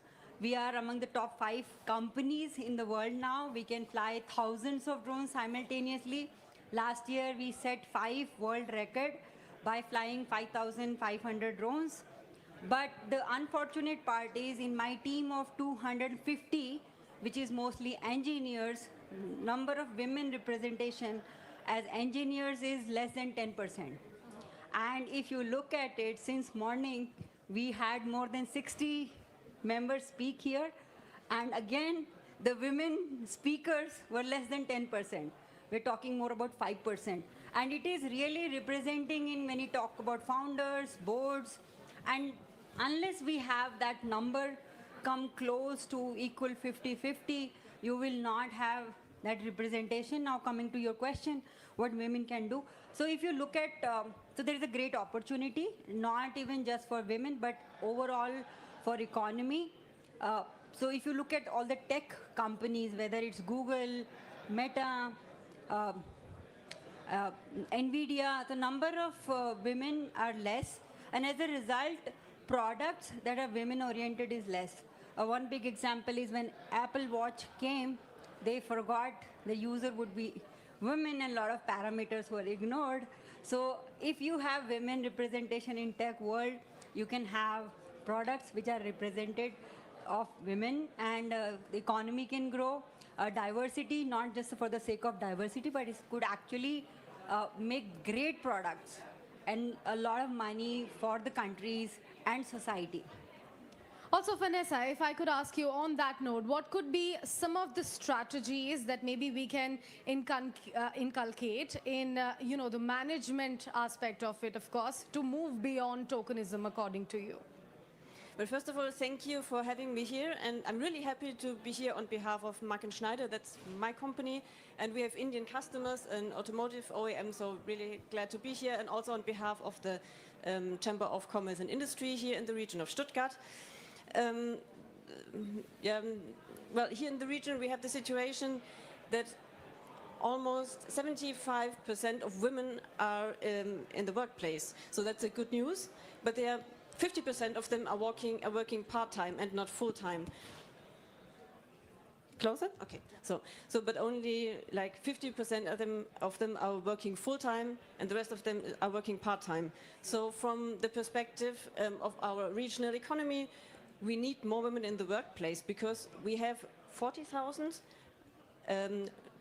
jobs vacant at the moment due to demography, and it would be more. So within 10 years, I think we have 100,000 that are the estimations of job vacancies here in the region. So we need women in the workplace, and we need them to work full-time. So from our perspective, what's really important is, number one, the social infrastructure, so that you have daycare that you can rely on. That's still sort of a problem. And at the workplace, we need to have more flexible work schedules. So at my company, we have, I don't know, maybe 80 different work models, especially designed for women and for people who need to take care of their parents or their relatives or whoever needs care. Yeah, and also we need to promote leadership in women, because if you look at the numbers, you have 50% of women working in my company, but they are working in low-income professions, and this is not what we need. We need women that lead teams, that lead companies, that study something like STEM, like technical.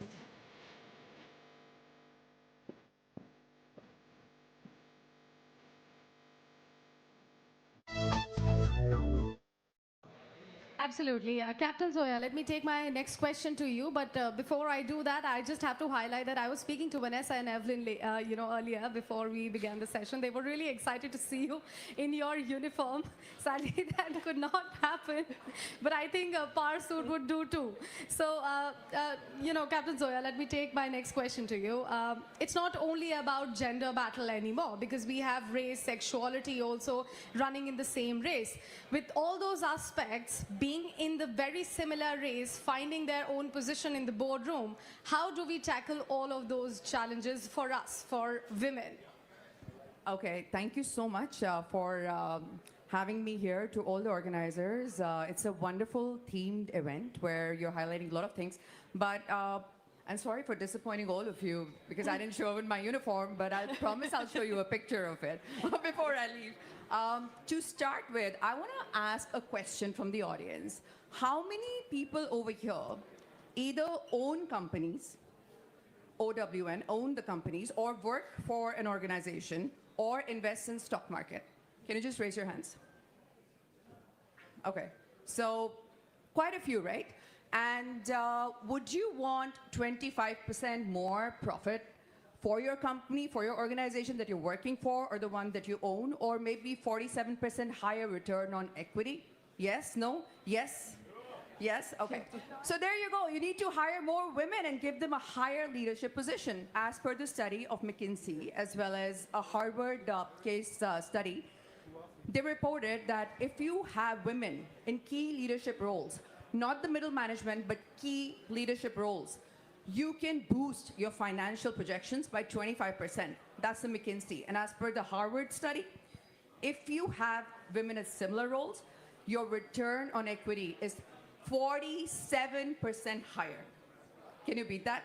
So I think the whole struggle is we have tokenisms, we have the reservation, quota, positive action, so many names, right? But what we don't have the ability, once we hire those people, to follow through, to really listen to them, to see the value they bring on the table, to see beyond the makeup and the power suits and the looks, and not label them. I think that's where the challenge lies. And so long as we can move beyond that and see women for the actual value they bring, the skill, the professionalism. For example, when I joined my organization quite some time back, I was the 5th pilot in the whole ecosystem, and I was the youngest. And I was this really bubbly girl with earrings and makeup on, and somebody asked me, like, we're not used to seeing girls like that with makeup on. And as stupid as it was, call it dumb or call it naive, I don't know what it was, I told that person, get used to it. And after that, I had to prove myself for my work 200% harder than my male counterparts. But once I did that, the respect was permanent. But why does a woman have to do that? Why don't we start with status quo? And for that, I think if we come back, trace the steps backwards, is the problem is with us. It's not with the system. We often want to blame. The problem starts with us. That's the root. And unless we don't change the way we think, unless we don't change the way we perceive our children as boy or girl, things are not going to change. Because remember, dreams do not have a gender, neither do aspirations. Thank you. That's a beautiful answer. That's a beautiful answer. Evelyn, do you agree with that? Because after having proven ourselves, we are still asking for a better space. We are still asking for a broader space. Yes, I can only echo the words all three others said. My name is Evelyn de Gruyter. I'm heading the Association of Female Entrepreneurs in Germany. And the association was founded back in the 50s. Thank you. Back in the 50s. And our founder, she was the owner of a big steel mill. She tried to get access to other associations, the DIHK, BDA, BDI, those big industry associations here in Germany. And they said, oh, you should love women, but you shouldn't do business with them. And also, it's just a permanent thing after World War II. So she founded 30 other women, very well-known families here in Germany, like Balsen, the cookie company, and other very famous names. And they founded this association. And you know, back in the 50s, women in Germany still needed the permission of their husbands to go to work or to open up a bank account. So a lot of things changed, but there are still barriers to break.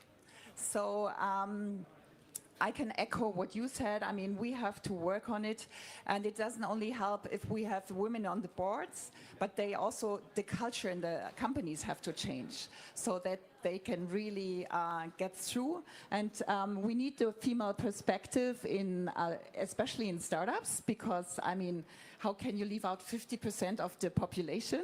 And also what Vanessa said, we need also structural changes in the system, especially when it comes to the combination of family and work-life balance. Thank you.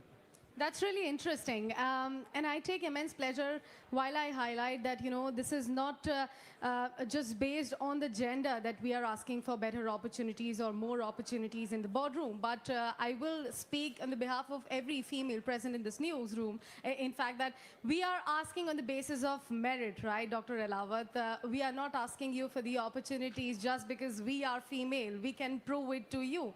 According to you, how can we also groom the younger women, the young girls for those bigger opportunities? To bring equality, I think the numbers are not in our favor. So, I mean, if you look at stats in India, especially after 12th grade, a lot more girl students pass the exam, overall number, and even the number of girls who are topping exam 10th and 12th are a lot more than the boys. But as the girls are graduating and then take post-graduation, then PhD and postdoc, and each stage we are losing certain number of female candidates. And when they come, they show up in the jobs. So to begin with, we have a very small ratio to work with.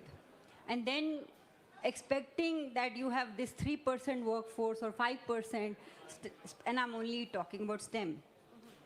In that, expecting that, you know, these number of girls should become CEO or CTOs, then it's kind of putting that kind of expectation is not fair on your behalf to that girl, because she may not have, you know, the kind of exposure or the skill set that you need as an organization. And now, in fact, to the lot of credit to the organization and academic institutions, even at IITs, in terms of opportunity, there are a lot equally female students and male students or engineers are treated equal. So I think the struggle is not at mentoring or giving an opportunity. The struggle is the entry point, the ratio is very skewed. You're talking 90 to 10 or 80 to 20 and expecting those 20 will outshine everyone, and there are very few Indra Nooyi or you know, Kiran Majumdar. So those are less examples because you're dealing with smaller numbers. What I feel what can be and should be done, as you know, my colleague talked about, making the work more encouraging, where you have, where women can work according to their needs, because there is a family and other things. So if the work start accommodating female, what to say, social requirement or responsibilities, and I think those problems can solve. I mean, these are very serious problem, and Europe has been developed for a very, very long time, and still Europe, US are struggling. Like how many CEOs in US leading the tech companies, and same goes in Europe, and same is in India. So it's a very serious problem, and it has to go beyond this conversation at a root cause level. We need to address starting from school and addressing why women are falling behind, and then making it a norm that we address it. All right. Vanessa, any word of advice for the gentlemen in this room? Any word of advice on the systemic advocacy for them? How can they be an ally to us? How can they be an ally to us? Okay, so let me think about it. Well, first of all, women do not want to be in the boardroom just because they're women and just to fulfill some quota or something and just to handle like the women's topics. So like that's the worst thing, is like women talking about women's stuff. So when we're in the boardroom, we want to handle like the topics that affect the whole company. We want to decide even in the technical departments, because well, our perspective is different and you have a market to win. So yeah, how can we make them allies? Sometimes it helps if they have daughters, and so they start to understand how the world is for a female, for a woman. So that helps. And I had a very encouraging experience just today with one of my team leaders, because we had a conversation with a worker who was a bit uncomfortable with a colleague, with a male colleague, because she had some doubts. And it was very cute and very encouraging that my team leader said, okay, we have to take this serious. So this is nothing that we can just under the rug sweep. So no, we have to take it serious. We have to take care of this issue. And so this is what we need, that men are really allies to women, that they understand our struggles, and that they propose solutions, and that they solve the problems together with us and not against us.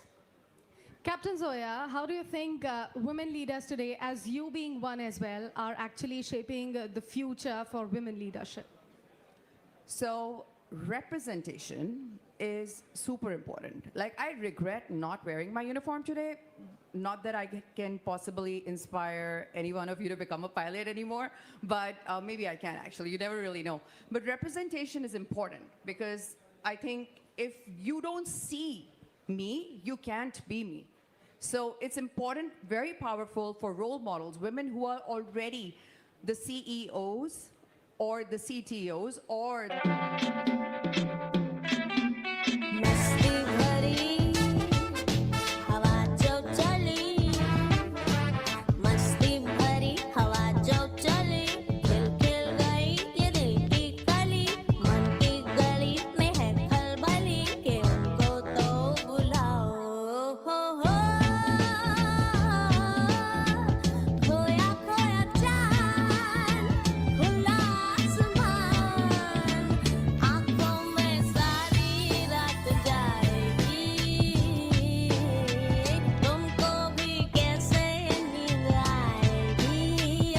handcrafted jewelry inspired by a magical realm. Briganka by Tanishq. Marginalized backgrounds. And once I was giving a boring lecture to young girls over there, like a room full of them, and they were listening to me. And I asked them one question. They were probably so bored of my chatter. And I said, well, what do you want to become when you grow up? And they told me, I want to become Kim Kardashian. I want to become, this model and that model, because that's what they see. That's social media. That's everywhere. That's a representation for them. And then the school played my big picture in a Boeing 777 flight deck with me in the uniform. And they were like, oh my God, I want to be like you. And all of them were so fascinated with that thought that they can possibly do something like that and still look like a girl and still be fine, because that representation, I'm a pilot. You have her. If we go out there, this is power, and that represents change. I think this representation is important to change the future of tomorrow. Thank you. Beautiful. And last but not the least, Evelyn, let me come back to you and ask you about, the role of government, of course, and the civil society in shaping a better landscape for women. Yes, it's interesting because internationally it's all the same all over, and we as an association have the big honor to represent Germany within the W20, which belongs to the G20. And I had the honor to visit India in back for the big G20 summit, and it's very important. Well, I'm a little bit like you, Vanessa, that I say don't put women topics aside to an extra process, but it's so important to keep up the things we gained already because we are facing a major backlash in the moment. I was attending the biggest UN conference in New York City this March, and the representative of the Vatican State, she said on the stage that women finally get back to their designated role of raising kids and caring for the family. And I mean, this is shocking. So we have to stand together also that we don't face this backlash and keep on fighting. Beautiful. And unfortunately, I have completely run out of time on this discussion here. I wish it could have gone a bit more longer than that. But thank you so much, ladies, for joining us, here for the conversation. I will just quickly steal the line that Mr. Barun Das said yesterday, that all you beautiful women are the jewels to our crown. So thank you so much to all you jewels. Krishna, back to you. As usual, requesting Yes, everybody, all the wonderful women on stage to please stay on stage. And we have a couple of surprises. First up, I'm going to invite Mr. Deep Upadhyay of the TV9 network. But I believe, Krishna, Captain Zoya wants to say something. Oh. Sorry. Okay. Sorry for interrupting Captain Zoya. Captain Zoya, please go ahead. I just want to request every single one of you and to all the social discussions and networking sessions that you may have in future, please encourage every single person to treat the woman in their house as with the utmost of respect in terms of an equal, because that's what your children are going to see. Please treat the children the same, the boys and the girls. Teach them the same value system so that they can grow up and be a good human being and not a girl-oriented or a boy-oriented role, because if women are respected at home for breakfast on the dining table, they will be respected for a boardroom lunch later on in the boardroom. Thank you. Thank you, Captain Zoya, for that very strong and important message that needs to be heard loud and clear all across the world. Thank you so much for that, Captain Zoya. Thank you for that. And requesting all the wonderful ladies to stay back. I'm going to invite Mr. Deep Upadhyay of the TV9 network to please take the stage and present the shawls from the TV9 network first. And then we have a massive surprise from Stuttgart after that. Let's get done with the shawls first.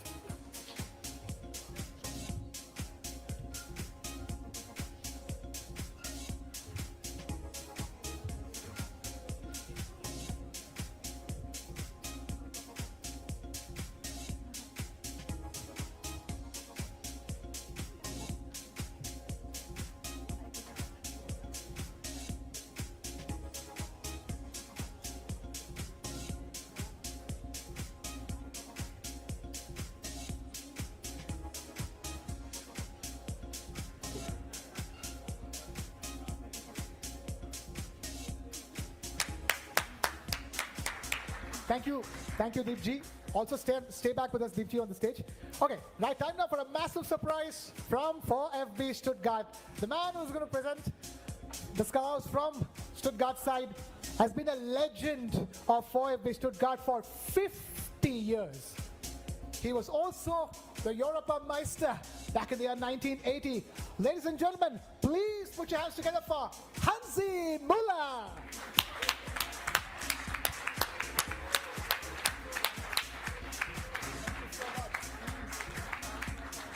Requesting our favorite Hansi to please present the 4FB Stuttgart scarves.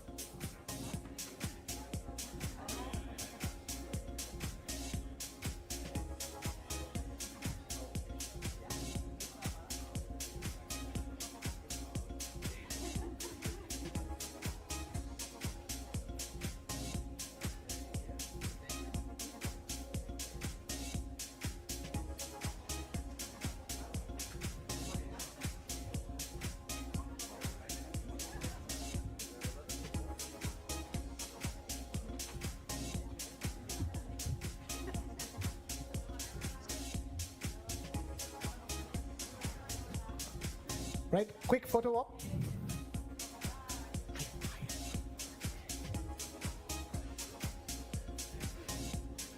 All right, yes, and that's the shot from our side, from the TV network side for Hansi Muller. Ladies and gentlemen, huge round of applause for the legend Hansi Muller.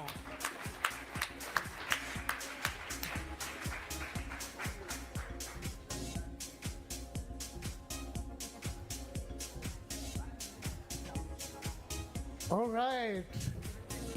Quite the star-studded evening, isn't it? Thank you, Hansi. Thank you so much. Thank you so much.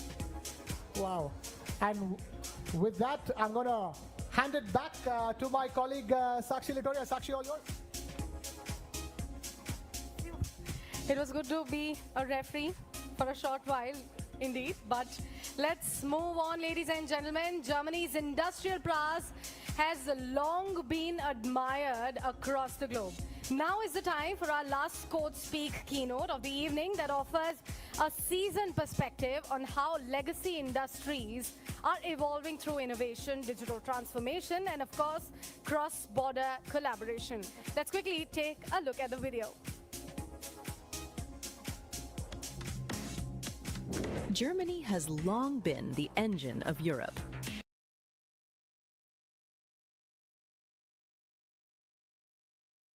Of industry built to last.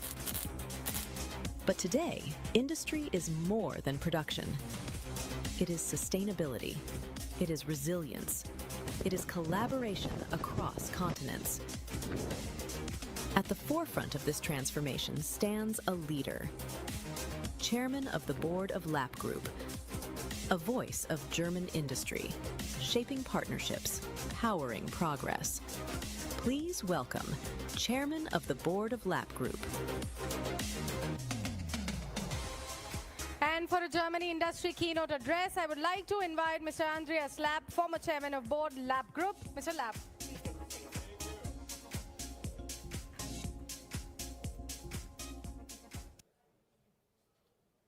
Namaste. Grüß Gottle. Seid ihr alle noch wach? You're still awake? I cannot hear you. You are awake? Okay. So, Excellencies, ladies and gentlemen, dear friends from India and dear friends of India, welcome to this session. Hey, behind there, if you are loud, my speech will take 20 minutes. If you listen, it will 5 minutes. Your hands. I am between you and the dinner. Thank you. I make it very short. This was written by a woman, by a lady, the manager of the Consulate of India in southern Germany. I promise you, I don't read everything what's written here.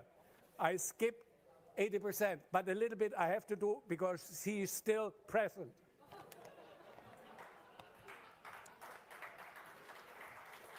Yeah. Okay, I skip with the fantastic people we are here.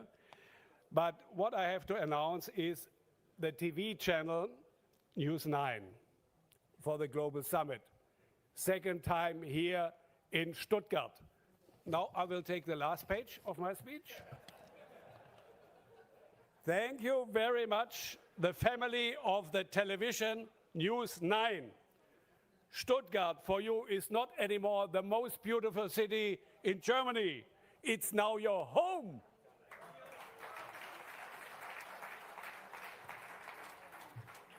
I announce your fantastic name at the end, okay? So now in between, we need some meat, right? So I work for India since 45 years as a businessman. And Madame, I take your words. My mother was a founder of our company. And this was, you won't believe it, at the 50s of the last century, not easy. A woman in industry was very exotic. And a woman telling the industry what to do right was very, very exotic. So just to give you one simple example, we are the owner of the brand Öflex. And Öflex is the brand for control cables #1 worldwide. And my mother ordered it not from our own manufacturing because we didn't have the money. We are starting. It was invented by my father. But my mother ordered it by a company. We outsourced to a company to do it. And imagine, this was the late 50s. There was not a supplier, there was a demand market, it was a supplier market. And then the cable came to our home, our house. Ground floor was office, the garage was the warehouse, and first floor was living room for the family. This is how we started. And the cable was technically okay, but the outside didn't look nice.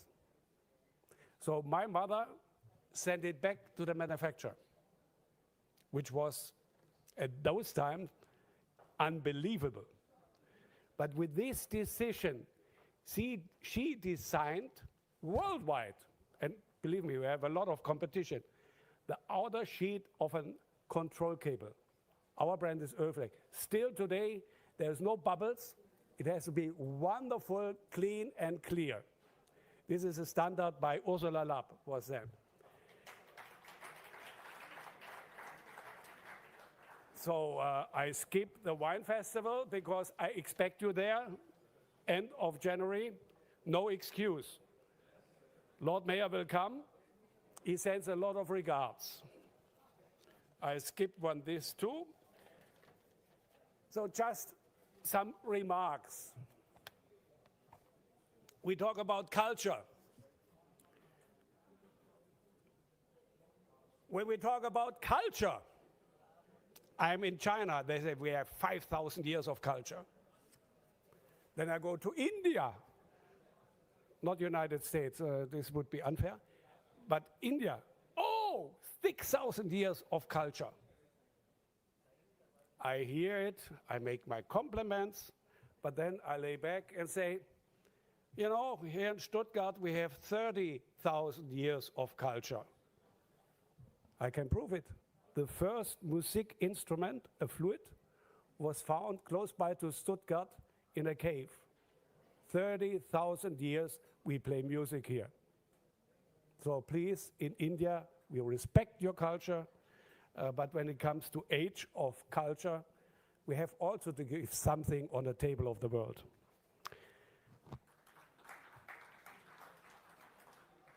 Sport. We did in Bangalore the second activities to build a football ground. Because we do once a year a tournament, all the men play football and the girls play volleyball. And with football in India, this was very exotic. So I wish you all the best from VfB. It's a huge market to be built up with football. If you see how they are enthusiastic with cricket, just 10% of this in football, you will have hundreds of millions of participants. Yes, we did. When it comes to tourism, a big segment in India and a big segment here also in state of Baden-Württemberg. We did not achieve our goals yet, but we work on it. When it comes to science, we heard a lot today. Yes, we did it. We have now more than 100 schools working together with India and German schools, especially in Baden-Württemberg. About the universities, I was told a lot before me. When I come back to medicine, I think it was a bit lighted, but not enough for the audience, the German audience here. You remember the pandemic. Europe was inventing the vaccine, but it was produced in the United States and Europe for the Europe and United States. India was producing the vaccine for the whole world, and they helped millions of people to survive. which is not talked about in our media so much. But India is the apotheke of the world today.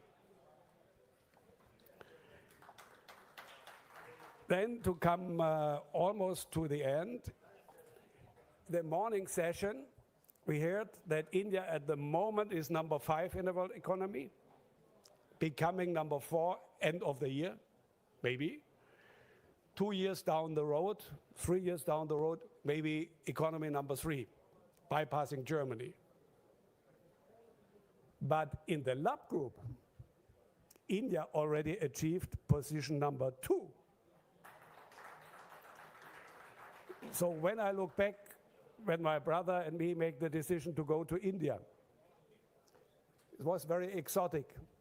But now it has proven it was the right thing to do. And believe me, my mother was there and we inaugurated. Hansaplast Elastic Bandage hugs every wound because covered wounds heal better. Hansaplast Antiseptic Bandage hugs you to heal you. Ganesha, to Lord Ganesha, and her name is written there. And believe me, maybe the production building, they will tumble down. But the temple will remain for decades or centuries. So to summarize what I said,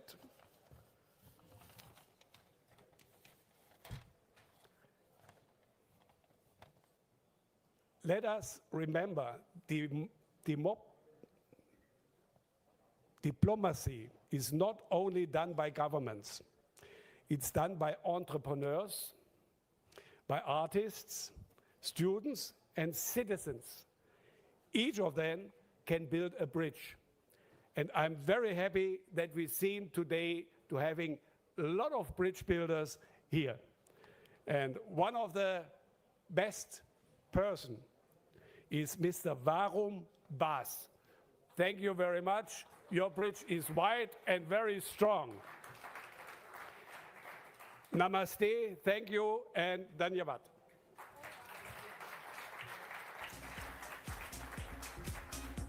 Dhanyavad, sir. Can you please stay with me for a couple of more moments as I request Mr. Barun Das and Rowan back here on stage to felicitate you with shawls. Of course, I love to stay with you here, but you know, I'm a married man. Not more than 1 minute. Dhanyavad for that as well, sir.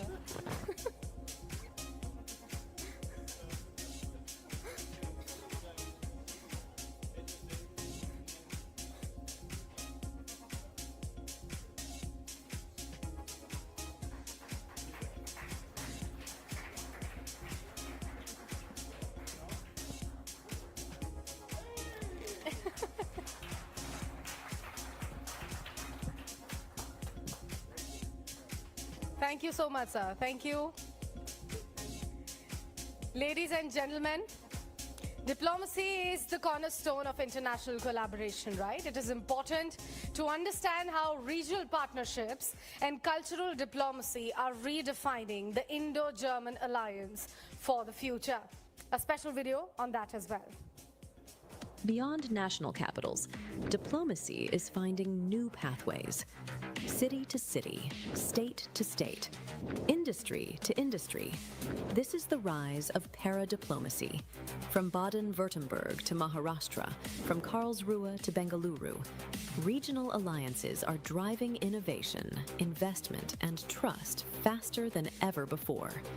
Leading this conversation is a seasoned diplomat, former ambassador of Germany to India, now president of the Indo-German Society, a voice championing collaboration beyond national borders. Please welcome former Consul General, Federal Republic of Germany, Mumbai.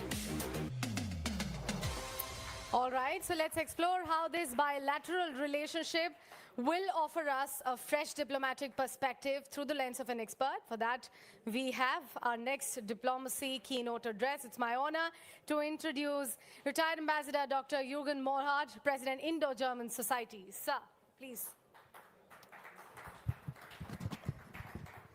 Ladies and gentlemen, good evening. Dear host, thank you for having me. Mr. Lapp, you really woke everybody up. It is always difficult to talk about you. Thank you for announcing me here. I maybe I think it's very appropriate that I'm the last speaker today, because I will make some very, maybe not politically correct statements.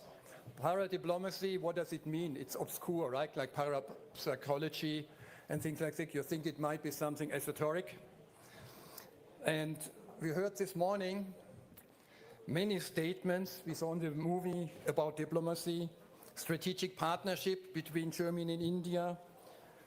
We listened to greetings from foreign ministers, ambassadors, and other distinguished representatives. Every 2 years, our heads of governments are meeting. We have high-level visits, policy dialogues, well-prepared communiques. We heard here about the partnership between Maharashtra and Baden-Württemberg, with official meetings, all of important, of course. It reflects a strong aspect of bilateral relations. But let us be honest, such meetings are carefully prepared by civil servants like me once, right? The press releases are drafted even before the meeting. The participants in the very end, they might like each other. They might have sympathies. They might have a good relationship when they meet up for an hour. But do those meetings really, those formal encounters really create friendships? I doubt. And that's what I want to explore with you. Friendships that last and how that can endure and challenge and change.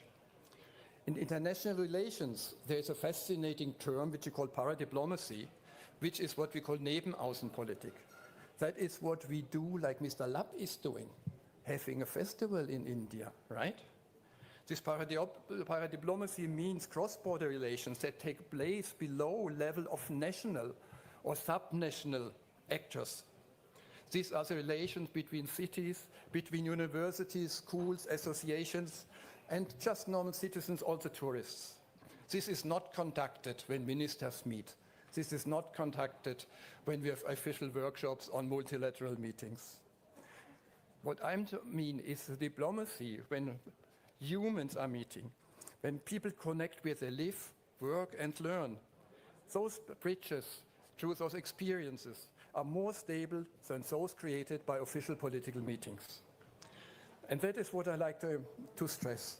The growing importance of these human connections across borders, the diplomacy that begins not in foreign ministries, but in communities, in private homes.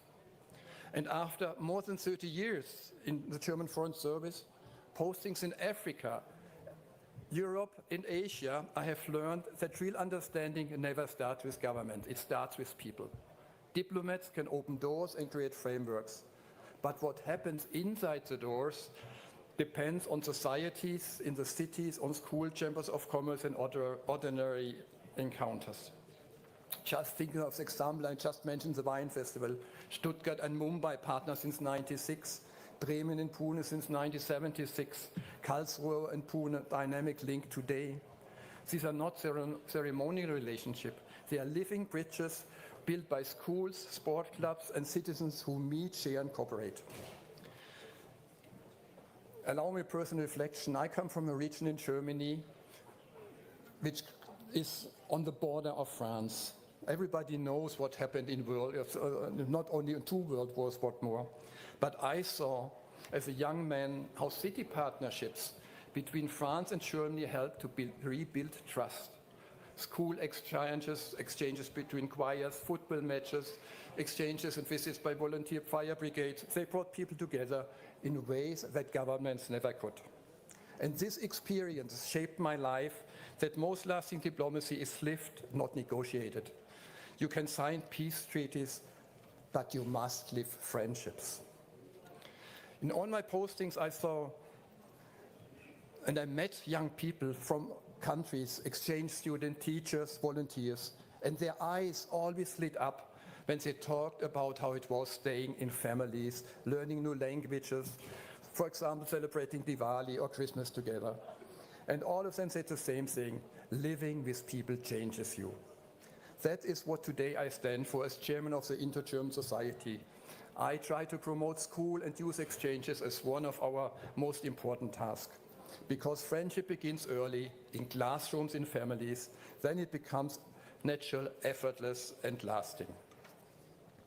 And that is exactly, as I said, what the German societies all over Germany are doing in 25 regional chapters. We help professionals and students to settle in, to make them feel home in Germany. We help Germans to discover India's diversity, warmth and optimism right in their own towns. This is what I call diplomacy of daily life, quiet, steady and profoundly human. So my invitation is simple. If you share this belief, the true friendship between two nations begin with people, then join me and Mr. Lapp with our efforts. Become a member or support Mr. Lapp and be at the festival in Mumbai. For every new member, every school exchange, every club cooperation that adds, we adding another thread in this strong inter-German fabric. Together, we turn official partnerships into lived friendships. I like to highlight in the very end, again and again, what I learned in my young life. Governments can sign agreements, but only people can build trust. And friendship, once created, is the most enduring form of diplomacy. It is built when a German family hosts an Indian student, when an Indian engineer finds not a job but a community, when a young teacher returns from India with new eyes and perhaps a lifelong friends. That is the real meaning of paradiplomacy for me. It's not a secondary diplomacy. It's the soul of diplomacy, the human dimension that makes everything else possible. Government builds framework, even if I was part of it, but people build bridges, and bridges build people will always endure. And I hope that we're going to see this event to continue for many, many years to come, that you will be here. Thank you so much.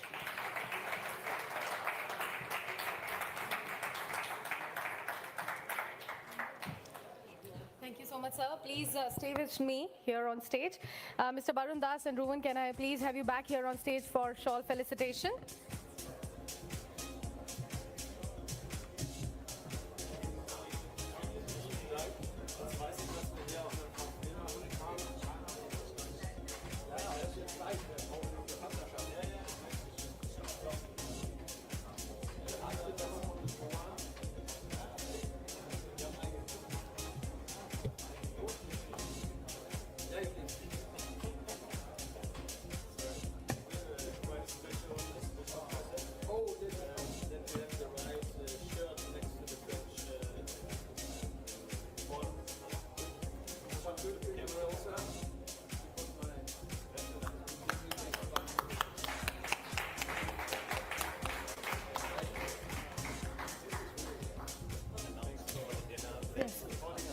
Thank you so much, sir. Thank you. Thank you. Ladies and gentlemen. McDonald's fest meal खा burger fries और coke सिर्फ 99 में पा McDonald's give festive meals starting at just 99 rupees. Persons here, but somebody is missing, and this is you, Barun. We were working hard the last 9 months on this summit. For me, it's a real success, more than we expected together, and therefore not everybody should have a shirt. You as well should have one, or TV9. The first one is for TV9, so please give me one.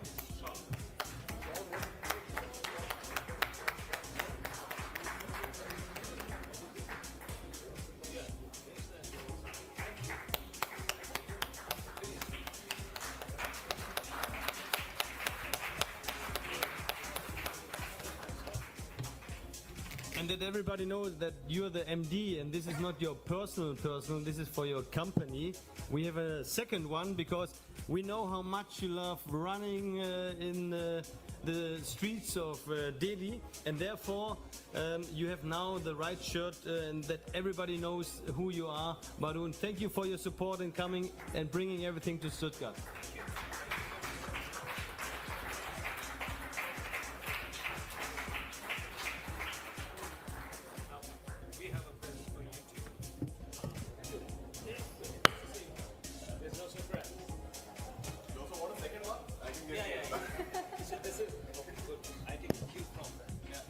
Thank you very much, and thank you for helping me out so that the Delhi streets recognize me when I run around. And now for you also. So we have the same shawl for everyone. So you got one for VfB Stuttgart. Thank you very much. It's been a great partnership.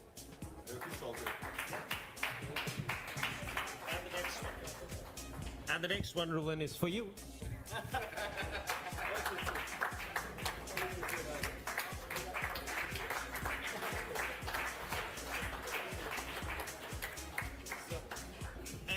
Sorry for that, I'm not yet finished, because we are the people standing here in the faces, but there are 4 persons who manage everything with us together. So this is Shemaya. Where are you? Shemaya from... Shemaya, please come over from the land, Baden-Württemberg government. And my Nadine Egner, who was managing everything here. And Kartik and Shri, please come over to the stage. And a very big thank you to you. You managed this whole summit, and we hope doing this the next years all together. I'm done. Okay.